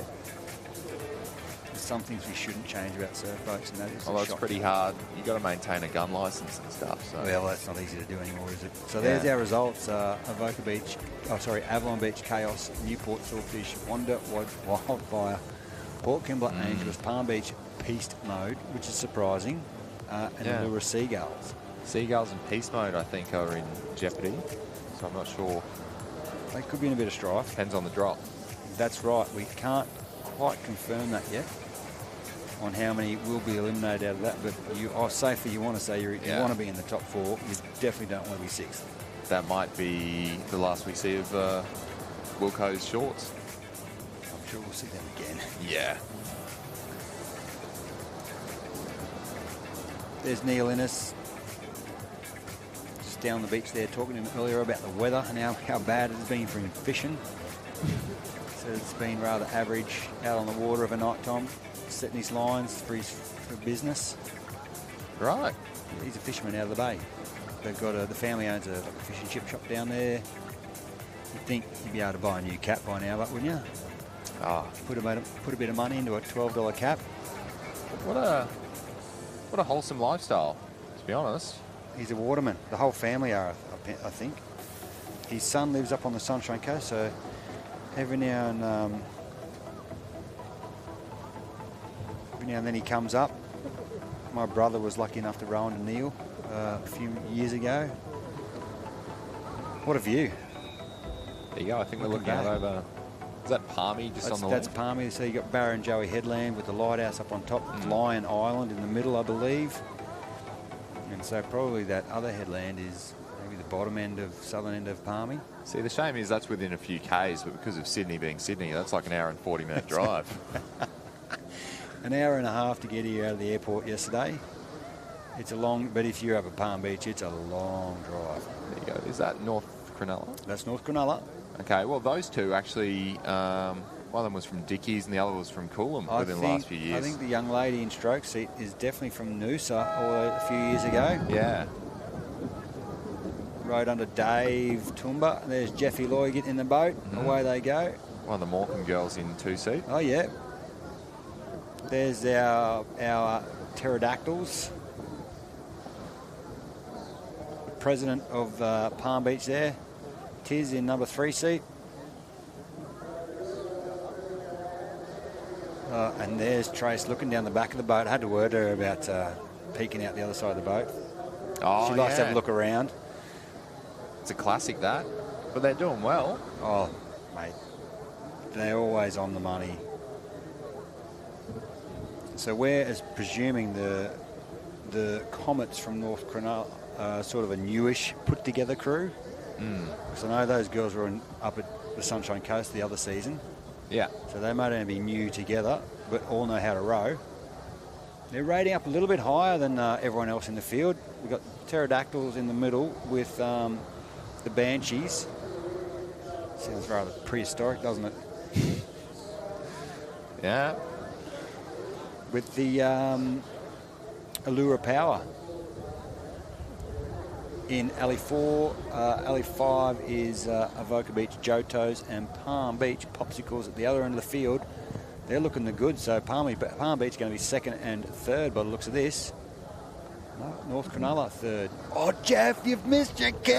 Oh, Jesus. No. Oh, what do you do? Dude, mate. Is having to think about it. No, there's nothing to think about there, mate. Oh, Jeffrey. Game, set, match. Oh, wow. That's a shame because they were in third place. So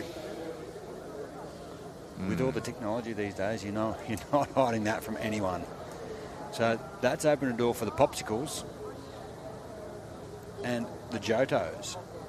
Power are back in it after a good turn. Let's see how the Comets finish it off anyway. But the Banshees are out in front with the Pterodactyls. There's Coxie. Calling him down something. He's hoping he can call him down something. And he is. Look at the movement there. Yeah, there's something behind him. Coming. Some people seem to call it from nowhere. Here's their Bateman's Bay's opportunity, I think. It looks like there's something under them. There, now. Late surge. To the Bay. The Banshees take that one, and then it is the Pterodactyls, followed by the Power, the Jotos, the Popsicles, and the Comets with Jeff after. Yeah, take it easy, My Comets. goodness, that can just popping up on the wrong side of the bow. The stroke doesn't want to see the can on the other side of the boat. That's not pleasant feeling.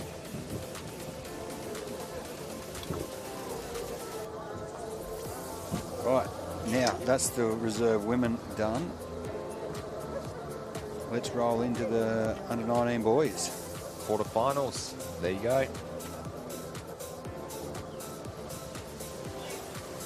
With the Crusty Demons from Coogee, Wollongong City Waterboys, North Cronulla Funkies, Fresh, Alex Headlands, Rustlers, Markula Mad Hatters.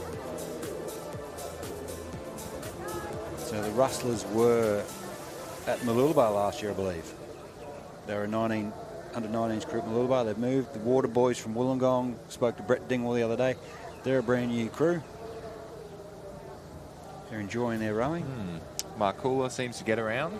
Recent resurgence in the last few years. Steve DeLawrence is doing a great job there. He's also picked up Steve Wedd from Mooloolaba. He's gone over to help out. I know he was asking a lot of people on the coast to come and help him, and he's got help now, so it's good for the club. They can actually match race each other at training. Pat McGuire does a bit of work with them. Yeah. You see them up in Mooloolaba in the bay there doing some work against each other. Pat comes in as a special guest, sweep, do some coaching. Yeah, he's got great connections, especially in Brisbane, I think. Pat knows his stuff. Can recruit a crew, there's no doubt about that. Oh, yeah. Many a Maroochydore crew. Or Coolum Pryor, I think. Or Currumbin. Oh, yeah. Pat's I think he started at Mets as a junior. Ah. Yeah, a long time ago. There you go. Speaking of Mets, first carnival in 25 years. Yeah, we had a race at Mets the other day at the home beach. Bit of a wave on. There was a bit of a wave on, yeah. I got the trail a couple of times. No. Oh, or out. How crazy open is that rollick? Dude, they need to be closed up, or a rubber band or a bit of tape. What a recovery. Someone lend him a bender. He only lost one stroke there. What reflexes to get it back in. And catching up. But Coogee out front. When most people would lose their rubbish, he got it. He dropped it straight back in, away he went. Composure. What a race, what a start. We're all in a line. There's half a length covers the whole field, and Markula, the big fella in the middle, got cranky then. I think he's turned it on. Use the adrenaline. Okay. Cronulla pulling out. Right, now I've just got word from Tim McFarlane about his shorts. They are. Oh, I knew it. They are. Cowboy shorts. My goodness. Well, there you go, Tim. Thanks for the corrections, mate. We'll need the TMO replay. But North Cronulla there. Funky's fresh, looking the goods in the middle of the field. They've split them. Hitting their strides. Like an arrowhead heading out to sea. Is that Wollongong? Wollongong City, yep. They're going to pop in around the black can. Brett's, Alex sort of missed their can there. They've gone a long way past it. So's Coogee, which has opened the door for Markula to come out possibly into second place there. That's a brilliant line there for third place. Three crews fighting it out. We've got our leaders out in front. There's Wollongong City with Brett Dingwall in second place. He's calling them up too. Oh, wow. Coogee might have led too hot out the gates, to be honest. Early race leaders. They're sort of shortening up a little bit, aren't they, the Coogee boys? Unfortunately, that's what we do when we start to tire, start to sit up a little bit. North Cronulla Funkies boys are... They're running on the smallest of assistance. Alex pulling into second quite well. Rowing, Brent. He's got his little boys firing up there. And they've gone straight past Wollongong. So there's our first... Oh, hang on. Let's get that drone back there. I don't know what that is. That's extremely close there. I'd call Alex second, Wollongong City third, Markula fourth, Coogee fifth. That's my guesstimate.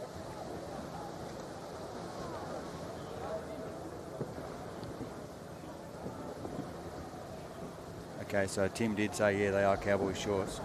But the Parramatta ones are closer in colour, but he couldn't put them on. Just doesn't like Parra that much? Who does? I think Parramatta supporters don't like Parra at the moment. I wonder what we get out of those results. So here we go with the next race. It's the chicken legs from Bilgola, the wolf pack from Avoca with the dingoes from Avoca. Queenscliff under-19 crew, the Currumbin cartel. So Queensy and Currumbin were against each other last heat, I believe. Is that a fashion statement from a young fella there with his singlet rolled up like that? Trying to get a bit of extra sun on the bod.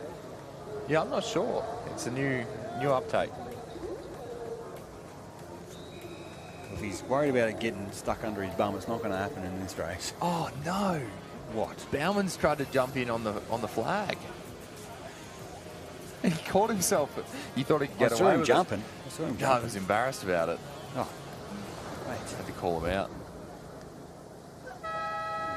So some of these 19 crews might be a little bit fresher than others.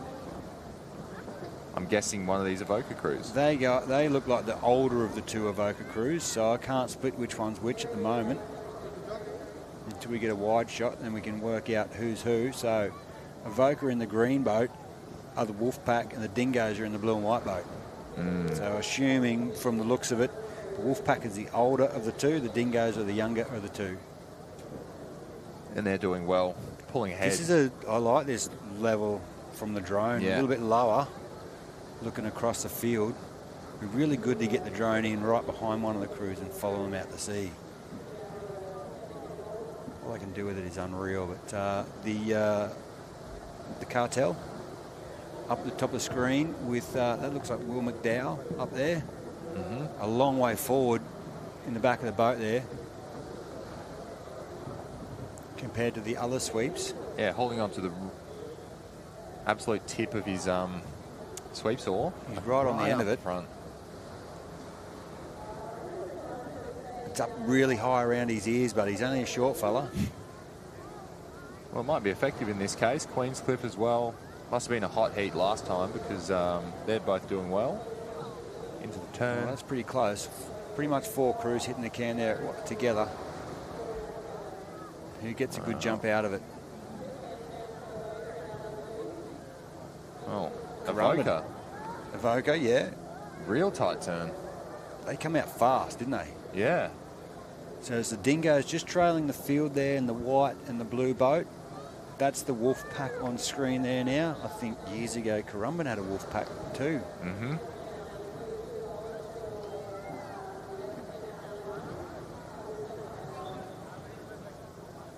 Now, is the bowman whacking his elbow on the boat or not? Or am I imagining things?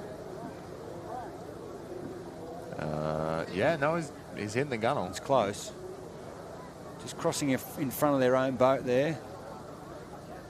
Lots of yelling and screaming. Whoa. Can't tell. They're running something.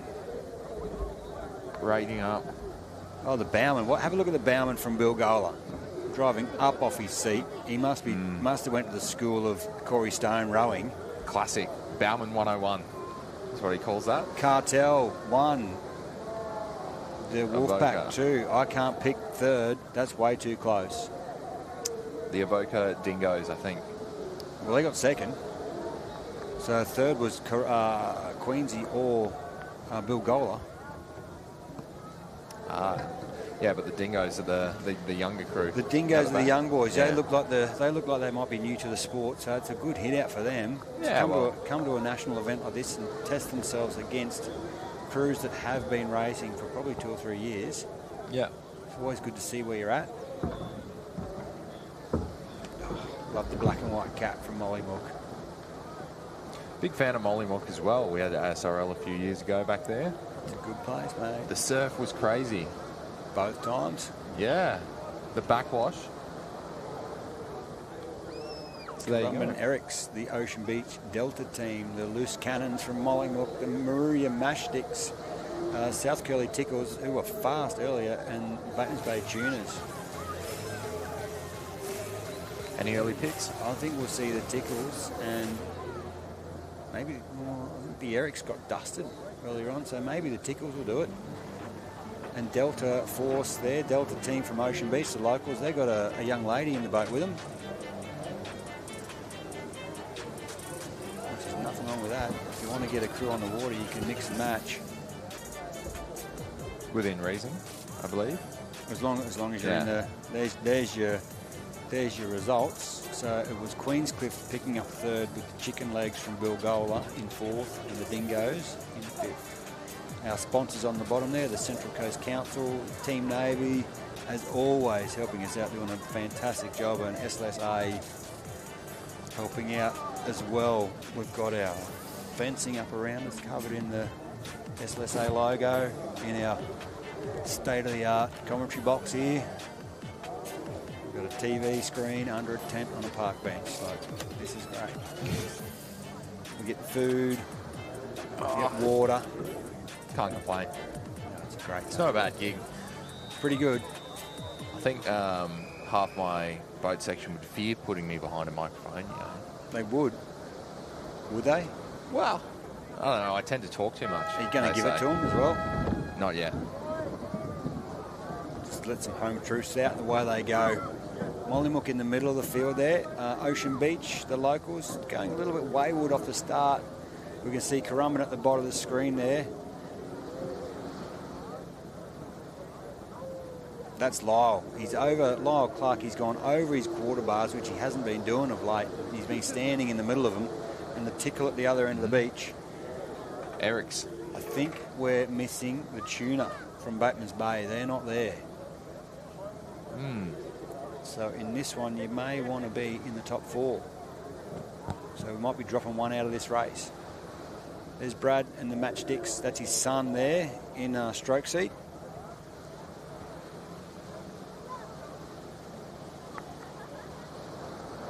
Nice high elbows from the fella in number 2 seat there. Keeping his hands up on top of his work. Yeah, clean effort. Mollymook, they're a new bunch of juniors. They're going great there in the middle of the field. But the leaders are definitely... Curly Tickles. The Tickles from Curly. These are a big bunch of kids. For under 19 boys, they seem pretty... Gus in the back of the boat there. Around they go.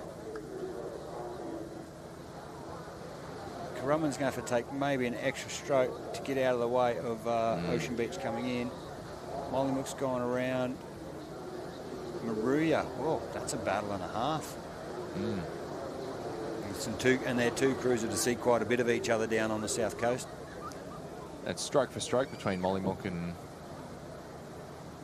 Maruya, the matchsticks. the Maruya matchsticks. But we've got a clear leader with the Tickles out in front, being closely followed by the Erics. Gus keeping down low there, a little bit of slipstreaming, keeping out of the breeze.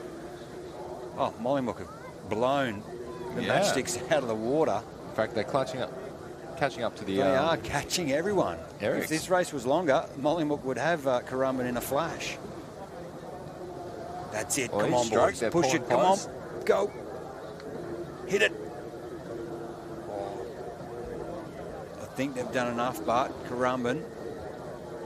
Well, you've got your top 3 there. There's our top 3, so we're going to suggest that the Tickle came in first, and it was very close between Mollymook and Currumbin, with the matchsticks in 4th and the Ocean Beach Delta team in 5th. It's quite a feeling to have a big carnival like this at your own beach. In my second year of rowing, we had a state titles at Mollymook. So that was unreal to row at home on your home beach in such a huge carnival. It was one of those carnivals we were in second place for most of the race. Then we got pipped on the line. Everyone came down on this little thing behind us and we just got dudded on the line, but it's part of life. There's our cameraman in the water there. I did see some of his new shots he's getting with his water camera. It's Malk. Malcolm out there. Is he cold? Is he shivering? It's an excellent angle, like having the water line level, getting down low to get some action shots. It's really cool what he's doing with the camera. I can tell you what he's thinking half the time. You can. No, I couldn't. Oh, you couldn't? Not at all. He's a great bloke, though. I'm glad he shows up. He's doing a great job. Yeah, he's gotten some really good shots. It is hard to make surf boats exciting on a day that's this flat. There's our results. Oh, the loose cannons. Wow, pulling in last minute. Coming in for a second place just over the top of the Erics. The matchsticks in 4th and the tuners didn't hit the line, so the Tickles got that one. right now we are out of paperwork, so we're going to do the best we can with this. This looks like our under-19 ladies are hitting the line. Tom's got the... I think this is the one, so that'll be the Avoca Beach Yabbies on screen. Yeah, well, there's Alex. They got a junior girls crew with Steve there. There's Stingers, I think they are. Yep, Alex said Stingers, Mona Vale Menace, Bateman's Bay Skipjacks, Avoca Beach Yabbies, and the North Cronulla Springs. That's North Cronulla on the left there of the screen. There we go. So there's our 5 in this race. It looks like the Skipjacks in Alley 3 have pulled out quite well. They're looking good. They're probably out front with North Cronulla. I believe, or the other Mona Vale crew in the men's, they haven't been here all day, and these ladies were put in as a late entry. But I think North Cronulla is the one to chase in this effort. We'll find out shortly as they head to get towards the cans. But North Cronulla, look how far left he is of his red and yellow can. But how wrong am I? Look at that. Skipjacks in the middle of the field. They're out in front. Alley 3, Mona Vale rounding up second place. I think Alex, Stingers. Yep. Ooh, they might jump into second by the time we get to the can. But the Skipjacks from the Bay, looking very casual there in the back of the boat. Look, how cool is this dude?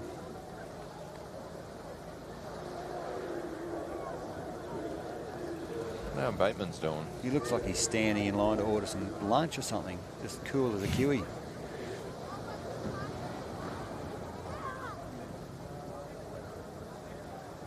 Hasn't moved an inch with his feet. He's just standing there. Well, it's not the anger I see in a lot of the other sweeps. No, there's no. We've got a really close battle here at the bottom of the screen. Oars are going over the top of each other. There might be someone might say something about that. Yeah. Avoca's got his hand up. Now, unfortunately, that only gives him advantage if he's overtaken by North Cronulla, but they're both coming last right now. Well, I might suggest that North Cronulla came out wide on their can to float out that far to interfere with Avoca. There's still nothing in it. They are so close, but the Skipjacks are out in front. Alex is... Steve's got his Stingers firing. I think this could be deceiving maybe for the line of the drone, possibly, but Skipjacks are looking good. Skipjacks are pulling. They're on a little wave. Can they do it? Alex is on the same wave. So there's 1 and 2. 3 goes to Mona Vale. We've got is Avoca going to... Have they come across on top of each other again? Yeah. Yes. That is super close. Can the drone get on top of it? Ooh. So let's see if they say anything to each other when they get out of the back of the boat. That will be fiery. We'll have to wait and see how the contest is decided. Yeah, well, that one we're definitely up to the judges, and possibly the course judges will be in on that one to work out who. But the placings, Alex went through safely. Skipjacks went through safely. Third place was, Tom, do you remember? Third place, Mona Vale. There you go, that's right. Mona Vale Menace, or Mayhem. Mayhem, I think it was. Menace. Oh, girl, there you Gotcha. go. Murphy's. I hate that man, Murphy. Oh, it's part of the course. It's part of the sport, really. Yeah.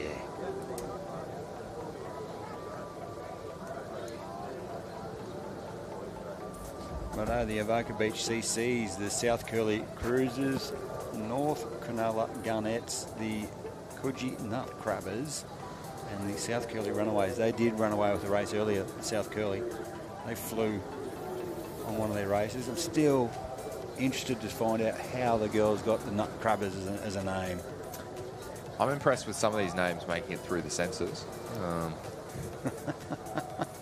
Like in particular, what? The Shaggers?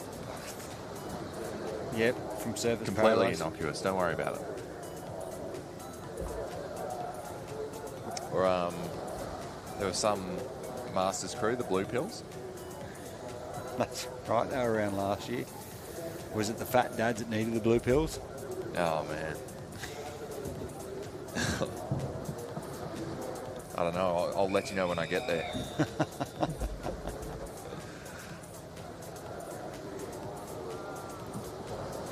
Now, that is not a mow that's been around for 1 week. That is Staunch. That is a keeper, that one. That's the best cookie duster I've seen all weekend. Away we go. So we've got 2 South Curly crews in this race. Up at the top of the screen and in the black boat second from the bottom of the screen.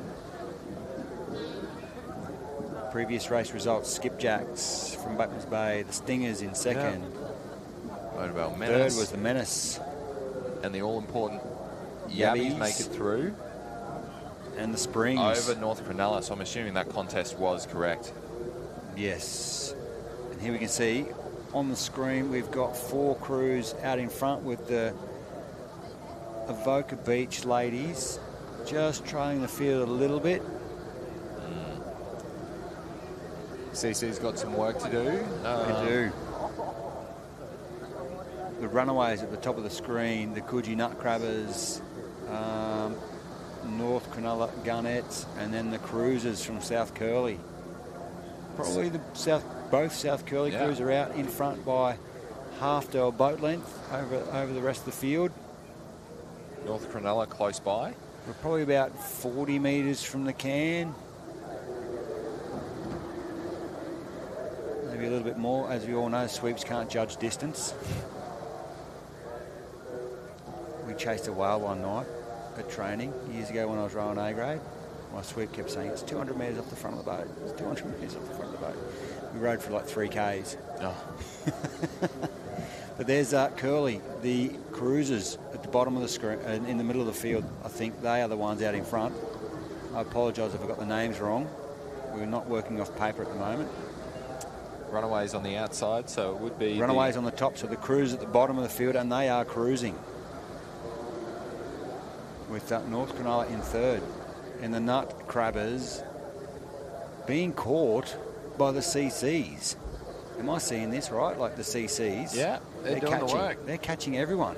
They're moving up on Curly. And they're actually crossing over. Yeah, well, they're following the run. We don't exactly have gate cans, so... No, there's no gate cans today, and it's not like you can actually follow a run. They're not that easy to see or follow. So this is going to come down to a mad dash from the CCs right on the line to see if they can pinch something.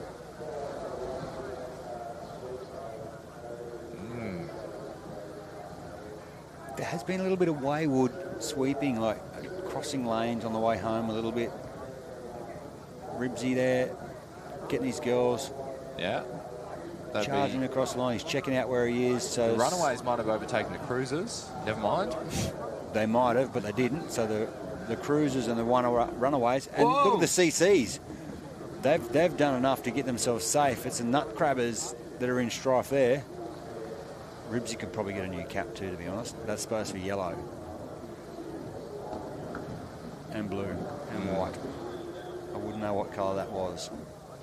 It's a bloke from North Cronulla who's just as guilty. Oh, yeah. That is probably Boff.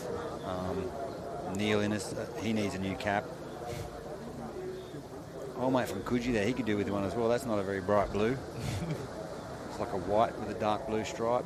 That one's supposed to be red there. I think we get attached to our caps, our favourite caps. I wonder if there's any superstitions. Oh, there would be. Like, this is my lucky cap. Rowers are crazy there because half of them are footballers, so there's got to be superstitions in there. Whether they've got their favourite pair of Speedos or budgies. We had a lucky ball tucked in under our mandatory rescue tube. A lucky ball? A lucky ball. We found a tennis ball or something at one point. The lucky ball, lucky item, because we started adding a few different things, don't usually last very long. You have a rollover or something, it's gone. It's gone, yeah. Yeah. So there's a father and daughter combination in this crew there. Oh. From Wanda. sweep there, asking for a second. Is that Lorne? That's Travie from Corrimal. Same cap as Lorne. So he's got me. In the Fuji boat there, that's had a facelift. Still working on a facelift for the original Fuji.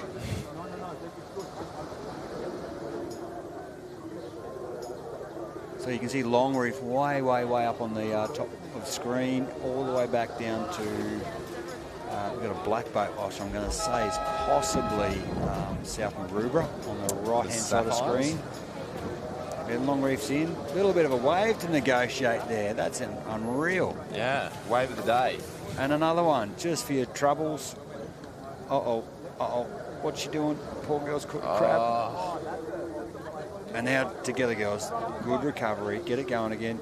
There's Harve down the bottom of the screen with the South Maroubra boat, the Sapphires, the Wanda Wedgies, father and daughter in there, the Prosecco ladies from Palmy, the White Foxes from Corrimal with Travie at the back of the boat in a rebuilding phase at Corrimal. They've gone a couple of years where we haven't seen anything from them, but beforehand they had a really good crack at it with Swifty and Louis and the boys in A-grade, making finals, A-grade finals with Aussies here and there. But we've got three boats out in front, being Corrimal. There's the ladies there. It's always good to get a bit of coverage on TV.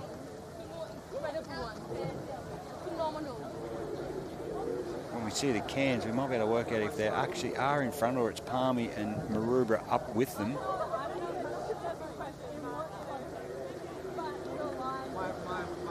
Spency's getting himself set over the quarter bars.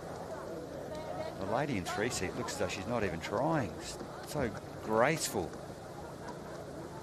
So I think, wow, tight turn from Maroubra there. Very tight. And there you go, Palmy's out in front with the Sapphires from South Maroubra, and then Corrimal in third. There's Harve. He's moved from Bondi.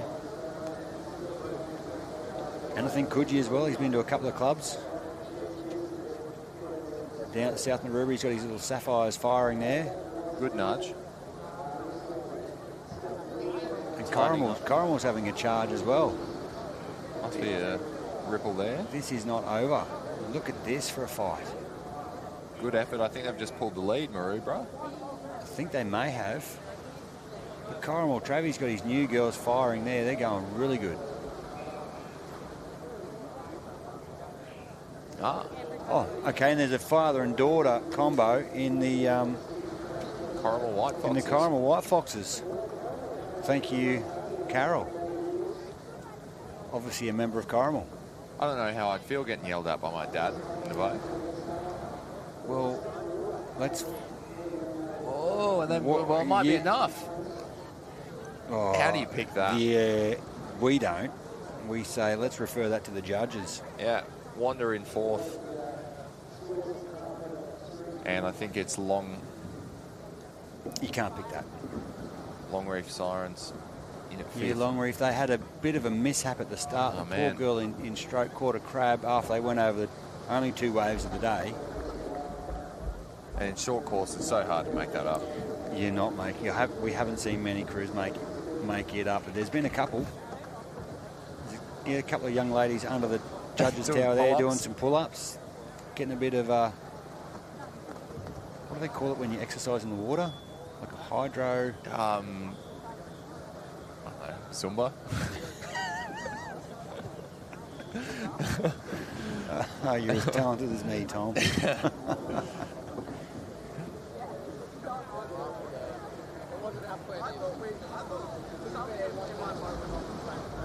Since the IRB they haven't had much to do today, have they, those boys, apart from move the cans a little bit. Well, there's not much heat on them either, to be honest. Like, well, there's nothing to do. Like, we're not getting rollovers or anything today. Very thankful for some of our water safety team. Our water safety do such an amazing job. Although as boring as it is for them today, they've still got to be here. But when the surf is up and there's action aplenty, they are always there to pull us out of the strife. Jet skis, IRBs, Mate, they are a wonderful team to have on our side. They're regular clubbies like us, just with a passion for rubber boats. Away we go. Only 3? We've got 3. This is the reserve men going around. Right. Palm Beach Petrol. You've got the Avalon Beach Pinkies and the Coogee Suns. Right, so Avalon Beach have had the best start on them. They've been the ones that start the races the best. And you can see there, after, 15 strokes, they're over a length in front. Gas from the Pinkies. Maybe they were foxy in the last heat. Well, Palmy are rating up. And you can see the fella in number 3 seat, he's just not pulling into his chest, he's pulling to his hips, tapping out. They're rating right up. You can see that long sit back from Avalon there. Again, rounds technique.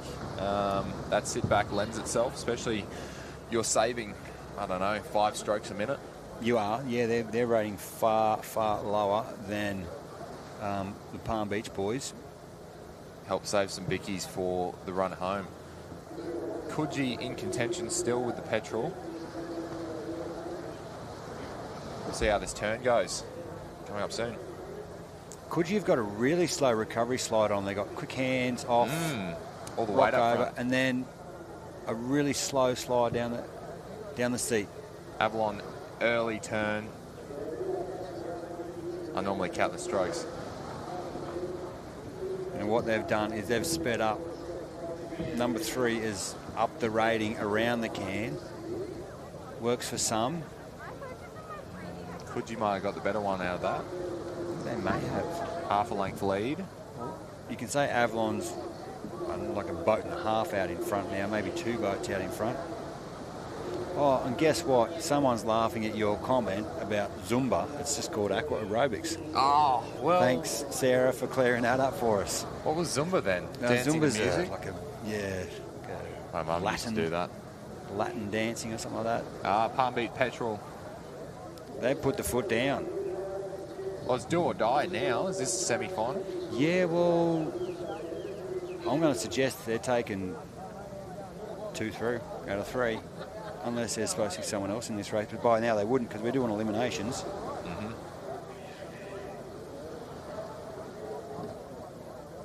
Looks like the Coogee Sweep's bargaining with them. What kind of bargain you think he's throwing out there? I don't know. Avalon's, the Pinkies have definitely turned it off, just to coast across the line. If you get me back to the beach, I'll buy you a beer, that sort of thing, or that sort of bargaining. Like that. Or this is the end of. If you lose this race, you're gonna cop it next week at training. Yeah. Because there's nowhere to hide out there. We used to have a milk crate named Charlie. We'd chuck out the back. I know what that's like. We had myself and my boss were plasterers, so we used to get a 20-litre bucket and throw that out the back with no hole in it, and we would drag that one around the Curramundi Lake. One day we actually got it up out of the water, and it skidded along on top of the wake, and he said, "Stop! You got to stop." I said, That's no way in hell. Yeah. We've got that bucket out of the water. We are keeping it up. It's water skiing behind us, mate. We're getting a free ride here. So we only ever did it once, but we did it. That was an amazing feeling to pull that thing out of the water. So there's our next race. Collaroy Longnecks, Alley 1, South Maroubra Bees, Alley 2, and the Williamstown Wet and Wild, Alley 3. The Bowman from Wet and Wild, he's crouched down low, ready to go, ready to jump up.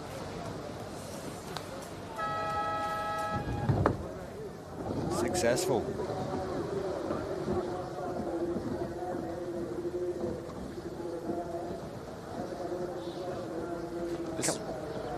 There's a couple of big boys in that crew. From Collaroy. Plenty of beef the getting long around. necks. And there's even a stylish mullet with a mo. Like, what a combo. South Maroubra seems to be representing in a lot of these finals. They are, mate. They've gone for a little bit of a rebuild period. I think because Beck Hamilton was there. She left, went down south. Phil Stefano was there. He's moved up north, which we thought we would have seen him today. Him in the North Narrabeen cruise. Or at least he'd come over and dribble some stuff with us. The boys look rather patient there.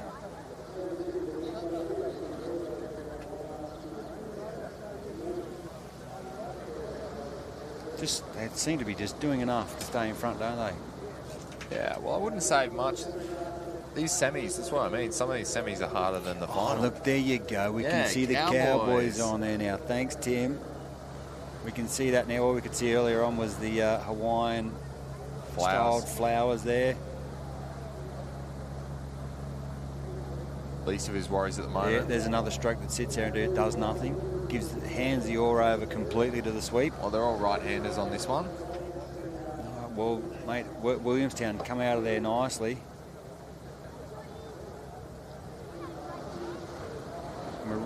South Maroubra out in front. Williamstown second. Coleroy a little bit of work to do. Yeah, you get nervous. I'm sure they won't let this go. You reckon they're all Stillwater boys? Number 2 is looking down the boat. The stroke's looking down the boat. From Coleroy. And look to be finishing in traditional sort of Stillwater finish, particularly number 3 in this boat here. Watch his left hand, his left elbow. Low.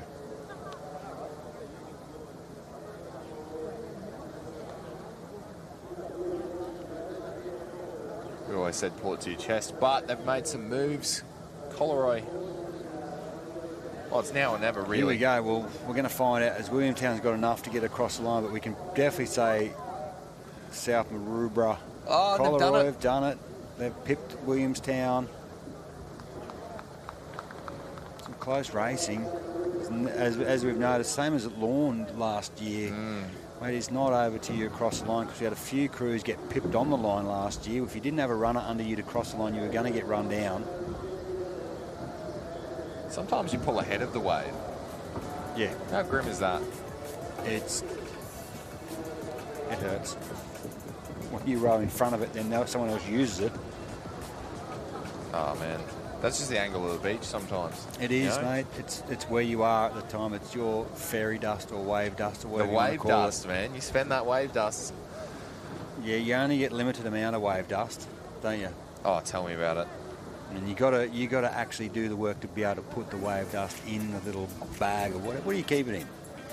I don't know. It's some people have leaky pockets, I think. We all get a certain amount, like 100 grams. You don't want to spend it all too early. Well, I don't know. Speaking of wave dust, we've got Termite coming on soon for the commentary. We used to say he spent his wave dust all the time. So he had an endless supply, is that what you're saying? Yeah, I don't know. He's sold his soul to Huey, that bloke. 1-800 dial a wave at all times. I thought that was Davey Toomba. Here we go. North Cronulla, the Fat Dads from McMaster's, and there's another boat out there. Is this Reggie's still? This is back around to Reggie's, or still in Reggie's, yep. Reggie's semi, perfect. All right. So we've got a third boat of Wanda Wadkas. Wanda Wadkas making it through. My boys, they're not doing too well right now. Hey, they've still got time, mate. But we've got the Funkies and the McMaster's Fat Dads. They've got about 1:40 to sort that out. Get to work, Wanders, because for real, it looks like you're about a full boat length behind right now. I know how to pronounce them correctly as well because they actually went through and clarified with me. It's the Wadkas. Wadkas? Is there any Russians in there? To be honest, they seem quite Lebanese. Oh, righto. I think.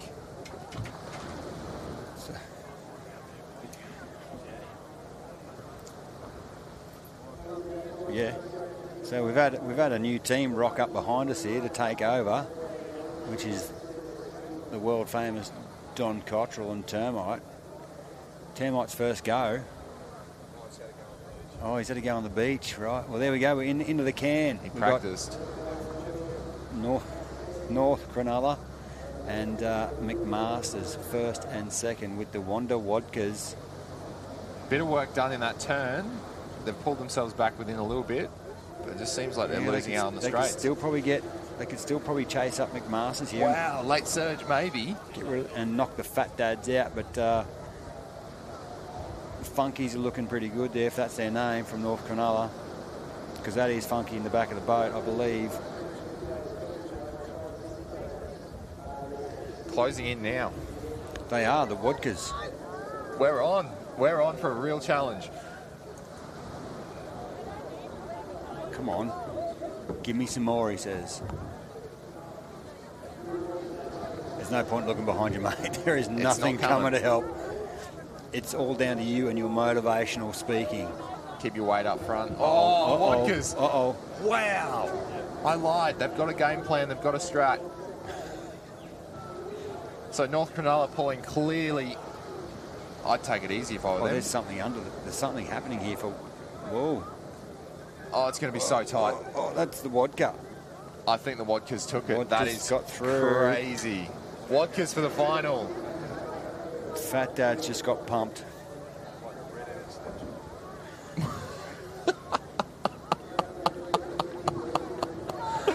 Right, okay. All complaints need to be filed with Natasha Tunney from now on. This is going to be great fun. Perfect. Right, we'll hand over. Thanks, Tom. Pleasure, mate. Thank you. Always a pleasure. See you again over the weekend, no doubt. Oh, I'm sure. Right, so we've got You'll see Termite me on and Don screen.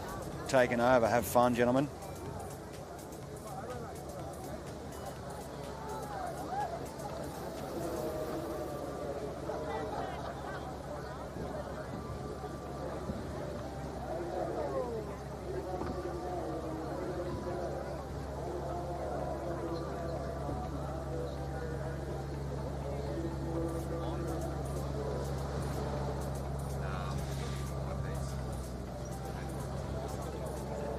And here we are.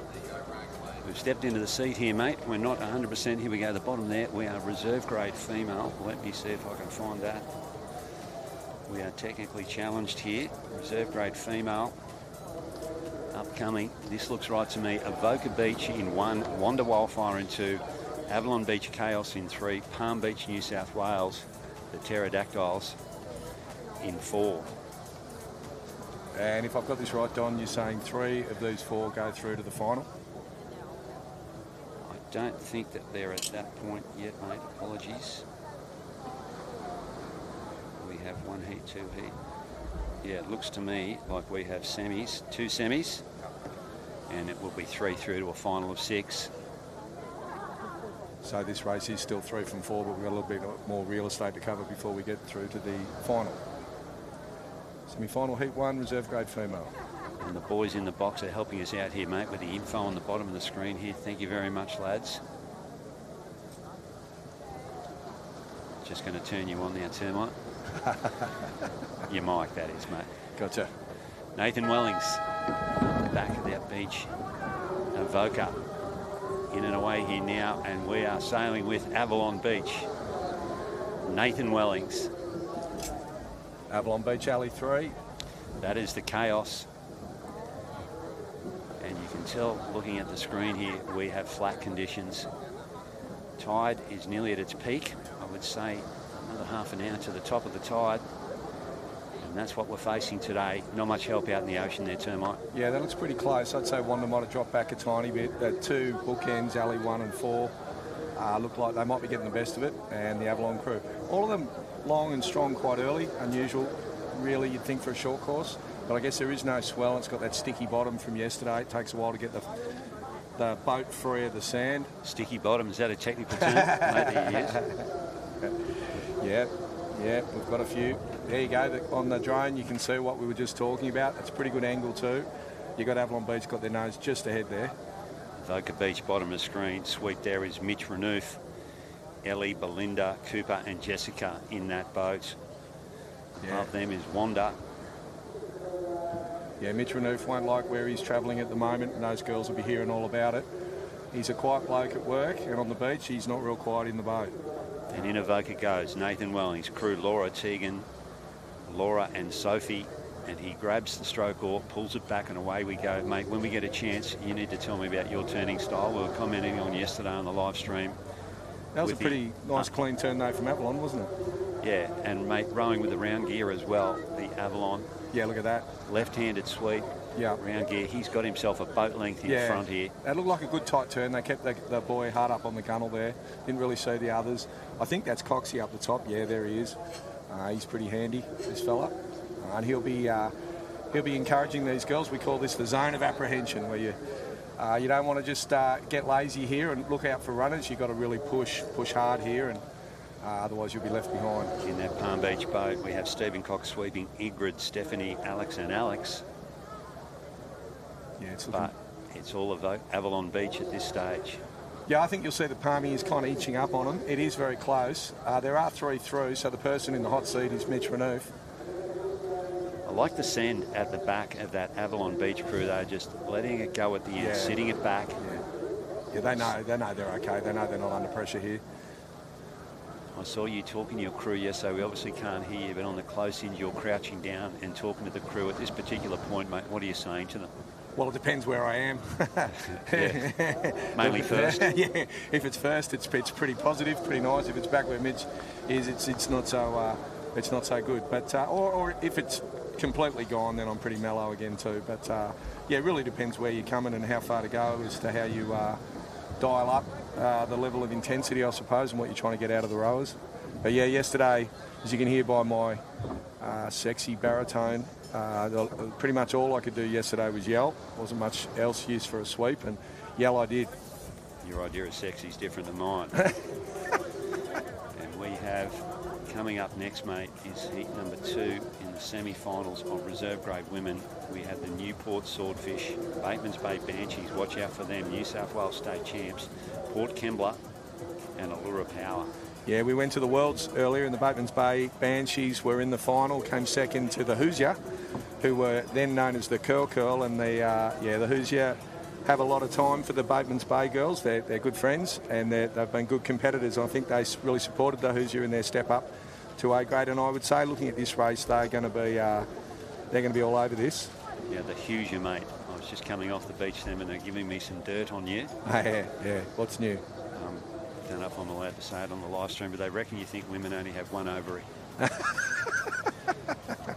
The Hoosier were educating me this morning that today is National Ovary Day, and we were talking about how many ovaries were in a 6-boat race, and I came up with 24, and apparently that's only allowing for 1 per rower.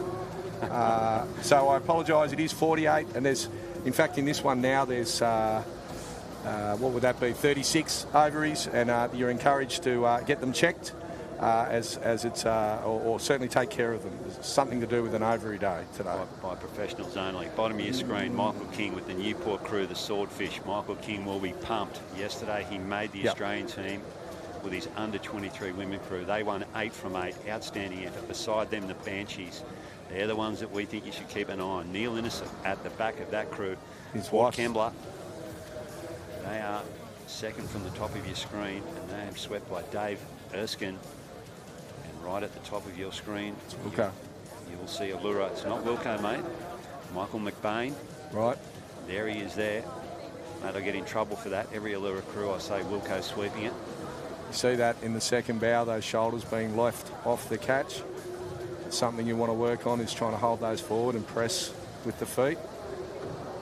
One thing I noticed about Michael King's crew yesterday, they look so relaxed. Yeah, Kingy's a good coach. A lot of people don't know I rode juniors down at Newport there in 1983, and Kingy was there then. So, you know, he's been there a long time, and he sort of gets it. He knows what to do to make a boat move, and yeah, I thought those girls rode really well yesterday, and he deserves his spot in the Australian side. It's a real privilege for Newport. I'm sure they'll be very excited down there. That's a real, for you Queenslanders may not know, it's a real boat rowers club. A lot of old boat rowers if you go down there. Kingy's brother and Jack and Bags and those guys down there, they just live and breathe boats, and it's a great place, and they'll be very happy for it. 2017, the last time Michael King was in an Australian team, and he's made it again, and well done. He's sitting very close to the Banshees here now. Neil Innes with his wife Tracy in the crew. I know what it likes to feel like rowing with a family member in the crew, mate. You've got your son in the stroke seat. Yeah, I had both sons yesterday. I had the other son making a cameo for the Death Riders up in the bow seat, and then I had my other son Zach in the stroke seat of the Underdogs. And it's on here, our 2 leading crews. We will be taking 3 through, possibly the crew there in Alley 3, the one with the work to do. That's Allura. Yeah. Is it? No, sorry, I take that back. No, it's Port Kembla. And again, we're just sort of commenting on their technique a bit earlier on, and there's a quick fix there for that crew, but otherwise these three in front pretty much just got to hold it now, haven't they? And they'll advance through to the next round. Yeah, 3 leading crews there. You can see them. You can see them back it off. You can see, especially up there, they're just starting to back it off now. Yeah, you were doing a bit of that yourself yesterday. No point in racing to the line when you're in front and you know you're going to qualify. Yesterday you needed to get through 8 races. Yeah. Here today, probably 6 or 7 to get yourself into a final.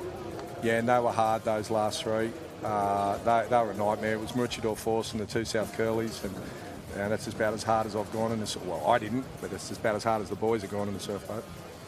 And worth the price of admission. Yeah, it was fun. Those 323 men's crews, I'm calling it the most competitive, the most competitive division out there at the moment. Yeah, it's hot. It's hot. Bull Eye's teaching us all a lesson in the A grade, but no such clear-cut division in the men's 23, and they're very, very fast. Those boys are pulling it. Alrighty, and there is Bateman's Bay spinning it around there now. They will make the final. They will continue on their merry way. They are a red-hot reserve grade women's crew. And they won't mind me saying they're not spring chickens. And mate, help me out here. Are we back with the under-19s here? Yeah, it's Mollymook on your screen. Under-19 semi-final number 1. We have the Mollymook Loose Cannons, Avoca Beach, the Wolf Pack are next to them, and North Cronulla Funkies. But we are looking at Mollymook here. How many boats you got here? We had 3 boats. We'll be taking 2 through to the final. There is Avoca on screen now. Matt Mitchell, very famous name at Avoca are the Mitchells. Yeah, Funky, that's Mark McDonald. He's down there in lane 3. He doesn't usually turn up with a slow boat unless he's got brand new juniors, which we'll see in a moment. Handler, what was that all about? Yeah, that must be a fair rookie crew if they need a handler at the moment. Yeah, there's Funky. He's got those guys G'd up off the beach. And so's the fella in the centre there for the Avoca boat. Yeah, that's Caleb Peterson. Matty Mitchell. There you go. That's what I meant. Matty Mitchell. Just a slight mispronunciation, Don. Yeah, that's all it was. And he is in the Mike Tamlin boat. The Peas, as Mike Tamlin is nicknamed, one of our co-commentators. He's doing the hard yards down on the beach, and he is very proud to have his name on that Avoca beach. Mate, when do you get your boat named after you, mate? Has it happened? I'm a long way down the list, and my lovely wife, is a life member of South Curl, so she'll get a boat named after her long before I get one, and I just hope I'm still around to get the privilege of rowing that one, because as Gus and Ribs consistently tell me that if I'm ever get to a stage where I'm lucky enough to get a boat named after me, they're going to call it the Michelle Lowry's husband. So, you know, not so sure I'm keen on that one. She's the bigger name in the club. She certainly is. There you have no it. doubt about it. Top of the screen. That is the Funkies there. Mark McDonald at the back there. There's a Jack McDonald in that crew. I'm assuming that's his son, and we've seen a lot of that today. Bang, they hit it. Mollymook not that far out of it. Ooh, they've sailed past a little bit there. Yeah. The Mollymook crew, but they've recovered okay here. What can they do? They're the ones with the work to do here, Termite. The Funkies out in front. Yeah, Funky, just like you thought, right? Really fast, really bright all the way. So I was talking about in some of those earlier heats. That's what I'd rather see in this type of short course format. That's really working for them. You'd expect that. These two are still going to duke it out here. I get the feeling that the Mollymook crew might be a little less experienced than the Avoca crew, although for some reason they're deciding to come together, which doesn't make a lot of sense, but Avoca now starting to steer away. But yeah, if anything, the Mollymook crew is making a little bit of ground on the green boat. They have made a move here. The Mollymook crew, they were about half a boat length behind, not their greatest turn, and they have surged in front. And that's on the rate, Don, if you look at that. They've upped the rate, and if they've got the petrol to hold that, they're just going to surge through. That Avoca boat has really sort of let it get into that long, slow grind, and this might not be the time for that. This might be the time to drop the clutch. Mollymook really squeezing up here. Every bit of it. I don't know what the go is with that, but they have moved tight over onto. Yeah, I can tell you what. If they touch oars here, he's going to have he's going to have something to say about it, the Avoca sweep. But I think they managed to just keep away from that. A little lesson there too for the Avoca crew. You've got to sort of stay alert in that zone of apprehension and get those wheels spinning, get going. Or you'll suffer from one of your famous sayings, traileritis, long before you wish to. There is Funky and his North Cronulla crew. Yeah, it's a good little row from those boys, nice and sharp. They've qualified through to the final. We're unsure who the other crew out of that heat will be. We possibly think it's Mollymook. Yeah, it was Mollymook. I'm pretty sure of that. Big call from the commentary position here. Never shy to put it on the table, Dom. Good on you. Rightio, we are looking at semi-final number 2. Just the girls were asking about you earlier, the Hoosier. We come back to them again. Yeah. They thought you might have been doing some DJ work at the Ocean Beach Hotel, and I took a look. I don't think it's you, but if they're listening, and I'm sure they are, I'll ask them just to pop it up on social media, and we'll all make a judgment for ourselves. Could it have been you? Were you in a blue shirt? No. If it was Elvis was playing, there's a chance. In the boat they go. That's an ex-South Curly boy who hopped in quite well in the stroke seat. That's Toby Golden in the Queenscliff boat. Damien Daly at the back. Matthew, Wynnum, Toby and Ryan in that crew. And they've got away to a good start. The 2 Queenslanders top of screen there. Alexandra Headlands with Steve Davies. And that, to me, looks like the Erics with Lyle Clark with his son, Max. Yeah, that's right. I was going to say Lyle has his son in his boat. They were a young junior crew last year when we had the dribblers. And I saw them in the heat earlier, and they were pretty tidy. They were pretty good. So I think they're travelling well. And Alexander Headlands have had a resurgence of sorts lately, haven't they, with a lot of competitive crews turning up. Certainly this weekend and yesterday seems to be the case. This is a hard one. Steve Davies knows how to bring a crew up, but he's got a little bit of work to do here. He does, We're thinking the Erics. The angle can be confusing here, but we're thinking the Erics from Currumbin top of screen there. Funny. Also having a chat to Lyle. He was a little bit disappointed with his result with the Hunters yesterday. Yeah. But, man, again, so competitive. Yeah. The Currumbin Cockatoos. Yeah. They won, I think, 7 out of 8, and the only reason they didn't win the last one is because they didn't have to. Queenscliff, bottom of the screen, Damien Daly. He featured as well yesterday. And a picture of pain in the second stroke seat there. So he's working hard, that young fella, but he knows if he spends the dollars now, it'll get done as they come back here into this bit here, mine zone, as we come out of the tins to the gate cans. You've just got to work so hard here to put the race away and hopefully see the end of Alexander Headlands. Now, Damien's going to keep his crew up tempo. He always does. Second bow's missing a bit of water there on the catch. Best of the turns there, Queenscliff. Damien Daly riding with them here now. He had his boat square to the beach quicker than anyone else, and there you go. It's showing now. Alexandra Headlands trying to make a move on the Currumbin Erics. Damien Daly, right of screen there, looks over his left shoulder. Boys, you've got yourselves in front here. Keep it going. This is for the final for a national medal. Yeah, they're not going to catch Queensy, I don't think. There's a lot of, if you look at that puddle space between the oars, a lot of energy still being applied by those boys. They're not dying, and that's the same with Lyle's crew. You wouldn't say Alex are out of it. They're certainly knocking on the back door of them, aren't they? A little bit of a run, something from the ocean. Stay alert, boys. It's not over yet. At that. The bloke sitting next to me knocking on the back door. And here they come, Queensy and Currumbin. Alex, what can they do? He needs a little run of something here. I don't think he's going to get there. As they approach the line now, it is the pink boat of Queenscliff, Currumbin Erics. That's wonderful, though, to see junior boats fought that hard in the flat water. They can often string right out. And, the juniors are in good shape when you see 3 or 4 boats within a boat length of each other. I think that's great. Yeah, Damien, he sticks his tongue out. He looks at the boys and goes, that one hurt a bit.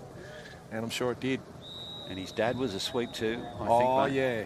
One of the best. Yeah, very good. Peter Daly, very famous photo of him floating around, catching an absolute monster at, I think it's the State Championships at Queenscliff many years ago, and coming over the top there. And it's a great photo. You see it in beer commercials and all sorts of things. Now, here's a crew to watch on the screen now. This will be Heat 3 coming up, and I think you'll see the Tickles are in it. That's the second-year junior crew for South Curl with Mark Generous, Gus Spiteri at the back. They have been they grew a lot in the winter, and they've trained really hard, and it's really following in the footsteps of the dribblers who won the Nationals last year. These boys are looking really good. And just results up there on your screen from the first of the 3 semi-finals, 2 through to a final of 6. Okay. We are away. Alley 1, Currumbin Cartel. Alley 2, Wollongong City, I think, and South Curl you mentioned, top of screen. Is that Anthony O'Toole steering that Currumbin boat down here? in the Currumbin cartel. Certainly looks like him, the ex-Bilgola stroke. No, it's not. It's Will, okay. The young Kiwi. The young Kiwi guy, yeah. Absolute jockey, this fella. Okay, so... Represented New Zealand back in the day, and here he is. He's made the move over the ditch, and he is rowing, sweeping for Currumbin, and he is at the back of the Currumbin cartel. Jacob Bolester, Ryan Wildman's son of Matty and Herb Winter in that crew. Rode for New Zealand when I rode for Australia with the Death Riders. There you go. He's a good little sweep. He's good on his feet. I believe he's a pretty handy little surfer, and you can usually see that in these guys. They've got a good feel for the water, and they keep a nice balanced boat. Gus down low in that familiar style. He wouldn't be, yeah, you can see. He's pretty relaxed with those boys. I think he knows he's holding a fair engine there, so he's not using too much petrol yet. He's going to save it up, and he's going to let it go in the final. That's very relaxed rowing. Mate, we've got Logan, Caleb, Mark, Jake and Dom. That's Luscious Logan you're talking about, the very handsome fellow in the second stroke seat who came through our Champion Lifesaver program and kept watching the boats going by, and finally we managed to coax him over to the dark side. But he is a national champion in Champion Lifesaver. Very, very fit boy, can paddle a mow, can paddle a ski. And Will has just taken it off South Curly a little bit in that turn. That was a cracker. And yep. Wollongong City with the work to do here. We are taking two through. Top of your screen, South Curly, Mark Spiteri. Bottom of your screen, Will from the Currumbin boys. Yeah, that's these are going to be two to watch in the final, aren't they? There's not much in that. Mate, what about that turn? Yeah, they're still going for each other too. Once again, you talk about the puddle space. The camera comes back. These Currumbin boys are not mucking around. There's plenty of power coming off those oars. And Will, you get him on the beach and you can't get boo out of him, but he appears to have a bit to say in the boat. Look at that energy coming off the strokes oar. He's having given that a good old tug, maybe letting go of it a fraction early, but that's a good effort. But the tickle's starting to show that. I don't think the tickles are in absolute top gear. In fact, I'm sure of it, so that's quite scary. It's an ominous sign for moving forward. They've definitely got another gear, those lads. I have to remind people at home I'm sitting next to a one-eyed South Curly club member, and he's going to talk them up all day, and why not?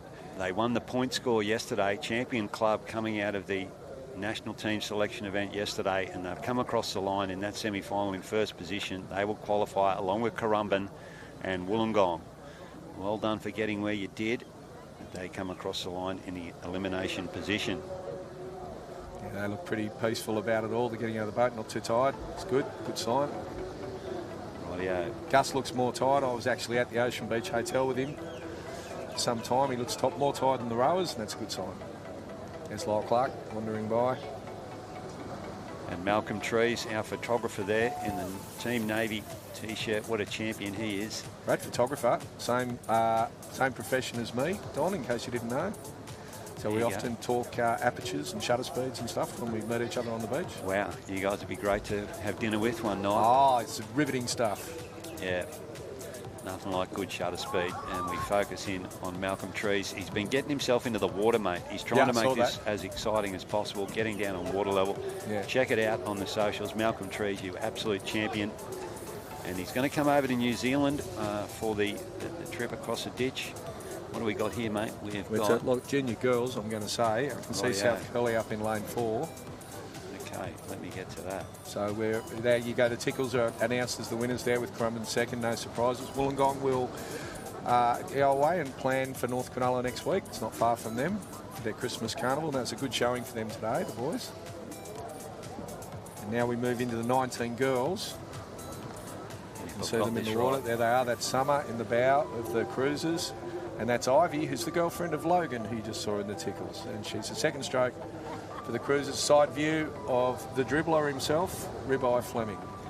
I've got them down here as the Runaways, mate. Yeah, the Runaways are there too. Oh, yeah. There you go. Two South Curly crews. That's right. The Runaways look to be in alley 5 and the cruisers are up in alley 2. That tight shot, though, was the cruiser girls.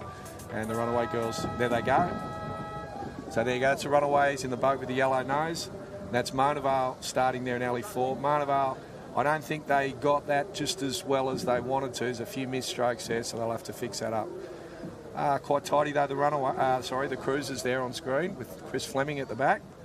That's a pretty tidy, well put together start. They had Big Wave Wayne last year, and Ribs has taken them this year, and he's given them that Fleming length, as you can see, coming into their stroke.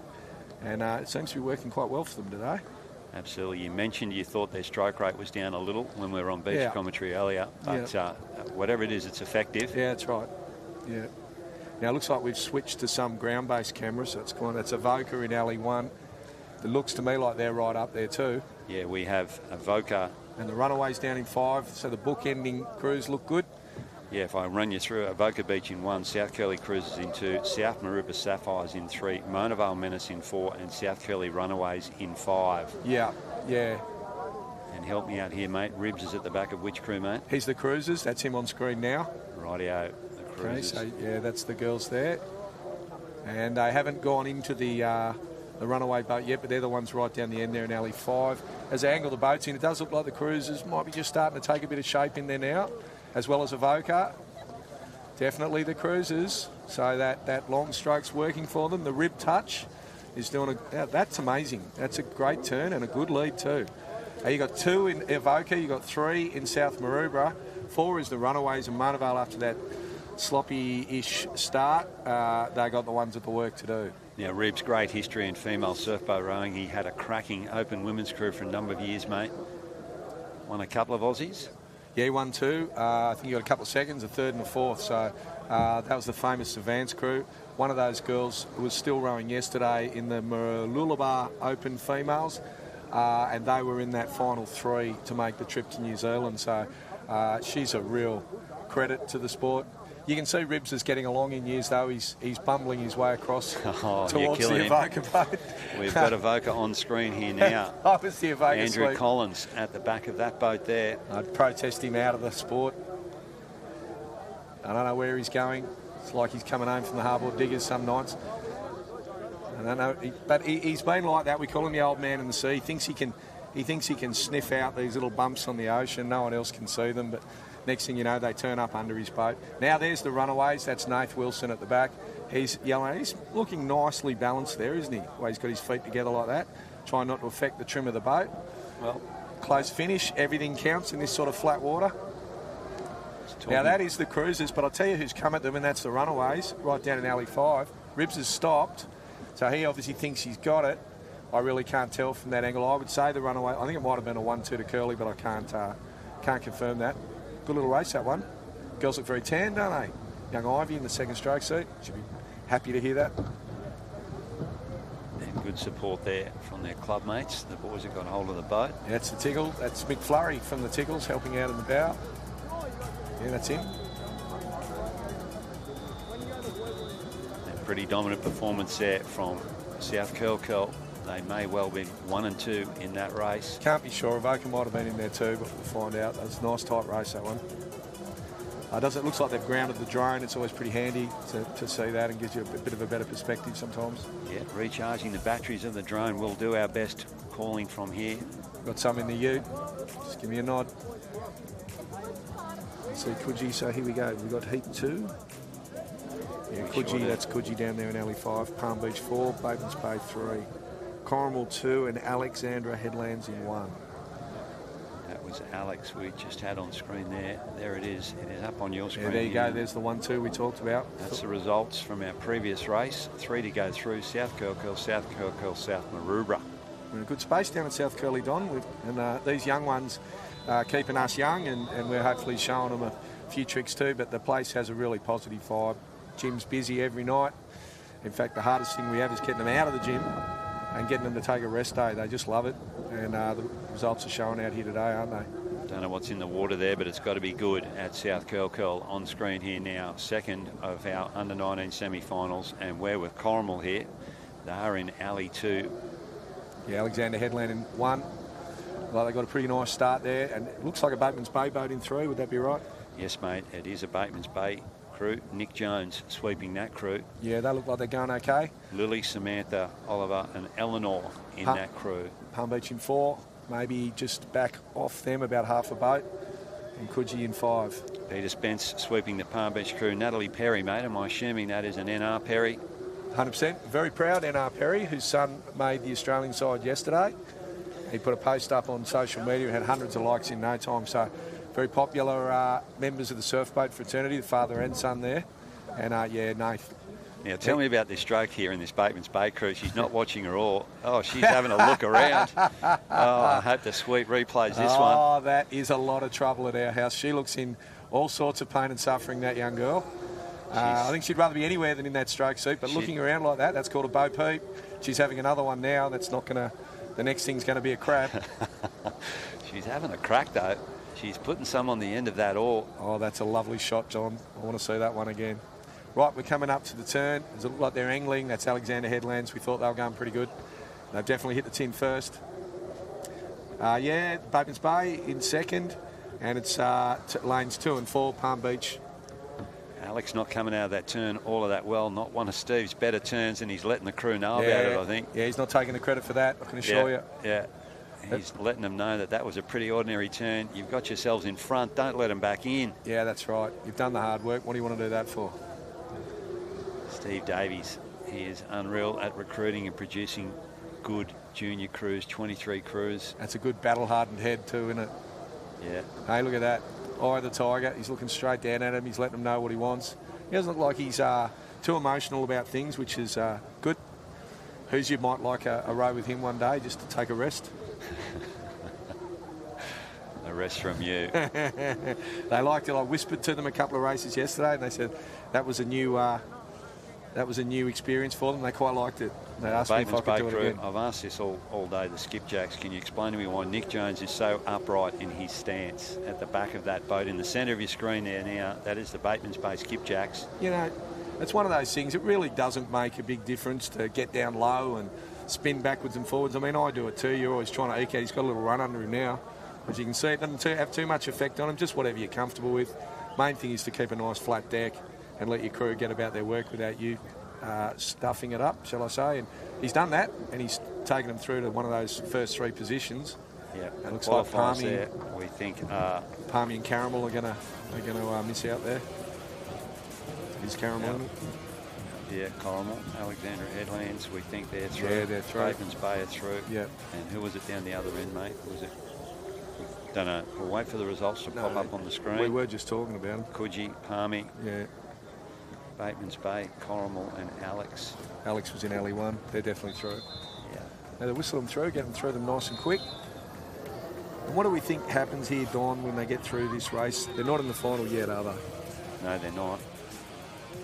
If they're taking 3 through on that, they will go to a final of 6. I think that concludes the semis of the under-19s. And that was 3 races, so that we assume there's 9 left of those girls. So what have we got here, mate? Help me out here again. Is this the junior? No, they're not juniors. Oh, I don't think they are looking at those fellas there. I'd say that looks like a reserve grade fella in the stroke seat for Palm Beach. Oh, yeah. They look like pretty big boys, don't they? Yeah. Facial hair, bit of a give up. Reserve grade male. Plenty of ink. He must have won a lot of nationals, that fella. Look at that. The South Maroubra stroke is okay. Spends here his we time go. in Bali. Aussie medals on the line here. This is the final of the reserve grade male.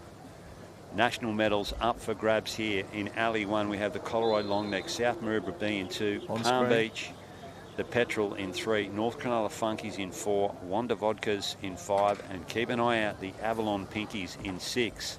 We got the drone in the air. That's good. We want that for these finals. This will be hard. This will be tight. There's nothing to help these crews, so they're just going to have to have at it. The Funkies and Avalon Beach have been at it all day. They've drawn each other plenty of times. Coleroy nice and relaxed. That sweep, he's another Rob, and he's always a pretty relaxed cat. And they're not looking too amped, and that's a good sign. I always like it when a crew stay pretty composed on the starting line. I think Avalon Beach would be right to say might be the favourite crew here, and we look forward to welcoming them into the A grade at some stage. Oh, that's a dig there.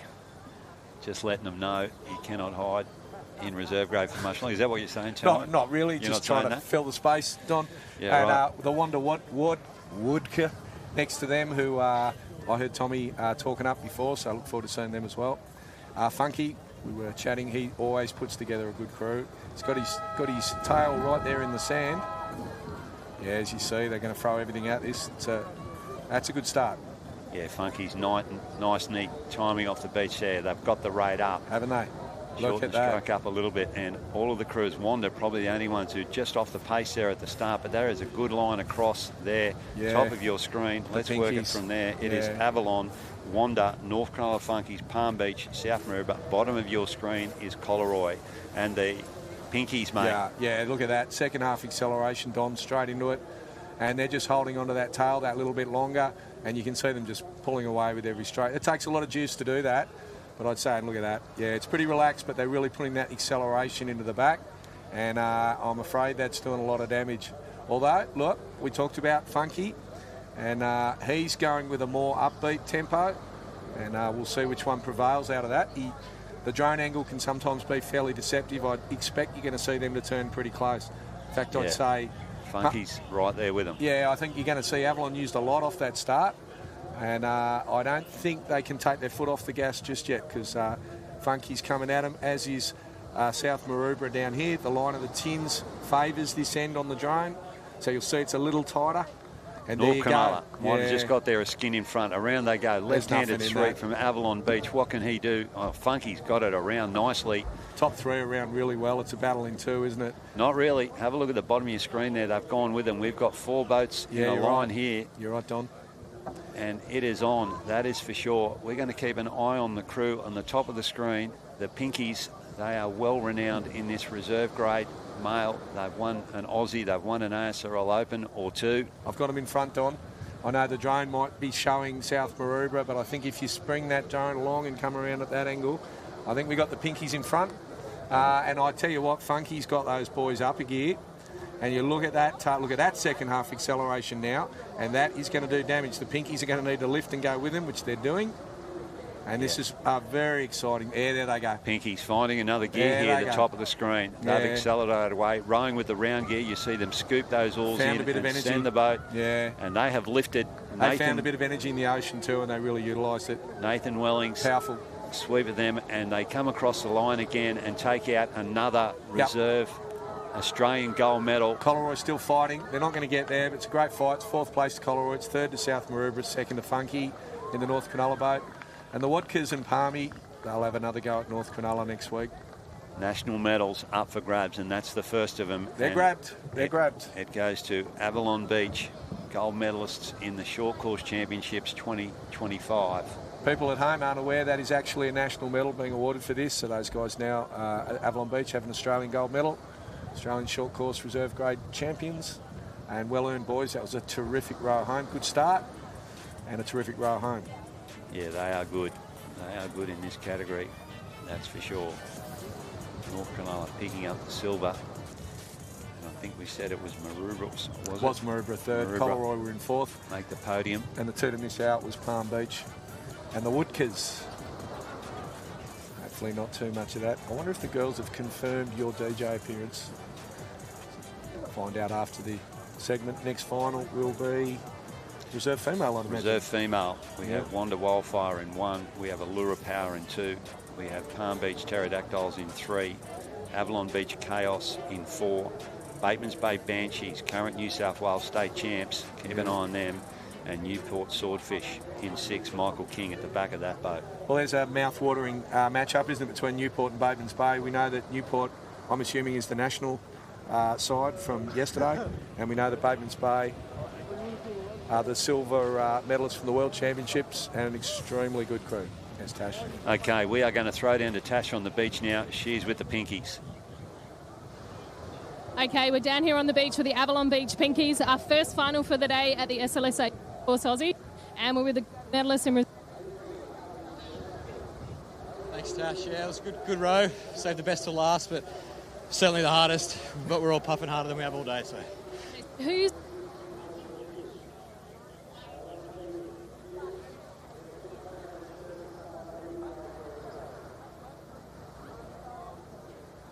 out by ourselves? We haven't really rowed much last sort of 4 weeks. And is there any plans to go up? Okay, Tommy, how was the row out there? Yeah, it was good. That one was tough. We knew that one was going to be the sprint, so saved all of it for the last one, which was good. Yeah, but well done, boys. We're missing the sweep. Nate's off with the girls now. He's got them in the final as well. But congratulations, boys. Well done. Good job.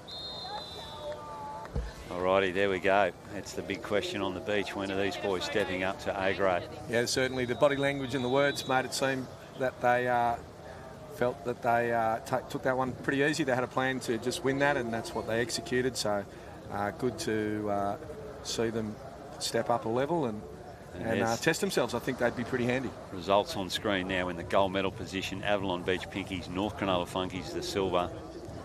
And they just took it away from me, but I'm pretty sure that was Maroubra, was it, in the bronze medal position. That's right, and Coleroy, I think, was one fighting up there for the fourth one, wasn't it? Here we go, good start. No rest for Nathan Wellings. He's jumped out of the back of one boat with a gold medal round his neck, and he's going to go for the next one here. On the line here, if I can go from the bottom of the screen, we have Wanda Wildfire, Allura Power, Palm Beach Pterodactyls, Evoca Chaos, Nathan Wellings at the back of that boat, Bateman's Bay Banshees, and top of the screen, Michael King, Newport Swordfish. Yeah, it's all Palm Beach for me. That was an amazing start. They just drilled it through that still water there. That is, we were talking about the matchup between the Banshees and the Newport girls, and Palm Beach, what about us? And I wouldn't back it off like that just quite as quick. I don't know if they've used too much petrol and that's what they need to do, but what was working really well, and they're just maybe opening the door for Nathan Wellings. Sweep of Palm Beach's Coxie. Yeah, and I see Get the whip out, brother. Stephanie Spence in that boat, mate. Yeah. Is that wife of Peter? That is the wife of Peter, yeah, and it was a great start. Really jumped out to the lead, but Avalon didn't drop their bottle, stuck with their game plan. Wow, what a final, hey? I think Allura's got the crew of the work to do and Wanda, but these four up here, they're still all close enough to take it, but Avalon, what a second half of row to see there from those girls. Nathan Wellings looking to go back-to-back gold medals here in reserve grade. In that crew is Laura, Tegan, Laura and Sophie. And they're going to hit the cans with Palm Beach beside them. Again, the left-handed sweep, Nathan Wellings. I don't know. Can he do better than that as a turn? I don't know whether he'll be overly happy with that one. Look, it's good enough, that's for sure. I think Newport's had the worst turn. That one's pretty pedestrian up there. And that's really taking him away from snapping for that bronze, in that bronze area. I think they cost themselves a length. I think these guys kind of went in and out together, the top three there. And now you've suddenly brought Wanda back in for a little sniff, once again, because of the angle of those. And we're riding with Coxie there and the Palm Beach crew, and they've got themselves in the silver medal position currently. And can that Avalon Beach crew, can they repeat what the Pinkies did and find another gear with 50 to go like the Pinkies did? They're out in front. They've got the field covered at this particular stage. Yeah, he's coaching well, isn't he, Nath? That's, boys and girls, so he's making the jump between the two. And he really looks like a guy that sets a plan, and it's a good plan. Clearly, it's a real good plan. Yeah. They say a plan's something that's pretty good until you get punched in the face, and so far he hasn't been punched in the face, so his plan has been executed perfectly. Yeah, absolutely. He's planned it, and now he's executing it there. That will be back-to-back gold medals to Avalon Beach in the reserve grade division. And a real good push from Palm Beach to just hold that fast finishing crew from Bateman's Bay off. They'll get a bronze, I'm pretty sure of that, and silver to Palmy. But that was a great last 10 strokes from Palm Beach to just try and ensure that silver medal. We've got Newport disappointingly finishing out of the medals, and Allura still they've got to set the lights out there. There's something might have gone wrong. Nathan Wellings, he has the Midas touch here this morning. Yeah, he's looking good.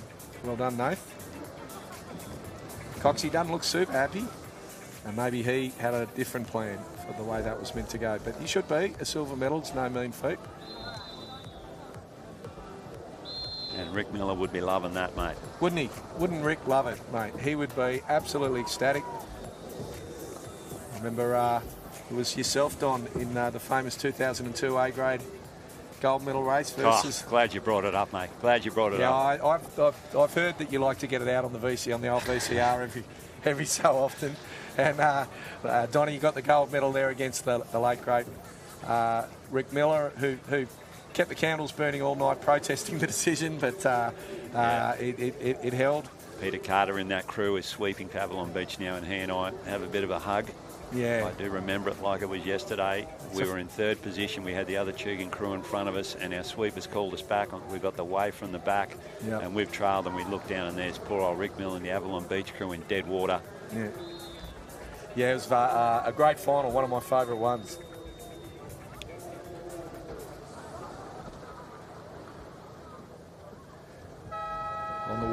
now.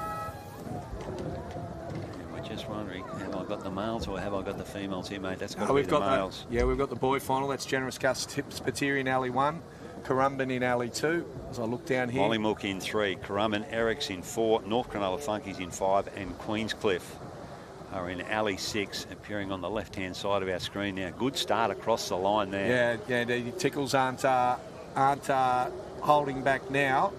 And that's, again, lovely second half acceleration, really good puddle gaps. So they're holding a fantastic length. All right, they're telling us we want to throw to Tash. We'd love to stay with this race. Okay, down here on the beach, we've got Avalon again. There's 2 golds in about 5 minutes, Nate. How does it feel? It feels really good. Hasn't sunk in yet because it's so fast turnaround. So, 100% it is. North Cronulla. Chaos. How long have you girls been together? 4 months. Yeah. You've got Loz, who I know is a well-accomplished rower in the crew. What about the rest of the girls? How long have you been rowing? 10 years. I think this is our 4th year. 4th Wow. year, but first year together. Yeah, so I think it shows that the skills as well, like having the skills in this short racing, you need to be able to nail your starts, nail your turns, makes all the difference. You had a cracking turn out there. Yeah, our turns are good because the girls are quite light. So, they're doing well. So. All right, we're going to cross back to racing because the other final is at the Cairns. And the bloke beside me very excited now as South Curl turn in the first position, and that was a cracking start from them and in and out of the can. Who have we got there? Gus Spiteri. Yes, Yeah. it is. That was a cracking road to see. Don and I were watching it. We're trying to get back to talk to you. The North Cronulla crew up the top in alley 5 really came with them. So did Damien Daly. Something might have happened in the turn there. It looked like it was going to really be a cracker jack. It's still nice and tight. There's not too many lengths from first to last, but that drone angle is deceiving. I think you'll find the Tickles in alley 1 are ahead. But, gee, that's a big road from 5. North Cronulla, the Funkies, up tempo. They're going for it. South Curly, bottom of your screen. Look like they're doing it now. Gus Spiteri in the crouch position there, urging the boys on. Looked over the right shoulder. There's nothing there, mate. They're all over to your left. And it's the cartel next to him, the crew from Currumbin. He has got a little bit of energy, Don. There's just a little bit of energy. And as I said, the drone angle, I thought they might have been a little bit ahead, and they were. It's a great victory. You're going to get second to Currumbin. Sure of that. It's going to be tight for third. Possibly North Cronulla. I would give it to North Cronulla, but that's Mollymook, believe it or not, who might be threatening for the bronze. And that's Lyle with his son. They're in 5th. And Damien, something happened there because they've slumped off to come 6th. And on the way to sea, which the people at home might not have seen, he was well up there. So something might have happened in there. He's very happy, Gus, as he should be. It's an Australian gold medal for the boys. Short course champions in the under-9 division. 19 even. They were under 9 a long time ago, these lads. And that's McFlurry up in the bow, and that's Luscious Logan, and they're very happy with themselves. They're going for a little cool-down row by the looks of things. Well done, boys. There you go. Save your worst till last. That's the new fella. He still doesn't know how to get a square rollick round the right way.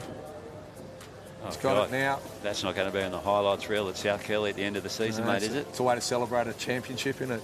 Yeah, win a gold medal. Look, now they're going to get hit side on by something. It could be the long lens. I think we're okay. Hey, look at him go. That's Gus. And once again, I told you I didn't like the look of that wave, but they got away with it.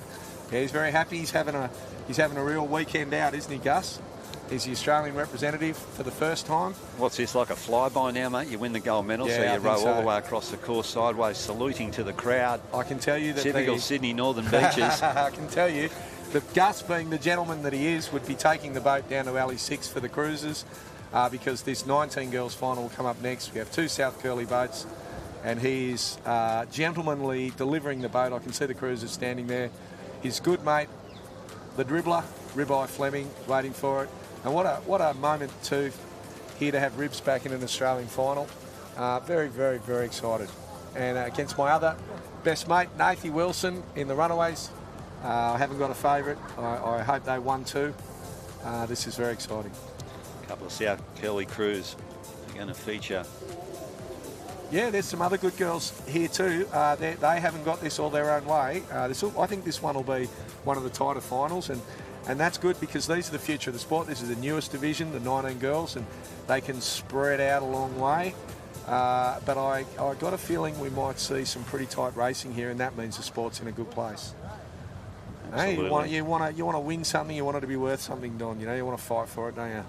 In Alley 1, we have the South Maroubra Sapphires. Alley 2, Alexandra Headlands. In Coogee is in 3, the Nutcrabbers. In 4, South Curly Runaways. In 5, Bateman's Bay Skipjacks. And in 6, another of the South Curly crews, the Cruisers. Yeah, well, it's a good old-fashioned grudge match. It's a shame they're not right next to each other because they'd be eyeballing each other. They're going to get it on because they don't get along, those girls, and that's going to be fun to watch them go after each other. Good to see you stirring the pot there, mate. Yeah. Let's get the lot. Let's get it all out. Can Tash get down there and put a microphone in the boat there so I can just give them a few last words? Fire them up. Oh, they'll go. Don't worry about that. They'll go. They're from South Curl. They don't know any other way. And there you have it. There is your final in front of you there, the starting list for the Under-19 Female Short Course Championships of Australia. Bateman's Bay featuring a lot of finals. Yeah, very good on them. Coogee as well, Alexander Headlands. So, Coogee too, good. The South Maroubra Sapphires, I think we saw them put in a pretty good row in the last race. So, and they're in Alley 1 yesterday. That I felt that was slightly favoured, so might work out okay for them. There's the official results for the junior boys. The Tickles did win, and the Currumbin crew were second, and the Funky were third. So we thought that was the case. Loose Cannons were in fourth, Ericsson fifth, and something happened to poor old Damien. They've finished with the spoon. We have the Under-19 final on the line here now, sweeping the South Maroubra crew at the top of your screen. Sorry, not now. Here's Harvey Barrett. Alexandra Headlands is swept by Steve Davies. Coogee being swept by David Smith. South Curl Runaways, mate, you can tell me. Nathan Wilson with his daughter in the bow. That's Abby Wilson rowing up there. And he was a bowman, he would have rowed against you in the Aussies at 2002 in the bow of Curl, and I would have been in the stroke seat, and you obviously tidied us up in the quarters somewhere. But he's a good bowman, and so's his daughter. Bateman's Bay, Nick Jones steering that ship. And the South Curl Cruisers. With Chris Fleming at the back. Ribs. That's all I know him as. Yeah, well, his real name's Chris Fleming, known as Ribs, the dribbler, Dribsy, Ribeye, Fillet, any other name the juniors can come up with. Looking for a nice, even start. The flag is up. Talking of nicknames, the Hoosier. I've got a nickname for you too, mate. Yeah. Probably won't repeat. Yeah, they're very free-minded group of girls. Oh, they're babies, these girls, aren't they? Yeah, they're the little ones. They're the little ones. They're 16. They're doing their HSCs, just starting out on that journey, and the older ones have finished their HSCs, and that's the Cruisers. Is this their first season, mate, or they rode before? No. Nath likes to start them young. He really enjoys that sort of developmental side of things. He gets right into it, trying to bring them right through, and these girls are loving it, and that's both crews. It's like Ribeye using his wily skills, has managed to push his boat out a little bit, taking every opportunity he can. Gun's definitely up. Those girls are in position. Nothing too wrong with that start. Pretty good. A couple of different techniques there. I certainly like the way the bow girl jumped in there. Nice work there. Clean start across the line there from all crews. And the rate is up in that South Curly crew, third from the top of the screen. So Runaways, Don. That's actually 6 boats. That's a lovely line. I'd probably say the Cruisers might be taking out a little bit now with Dribby up the top, but that's a nice tight line. The South Maroubra boats already dropped the tempo. I'd urge him to keep that up for a little bit longer, mate. Steve Davies in the Alexandra Headland boat, second from the bottom of your screen. And then we work across to Coogee, South Curly. Yeah, that's Steve Davies got a nice bright tempo there. He's doing pretty well there. Hard to know. It could be South Maroubra and Coogee dropping back, making him look good. But I really think the Cruisers are, again, second half acceleration. Just look at it. They're holding that tail. That's a hallmark of a Fleming crew. And there was the old Zavants you talked about before. They were absolute specialists of it, and you can see it now coming through in these young girls. And it's a flat day. It's a short day. Why don't you just hold on to that water? We talk about putting the oar out the front, putting it into the water and pushing the boat through the centre, not pulling the oar through the water, and push it through as far as you can. If you like the look of that, go back and do another one. And that's what you're seeing from the Cruisers now. Oh, let me at it. You're a motivational speaker. The bloke sitting beside me, South Curly through and through the termite, and their crew is going to hit the can first up there in Alley 6, and around they go. And I did tell you to keep an eye on Steve Davies. I thought he'd done a great job here in Alley 2, and he sure has. He's going to come out level with them. And that's how it looked. He kept that tempo up and bright. What a turn. That is fantastic. Game 6 on. boats. Look at that. All 6 boats, all still in contention here. Now you want to see who's the hungriest for it. This is where they hurt. This is where they're going. They looked up. I can tell you now, Don, they had a peek when they went round. And they're only young girls. They're not used to this. They went, oh, God, every other boat's here.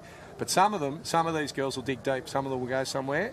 And they'll dig, and they'll come up with mud. And the one that keeps digging is going to get the gold medal. Steve Davies would be happier with that turn there now. The angle of the drone can be tricky. I reckon we've still got all 6 boats in contention here. Yeah, I'm still loving the look of the cruisers, Don. They have not taken their foot off the pedal. This is an outstanding row. They've been a crew that's flown under the radar. They've probably lacked a bit of love from our club, and they've got it this year with Ribs, and they've responded beautifully. I really do think they're if I can't tell from the drone angle, but I can see from the way they're rowing, the power and the effort they're putting in. No one's catching that. No one's catching that. Finish line inside here, and can Steve Davies from the Alexandra crew break the gold medal streak of South Curly here? They head for the line. South Curly, top of your screen. They might have done enough here. That's a powerful row.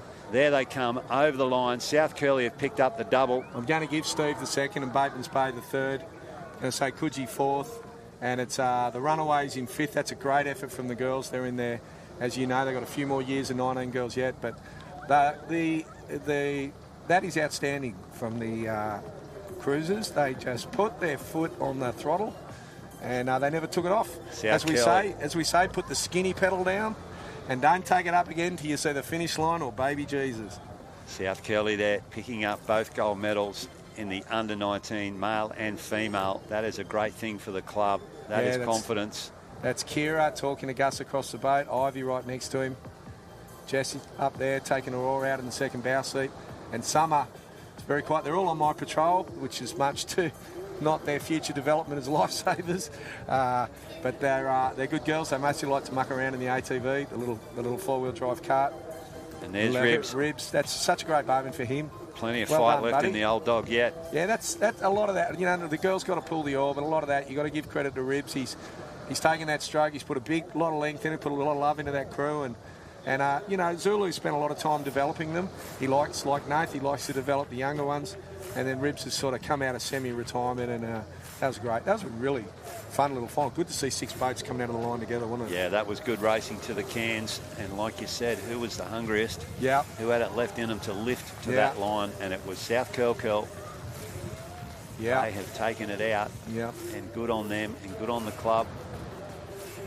Yeah, that was pretty good. Nice to take. We saw Avalon take the double in the reserve grade in the boys and the girls, and then we saw South Curl take the double in the juniors. And we love going after the juniors. I think in the big show we've been in the last 10 or 11 junior finals.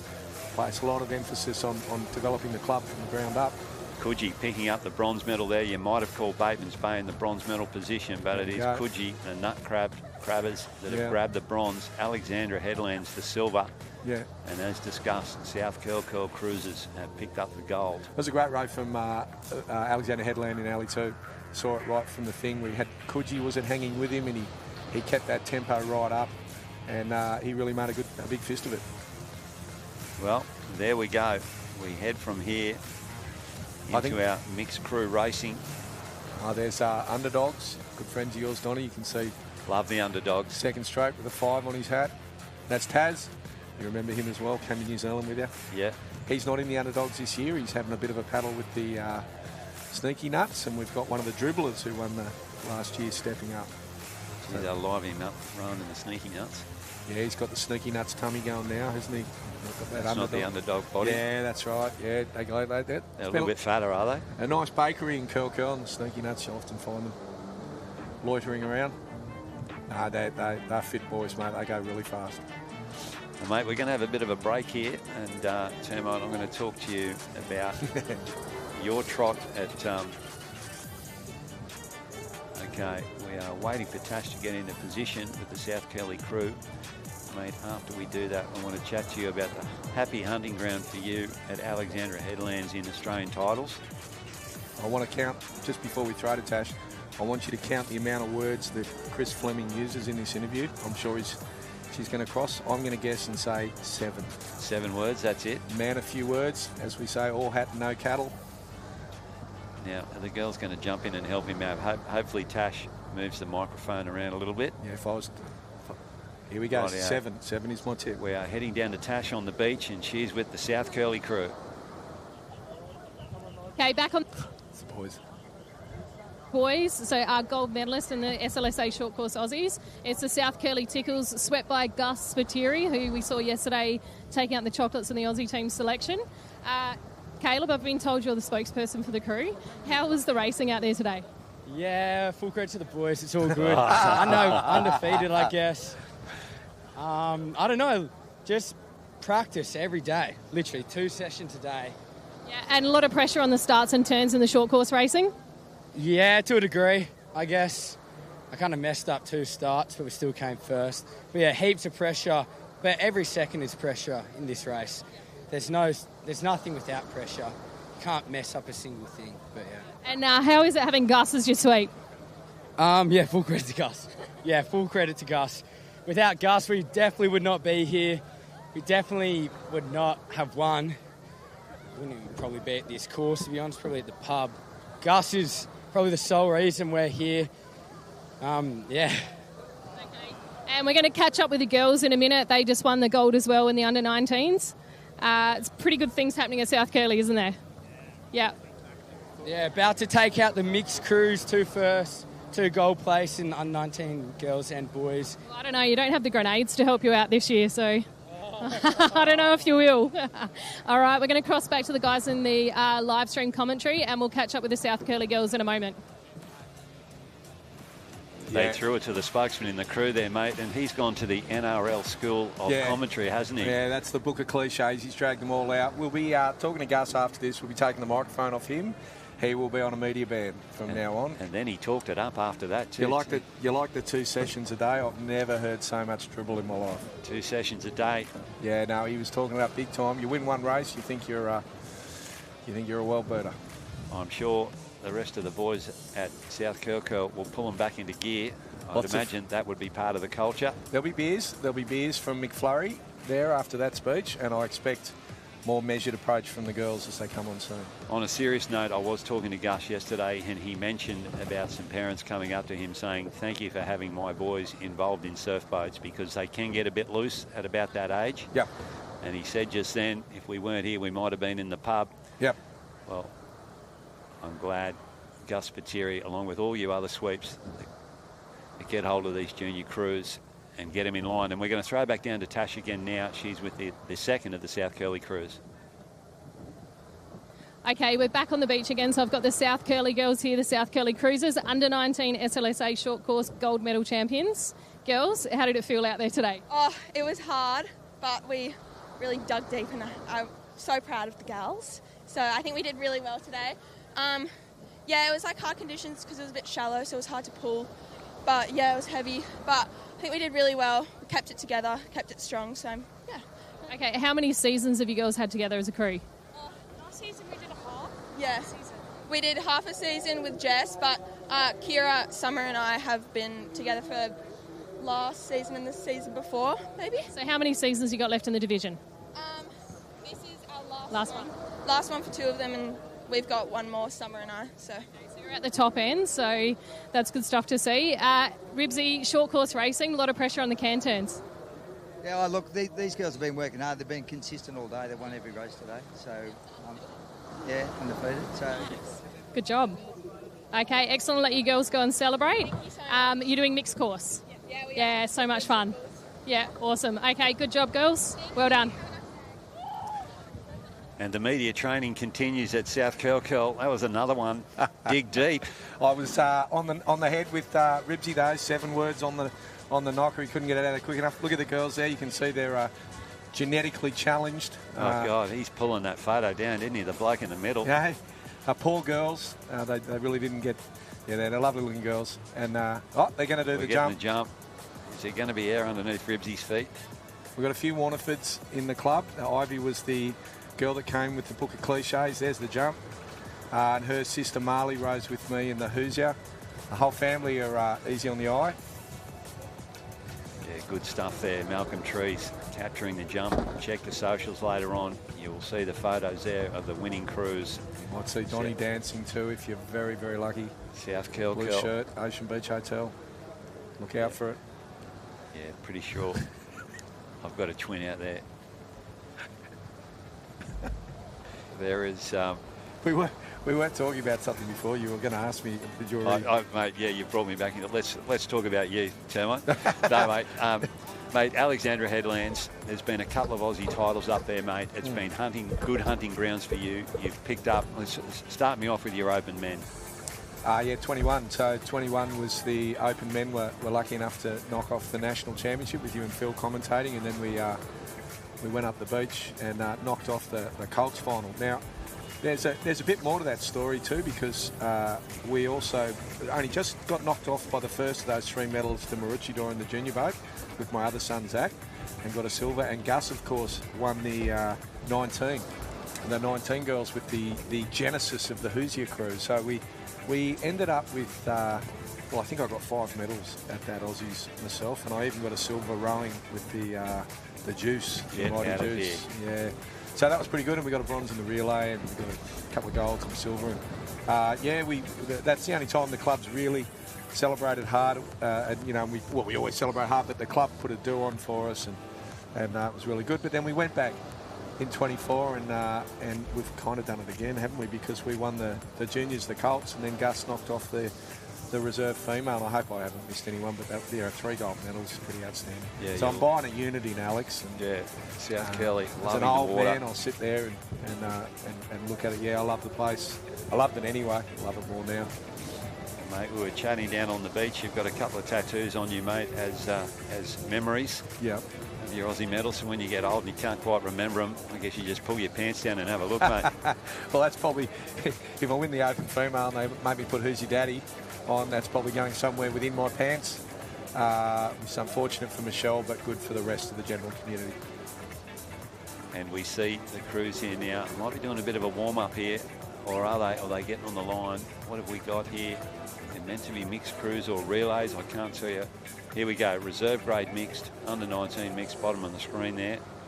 Thank you to the boys in the Donga for letting us know what's happened here. All right, it's Alexander Headlands starting again. And I'm pretty sure that's not a mixed crew. I don't want to get myself into trouble with gender identity politics at the moment, Don. That could very well be a mixed crew. They only simply need to identify it. But hasn't bothered you before, mate? I think I'm pretty safe to say that's 4 boys in that boat and 4 girls in that boat. Well done. So I'm not sure what this means. Does that mean mixed? You can just put boys against girls? Rightio. Event schedule. I might have that here. No, they're just doing a warm down. These guys are just doing a cool down. Okay, we might have the reserve grade mixed surf boat short course race coming up next, if I'm reading that correctly, and after that will be the under 19 mixed. Yeah. So we'll go into heats first too. Yeah.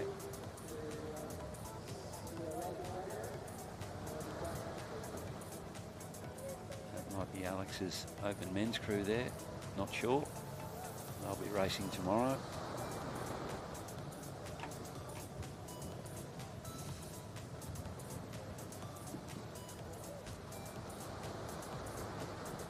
Mate, you've raced here before, Ocean Beach. Yeah. 3 state titles in a row. The feeling wasn't great, mate, that you were back at this venue 3 times in a row for your state titles. How did you see it? Yeah, look, it's not my favourite. The short course, one of the really good things about the short course so far is it's been held in some pretty good surf, and especially in the mixed crews, it's been really funny, you know. Sort of want to test your skills in the short course, don't you? And I remember the first one in Curra, I was lucky enough to win the men's A's and just charging the break, hit the tin, jump on the wave. You know, it was fun. And this is a different event, really. I know which one I prefer. But it still has its own, you know, this is no bullshit, is it? You just got to get in there and tough it out. It's all about boat speed and all about mental strength, really. Yeah, it's not as visually entertaining for us on the... I didn't mind it yesterday, mate, picking the Australian team. We definitely got the quickest crews on the day. There was no luck involved. Yeah. But as you know, when we went over to the Bay of Plenty, and it can throw up that many waves, one on the back, you end up, and they call it snow over there because that's really what it looks like. You're heading out into a snow field, and you really want sweeps that know their way around a wave. And there could be some. I mean, I haven't looked at the sweeps per se. I know that Gus is very good in the surf. I know Matty Wildman, but you really do want a surf sweep over there in that bay. Plenty if the waves are up. So, and that could be the one danger of operating a flat water selection. You get a quick boat, but possibly a good flat water boat rather than a good surf boat. Foxy on screen there now, the Crumman. That may well be the Vixens. They rode extremely well yesterday. Just run out of gas at the end of the day. They were up against Newport Beach, who won 8 out of 8. Michael King, fantastic effort for him to get the green and gold nod. Yes, we heard that a bit then, didn't we? I think we heard Avalon claim all the victories for the day, and then we heard the Tickles claim all the victories for the day, and then we heard the Cruisers. So we really had some standout performers that took away the gold medals in those first 4 divisions. I guess when you mix them up, they'll be the ones to watch too. Yeah, a bit of fun here. Something introduced by the ASRL a couple of years ago is mixed racing. Yeah, it is fun. And I know that we've done it a couple of times up in Queensland. My stepdaughter Rose, nice and when she got home, all she could talk about was rowing with the Crumman boys. Yeah. And how much fun it was.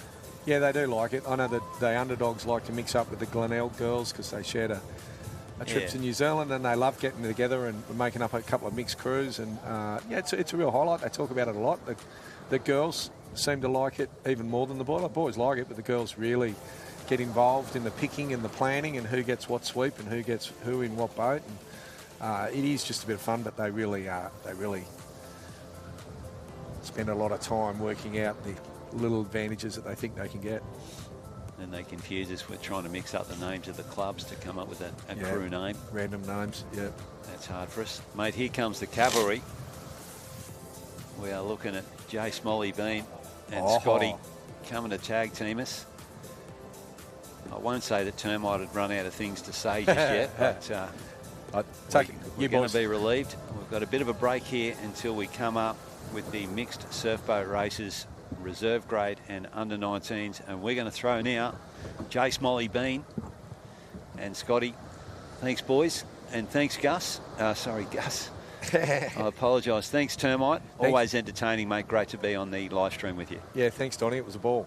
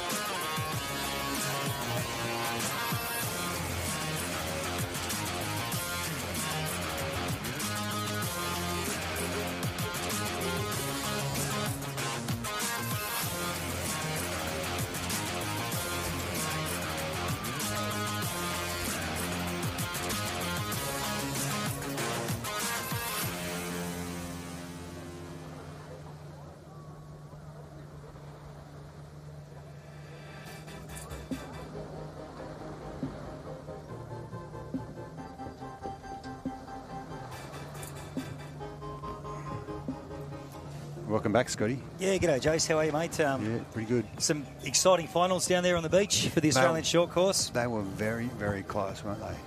Some great rowing. Good to see the future of our sport with the juniors, you know, in really good hands. Like, it sounds like a whistle, mate. Now, listen, we don't have any paperwork here. Well, so you say that. Oh, here we go. You say that. I've got something in front of me that says mixed reserve grade. In a way, it looks like Corrimal in there. And this will be interesting if you're watching back at home. Remember, these people probably have never actually rowed together. So if it looks a little bit sloppy at times, that would be the reason why. And they look like younger people too. So South Curly, they're out. They've shot out of a cannon. And that looks like Corrimal on the left of down in right alley of screen. There's a Palm Beach boat in the middle of the field, another Corrimal, and then Bateman's Bay at the top there. Yep. It's going through our paperwork to find out. There we go. That's what we got there in front of us, mate. Under 19 mixers in here. Corrimal team 2, Beach, Grenant, Corrimal under 19 mixed, and the Bateman's Bay Tuners. I'm glad you're pronouncing some of these names, mate. We'll probably make 1,000 mistakes. They're looking all right on the right of screen there, the South Curly crew. They're carried away, probably holding a nose-length lead over the Bateman's Bay Tuners over there in Alley 5 with the white hull and the red gunnels, mate. And we've got Corrimal at the bottom of the screen and Corrimal 2 from the top in the white boat, and that is Jack Paddo in the back of the Corrimal boat, the white Corrimal boat. Okay, we're getting close, probably about 5 strokes out of the tins now, mate. Nathan Wilson just starting to nose that South Curly boat in. He'll hit the black tin and be in and away first. Corrimal under 19 mixed crew first, and they've set that up. The males are in the stroke pair and the females are in the bow pair. Very tight turn there from Travie coming out. And the rain's coming down again. It's a little bit heavier today now. At least we're down here in this beautiful accommodation they got us, mate. What they've got us here today reminds me of Roy and HG at the card table. And look at that nice view of the backdrop here down near the Central Coast, Ocean Beach. Really beautiful part of the world. And what a great concept this is. You can really feel the mood change on the beach just as we're walking up. Everyone loves the mixed. It's a bit of fun. Whilst there's ASRL medals up for offer, you know, everyone just sees this as a bit of a fun time. Do a little bit with the rest of your club. Yeah. So you might do a bit of training here and there and mix it up on the day at training at the beach, but then you don't get to race for medals for it. So this is interesting. So they'll probably combine 2 junior girls and junior boys together, make 2 crews. Yep. Hence Corrimal's got 2 crews in this race. And just coming here to the end, this is straight elimination too. I would assume 3 through. Well, I'm going to say that Corrimal on the left of the screen there is looking good with South Curly and Bateman's Bay the Tuners. That'd be my pick on without a drone. Yeah, there you 3 through, and in the second heat, mate, we've got the South Curl Crucicles, the South Curl Ticklers, North Cronulla Blueies. Thank God there's an easy one to pronounce. Maroubra Mayfits and North Cronulla Funkies. So is that the Mayhem and the Misfits put together? I would suggest so, mate. I've also got some inside mail that half of that junior crew there from South Curly. The other half are getting their bronze today, I think. Ah, there you go. Yeah, from my mate Mooka on the northern beaches there. His son Alex is rowing, and he's couldn't make it today because he's getting a bronze medallion. So just brought 2 of the guys up to throw them in for the mix, which is good. What a great way to get them involved. There you go, second heat here, the Crucicles and the Ticklers from South Curly, North Cronulla Blueies, the Mayfits from Maroubra, and the North Cronulla Funkies. Sounds like a whistle in the background there, mate, sliding the boats in. They're moving in.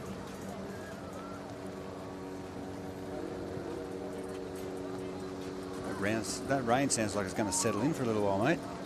Yep, it's a little bit of drizzle, and you can hear it on the top of the tent. We're under here in the back blocks of the compound, watching on the screen. Thanks to Big Voice Media. Like we said earlier, going to do the coverage for the Aussies for us this year, so we're very excited about that. That's going to be so cool. Yeah. I wonder if I'll get a job if I'm not racing my crews at the moment. In between, on my off days maybe. Mate, we could let's mic you up like the old days and actually call the race from the back of the boat. In the boat? Oh, no. No. If you've seen my blooper video, that the Yakuza put out the other day, you're not doing that. It's away we go. Nice crisp start there by the North Cronulla Blueies. Bluey stepping right forward straight away over the front quarter bars. There goes Hawkeye with the Mayfits.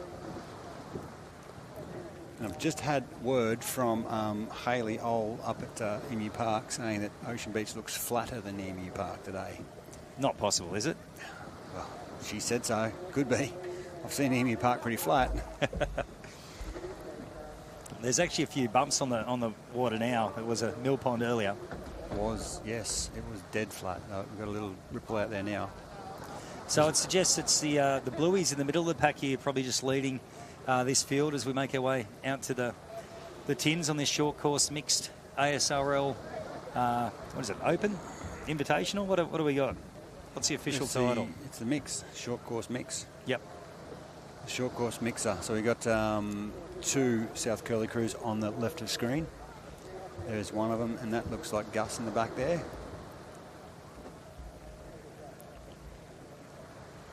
They seem to be moving the boat quite nicely. Yeah, got the big boy in the front there to keep the weight down. So the bookend the males in this one, and they've got the lady rowers in the 2 and 3 seat. Just interesting how different clubs set up the combinations. You can see we've got the better rower in the 3 seat there. Definitely, mate. Rowing quite nicely. And they are in Alley 1, so that makes them the Crucicles. These names they come up with, my God. Making it hard for us. Okay, heading for home now. Gussie, like we were saying yesterday, the distinct crouch style. Looks like the Blueies, in the middle of the pack here, looking quite good too. I'd suggest that, okay, along with the 2 South Curly crews, probably in the box seat at the moment. And there's the Ribs, recent Australian under-19 female short course champion. And there's the other half of those 2 crews, so that's why and in this boat we've got the ladies on the outside of the boat and the guys in the middle. So they're paired up and they're in their original seat, which they would be sitting in anyway, in their own boat, by the looks of that. A little bit of light. Is there something coming for Bluey there in the middle of the field? Yeah, a little bit of light. The tiniest lump under the back of him there now, and he's caught him up. He's bouncing away, not quite as animated as our mate from Mooloolaba, Brendan Weston, but I think he's called him off. They've done enough to get on they're through, mate. And get across the line.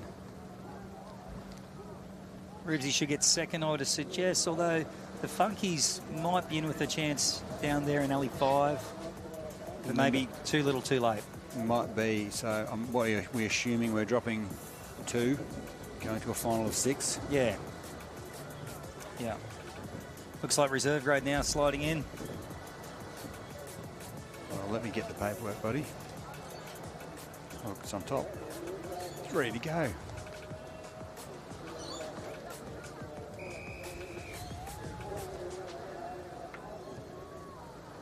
There's Tom, the tallest man on earth, on screen.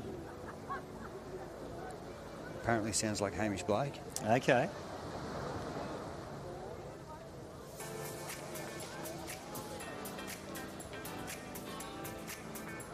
Okay, here we go. Should have Palm Beach Grennan Ants, or just Palm Beach Green, I think they said we could get away with. That'll do me. The Wanda, Maroochydore Bourse, and Avalon Beach Green. And Wanda Team B. And hopefully Wanda Team B. Just looking at our screen though, on the live stream, only 4. Righto. Well, we've got 136 viewers. We haven't. So YouTube says at the moment. And that's gone up from when Termite was on here. Don't know how, mate, but anyway, we'll see. Nathan Wellings 2 times Australian short course gold medalists in both reserve grade divisions today. Did well with the Avalon Cruise.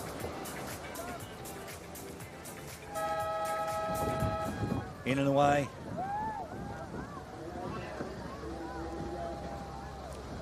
Wonder off the beach quite nicely, as is the Maroochydore Bourse. Looks like Palm Beach was a non-starter in this race. And Avalon Beach Green over there in alley 3. So it looks like only 3 in this race. And it says heat 1, round 1. So I suggest we've got a couple of round robin races in the reserve grade. Okay, righto. Last year it was straight elimination, but It was, I remember that, yeah. Actually, last year I was at home on the lounge with COVID, watching it on TV like everyone else. Well, I was supposed to be there commentating with you guys from lovely Blacksmith Beach.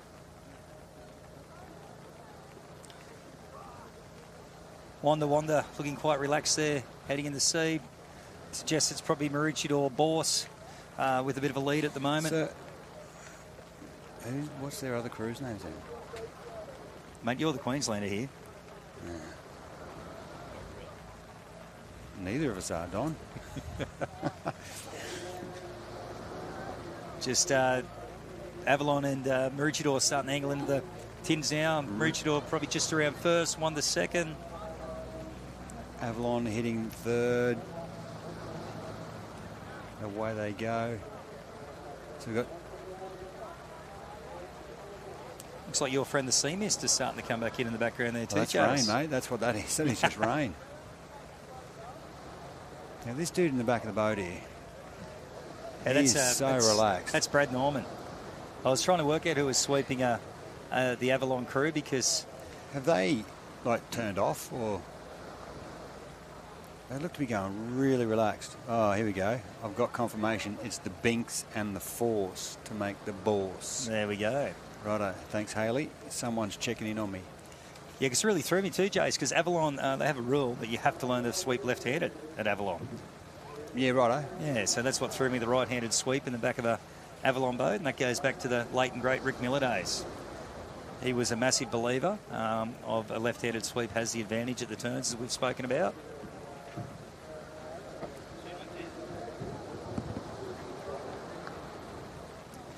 All looking quite relaxed here, mate, though, aren't they? Yeah, I think... What, don't they like rowing in the rain, or what is it? It just turned off completely. We haven't got hands on the hips by Wanda.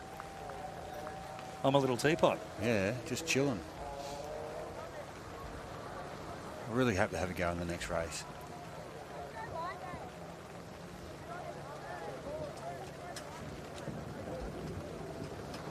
So what have we got for the next one, mate? Just shuffling here, mate, shuffling.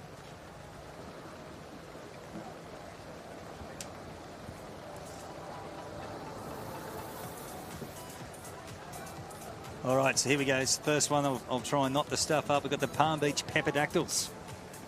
You did that well. Well done. We've got the Wanda Team B, Maruba Car Strokes. We've got Wonder again, is the same name. Avoca Beach Red and Avoca Beach Green as well. Geez, they put a lot of thought into that, didn't they, Avalon? I've got a funny feeling that we've been given a bit of a mix-up here, because Terrigal is sliding in as we look. Terrigal is there, yes. So Palm Beach is definitely here. That's the Pepperdactyls. She's just starting to watch there. Looks like she's going to put this on Strava later. Yeah, she'll. It's not on Strava. You didn't do it. She'll track it, mate. Coxie. Has he actually worn those sunnies today, or is he like that fashion dude who wears them at night time for no reason? Hey, just in look at nightclubs and shit. Just looking after the Navy sponsor, mate. Well, just looking after the Navy sponsor. Yeah, righto. Get him out there.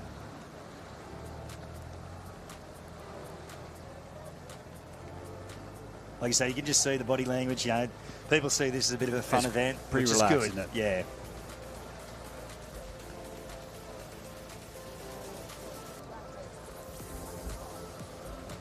Okay, got Avalon here. They're all gold medalists, I'd suggest, within that crew there, mate. We've got a whistle. Flag's up. Rain's eased off a little bit. We can see Barrenjoey now. So Avalon, Palm Beach, Terrigal and Wanda on the screen at the moment. The reserve grade mixed, Heat 2. All in the way off the beach. Perhaps Avalon with the pick of the starts. The young lady in the bow for the Peperdactyls is having a few issues there. And there's Maroubra over in alley 1.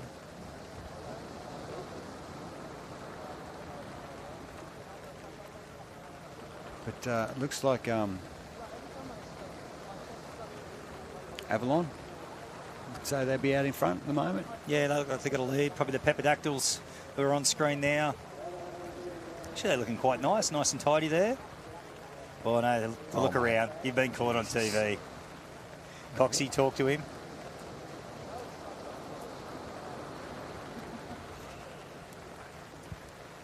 I was always too scared to look around. It used to be at least a beer fine if you got caught looking around for the crew. It wasn't a beer fine. It was a slap across the forehead if they caught you out. Yeah, if you got caught looking around, the sweep would say it's your shout after the day's racing. Right, okay. For the whole... Maybe you can't say that to juniors anyway, so... Probably wouldn't get away with slapping him these days either. Not either. No. And Avalon Beach nosing in now as they come in around the black can. Peperdactyls probably third to Maroubra, but yeah, pretty Maroubra's equal. Up there. Yeah. And then we got Wanda and Terrigal at the other end of the beach hitting the cans together. So we've got Terrigal Trojans. I think that's their name. I can't remember the lady's name, so we can't make anything up for them.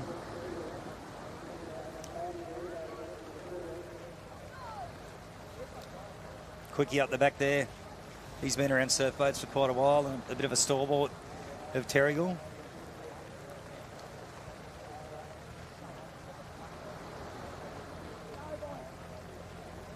Just call him home there.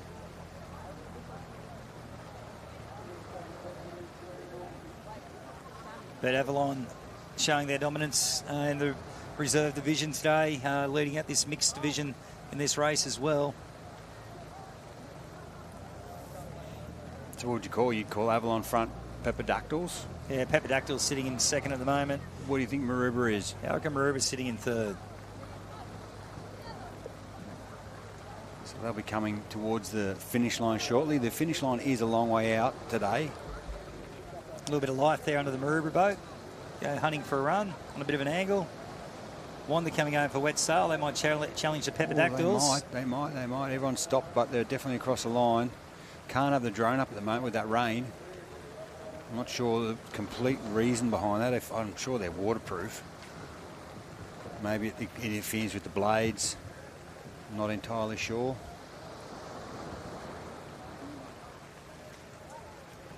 I'm sure our drone gurus will whisper in my ear what's going on with it, why they can't fly in the rain. Okay, so it looks like we are doing round robin here because it's back to the junior division. So I'd suggest it's a 3-round round robin, and then I'll cut straight to a final. Right, gotcha. So round 2, heat 1. That's...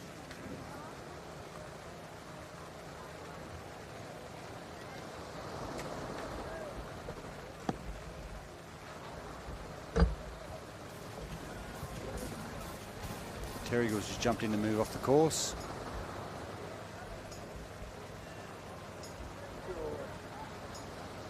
Okay, so according to the screen here in front of us, we've got the Ticklers. South Curl carried away. Corrimal. Team 2, Bateman's Bay, the Tuners. North Cronulla Funkies and North Cronulla Blueies lining up for this round 2 second heat of the mixed short course.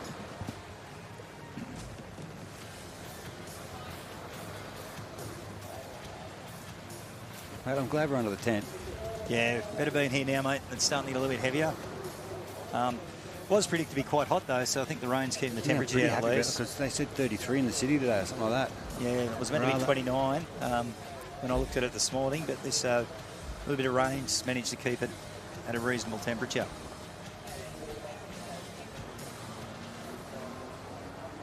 Rather happy with that.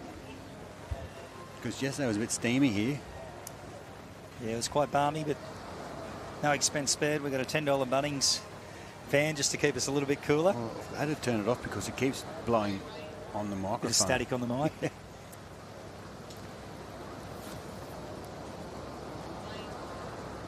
So we've got crews moving down the line. South Curly, Corrimal, Bateman's Bay, and the two North Cronulla crews down the other end of the field on the far right of the TV screen. So they're calling this the final. So bear with us, ladies and gentlemen. We're flying a little bit blind here, but as we said, this is a bit of a fun race and event anyway. So there are ASRL medals up for offer though. They're not Australian medals, but the ASRL is ASRL medals. Yep, for the winners of the mixed division. The mixed division. Okay, so mixed is just an ASRL medal. It is not an Australian medal. That is correct. Right. Still, nice to take home a little bit of jewellery for your efforts. Exactly. Check starters happy. Up.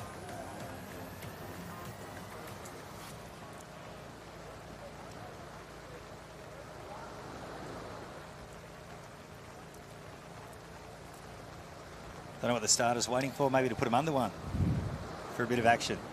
Might be, but no one looks too overly concerned there at their boat at the moment. Nothing's really happening. You definitely know when the gun's going up because their stance changes. They get a little bit more tense, a little bit more set, especially jump starting. You'll probably see them crouch down a little bit more, ready to spring. Well, the young lady in 2-seat from South Curly, she's squat down, ready to go. There's the Corrimal crew with Travie. And like we said earlier, great to see him back on the water at Corrimal.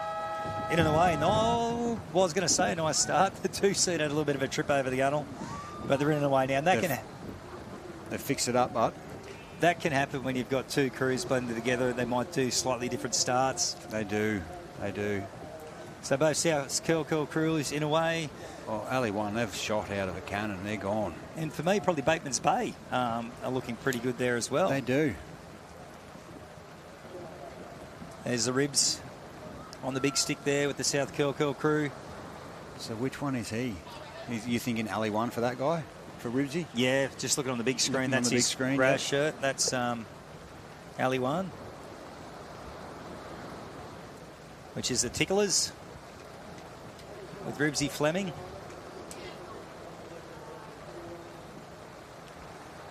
It looks all pretty even here on the shot from the beach here, Jace. It does, mate. It does. If anything, I would have picked Ali 1 and then North Cronulla and over in Ali 6. They look to be the ones that are out in front. We'll find out when we hit the cans as they start to turn in. It's getting a little bit hard to see with that rain falling now, mate. Oh, yeah, we've lost. No, we can still see the headland and the lighthouse just off in the distance. We've got Ali 6 going in. We've got Ali 1 going in. So North Cronulla is in. Curly is in. So is Bateman's Bay. Corrimal. Very close there. And the other North Cronulla crew swinging around now. Ribsy's gone real wide coming out of his can there in Ali 1. South Curly. North Cronulla Bluey. Talking to his crew, whipping them home.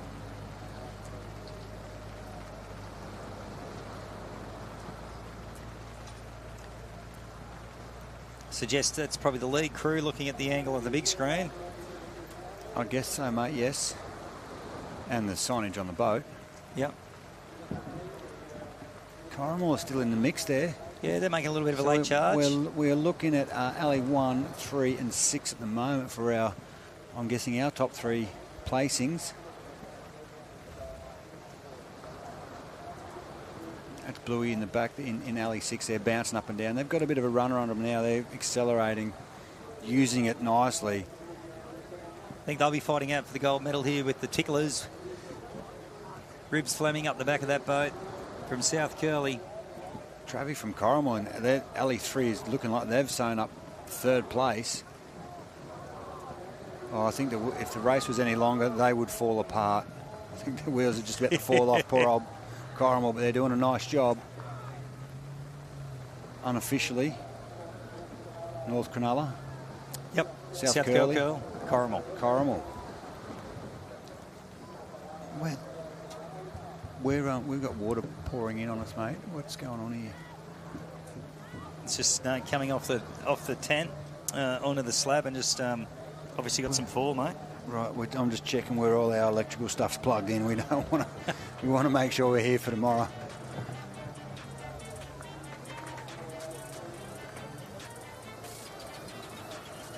Righto, so now we're into the... Should be reserves final, I guess. Reserve final. Yeah.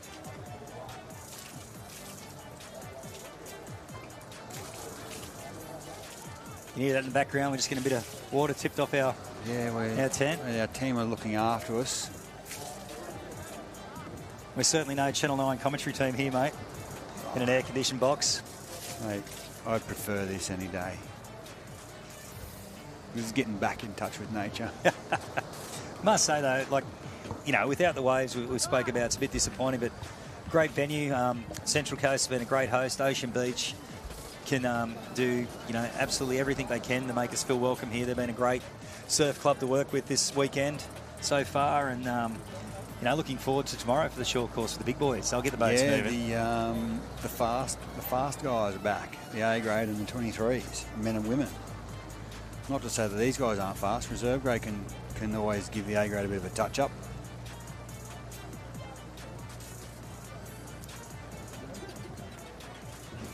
Looks like Currumbin having a training session down the other end of the beach. You can see Alexandra Headlands just sitting out in the bay there.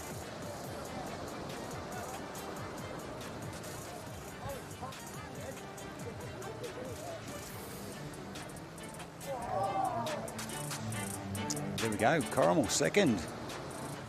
North Cronulla Blueies, Corrimal for second place. South Curly Ticklers, Batemans Bay Tunas for fourth. North Cronulla Funkies fifth, and the South Curly Carried Away sixth. So that's our medalists, I'm led to believe there, Jay. So well done to North Cronulla Blueies. For the under-19s, mixed. Nice work. All right, looks like Avalon Beach, Maroochydore, Maroubra, Palm Beach, and Wanda. There goes a Hooter mate there away in this final of the reserve grade mix. That's 7 in this race. I saw it on the screen then. We'll see when they pan back, mate. There could be someone in alley 1. We could be watching Avoca there on board now in alley 2. Bowen, have a good old sneaky. Mate, we're going to start naming and shaming when we see these guys looking around. Mate, honestly. Yeah, 2 Wanda crews bookending this course. There we go. Look at that. Yeah, 7 boats, mate. Avalon, Wanda, Avalon, Maroochydore, Bourse, South Maroubra, Palm Beach, and Wanda. Love a good 7-boat race, mate. Plenty of action. When there's a wave on, yes. Particularly if they all get to the cans together and they all turn together. Yep. And come across the line together. That's always a hard one to pick. But this is the last race of the day. This is it, mate, yeah. We get to come back and do it all again tomorrow with the A grade and the 23 men and women. But for now, there is the Maroubra Mayfits, I think they called themselves, with Hawkeye in the back of the boat. In the Richard Dickey Smalls boat. They've got their boys at the back of the boat, their ladies at the front. And looks like one of the Avalon Beach crews coming in first, followed by Maroochydore and Wanda. Avalon was looking good in alley 1 too. Yep. So we're all around and heading back home. But that's our lead boat there. Nathan Welling's on board. He's going to could pick himself up some more gold for the day. Bit of a trifecta of golds. Wow, well done. Both reserve grade divisions in the short course, and looks like barring something happening. So we had doubles. We had South Curly do junior men and women, correct? Yes. Yep. And then Avalon. Avalon doing reserve men and women. Yep. Ah, there you go. Nice work. But they are well out in front here in the mixed reserve race. Probably Avalon looking for a Quinella on the podium here, mate, down there in Alley 1 with Brad Norman sweeping them. I think they've got a bit of work to do. I want to suggest that Wanderer in front of them. But there's a wave coming for second place, like Maroochydore, Wanda, maybe Palmy down the other end. Palmy are in with a chance, mate. Wanda coming on a little puddle too. There we go. 3 from 3 for Nathan today. That's a big effort. Well done. Well, unofficially, we've got Avalon in front for first place, but second and third, I've got no chance of picking that. We'll wait for the results to come up on the screen. Oh, Luffy. Luffy's rowing in the reserve grade crew. He's puffing like a big black steam train. So he's made a guest appearance for 2 races today. There you go. And I wonder if it was enough to get him a bit of jewellery to take home, a bit of bling bling. Bit of ASRL medal.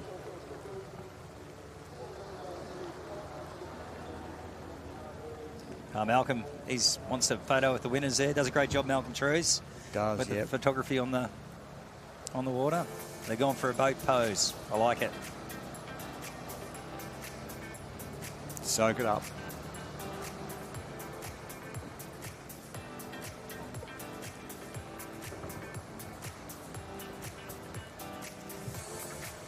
So I think that's pretty well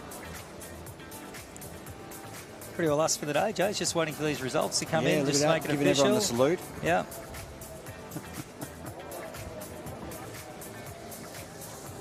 So yeah, first place was an easy one to pick, but second place, they obviously had to go the technology.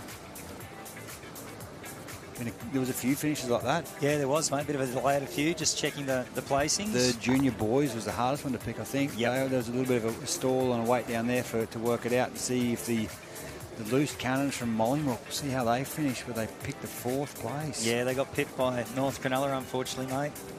But they were, geez, they had a good trip home all day. They're a little bit rough going to sea at times, but they were flying home, mate. It's so good to see a black and white boat in a final. Yep. And in a junior final. It was great. Speaking about old Mollymook rowers, rumour has it that Hogues has moved back from South Australia, and you might see him in a Swansea Belmont cap later on this season. This is true, I believe. Here's our results. Here we are. In first place, Avalon Beach. Second place, Wanda. Third place, a bronze medal, Maroochydore. And unfortunate for Palm Beach, Avalon Green, Wanda Team B, and Maroubra. They miss out.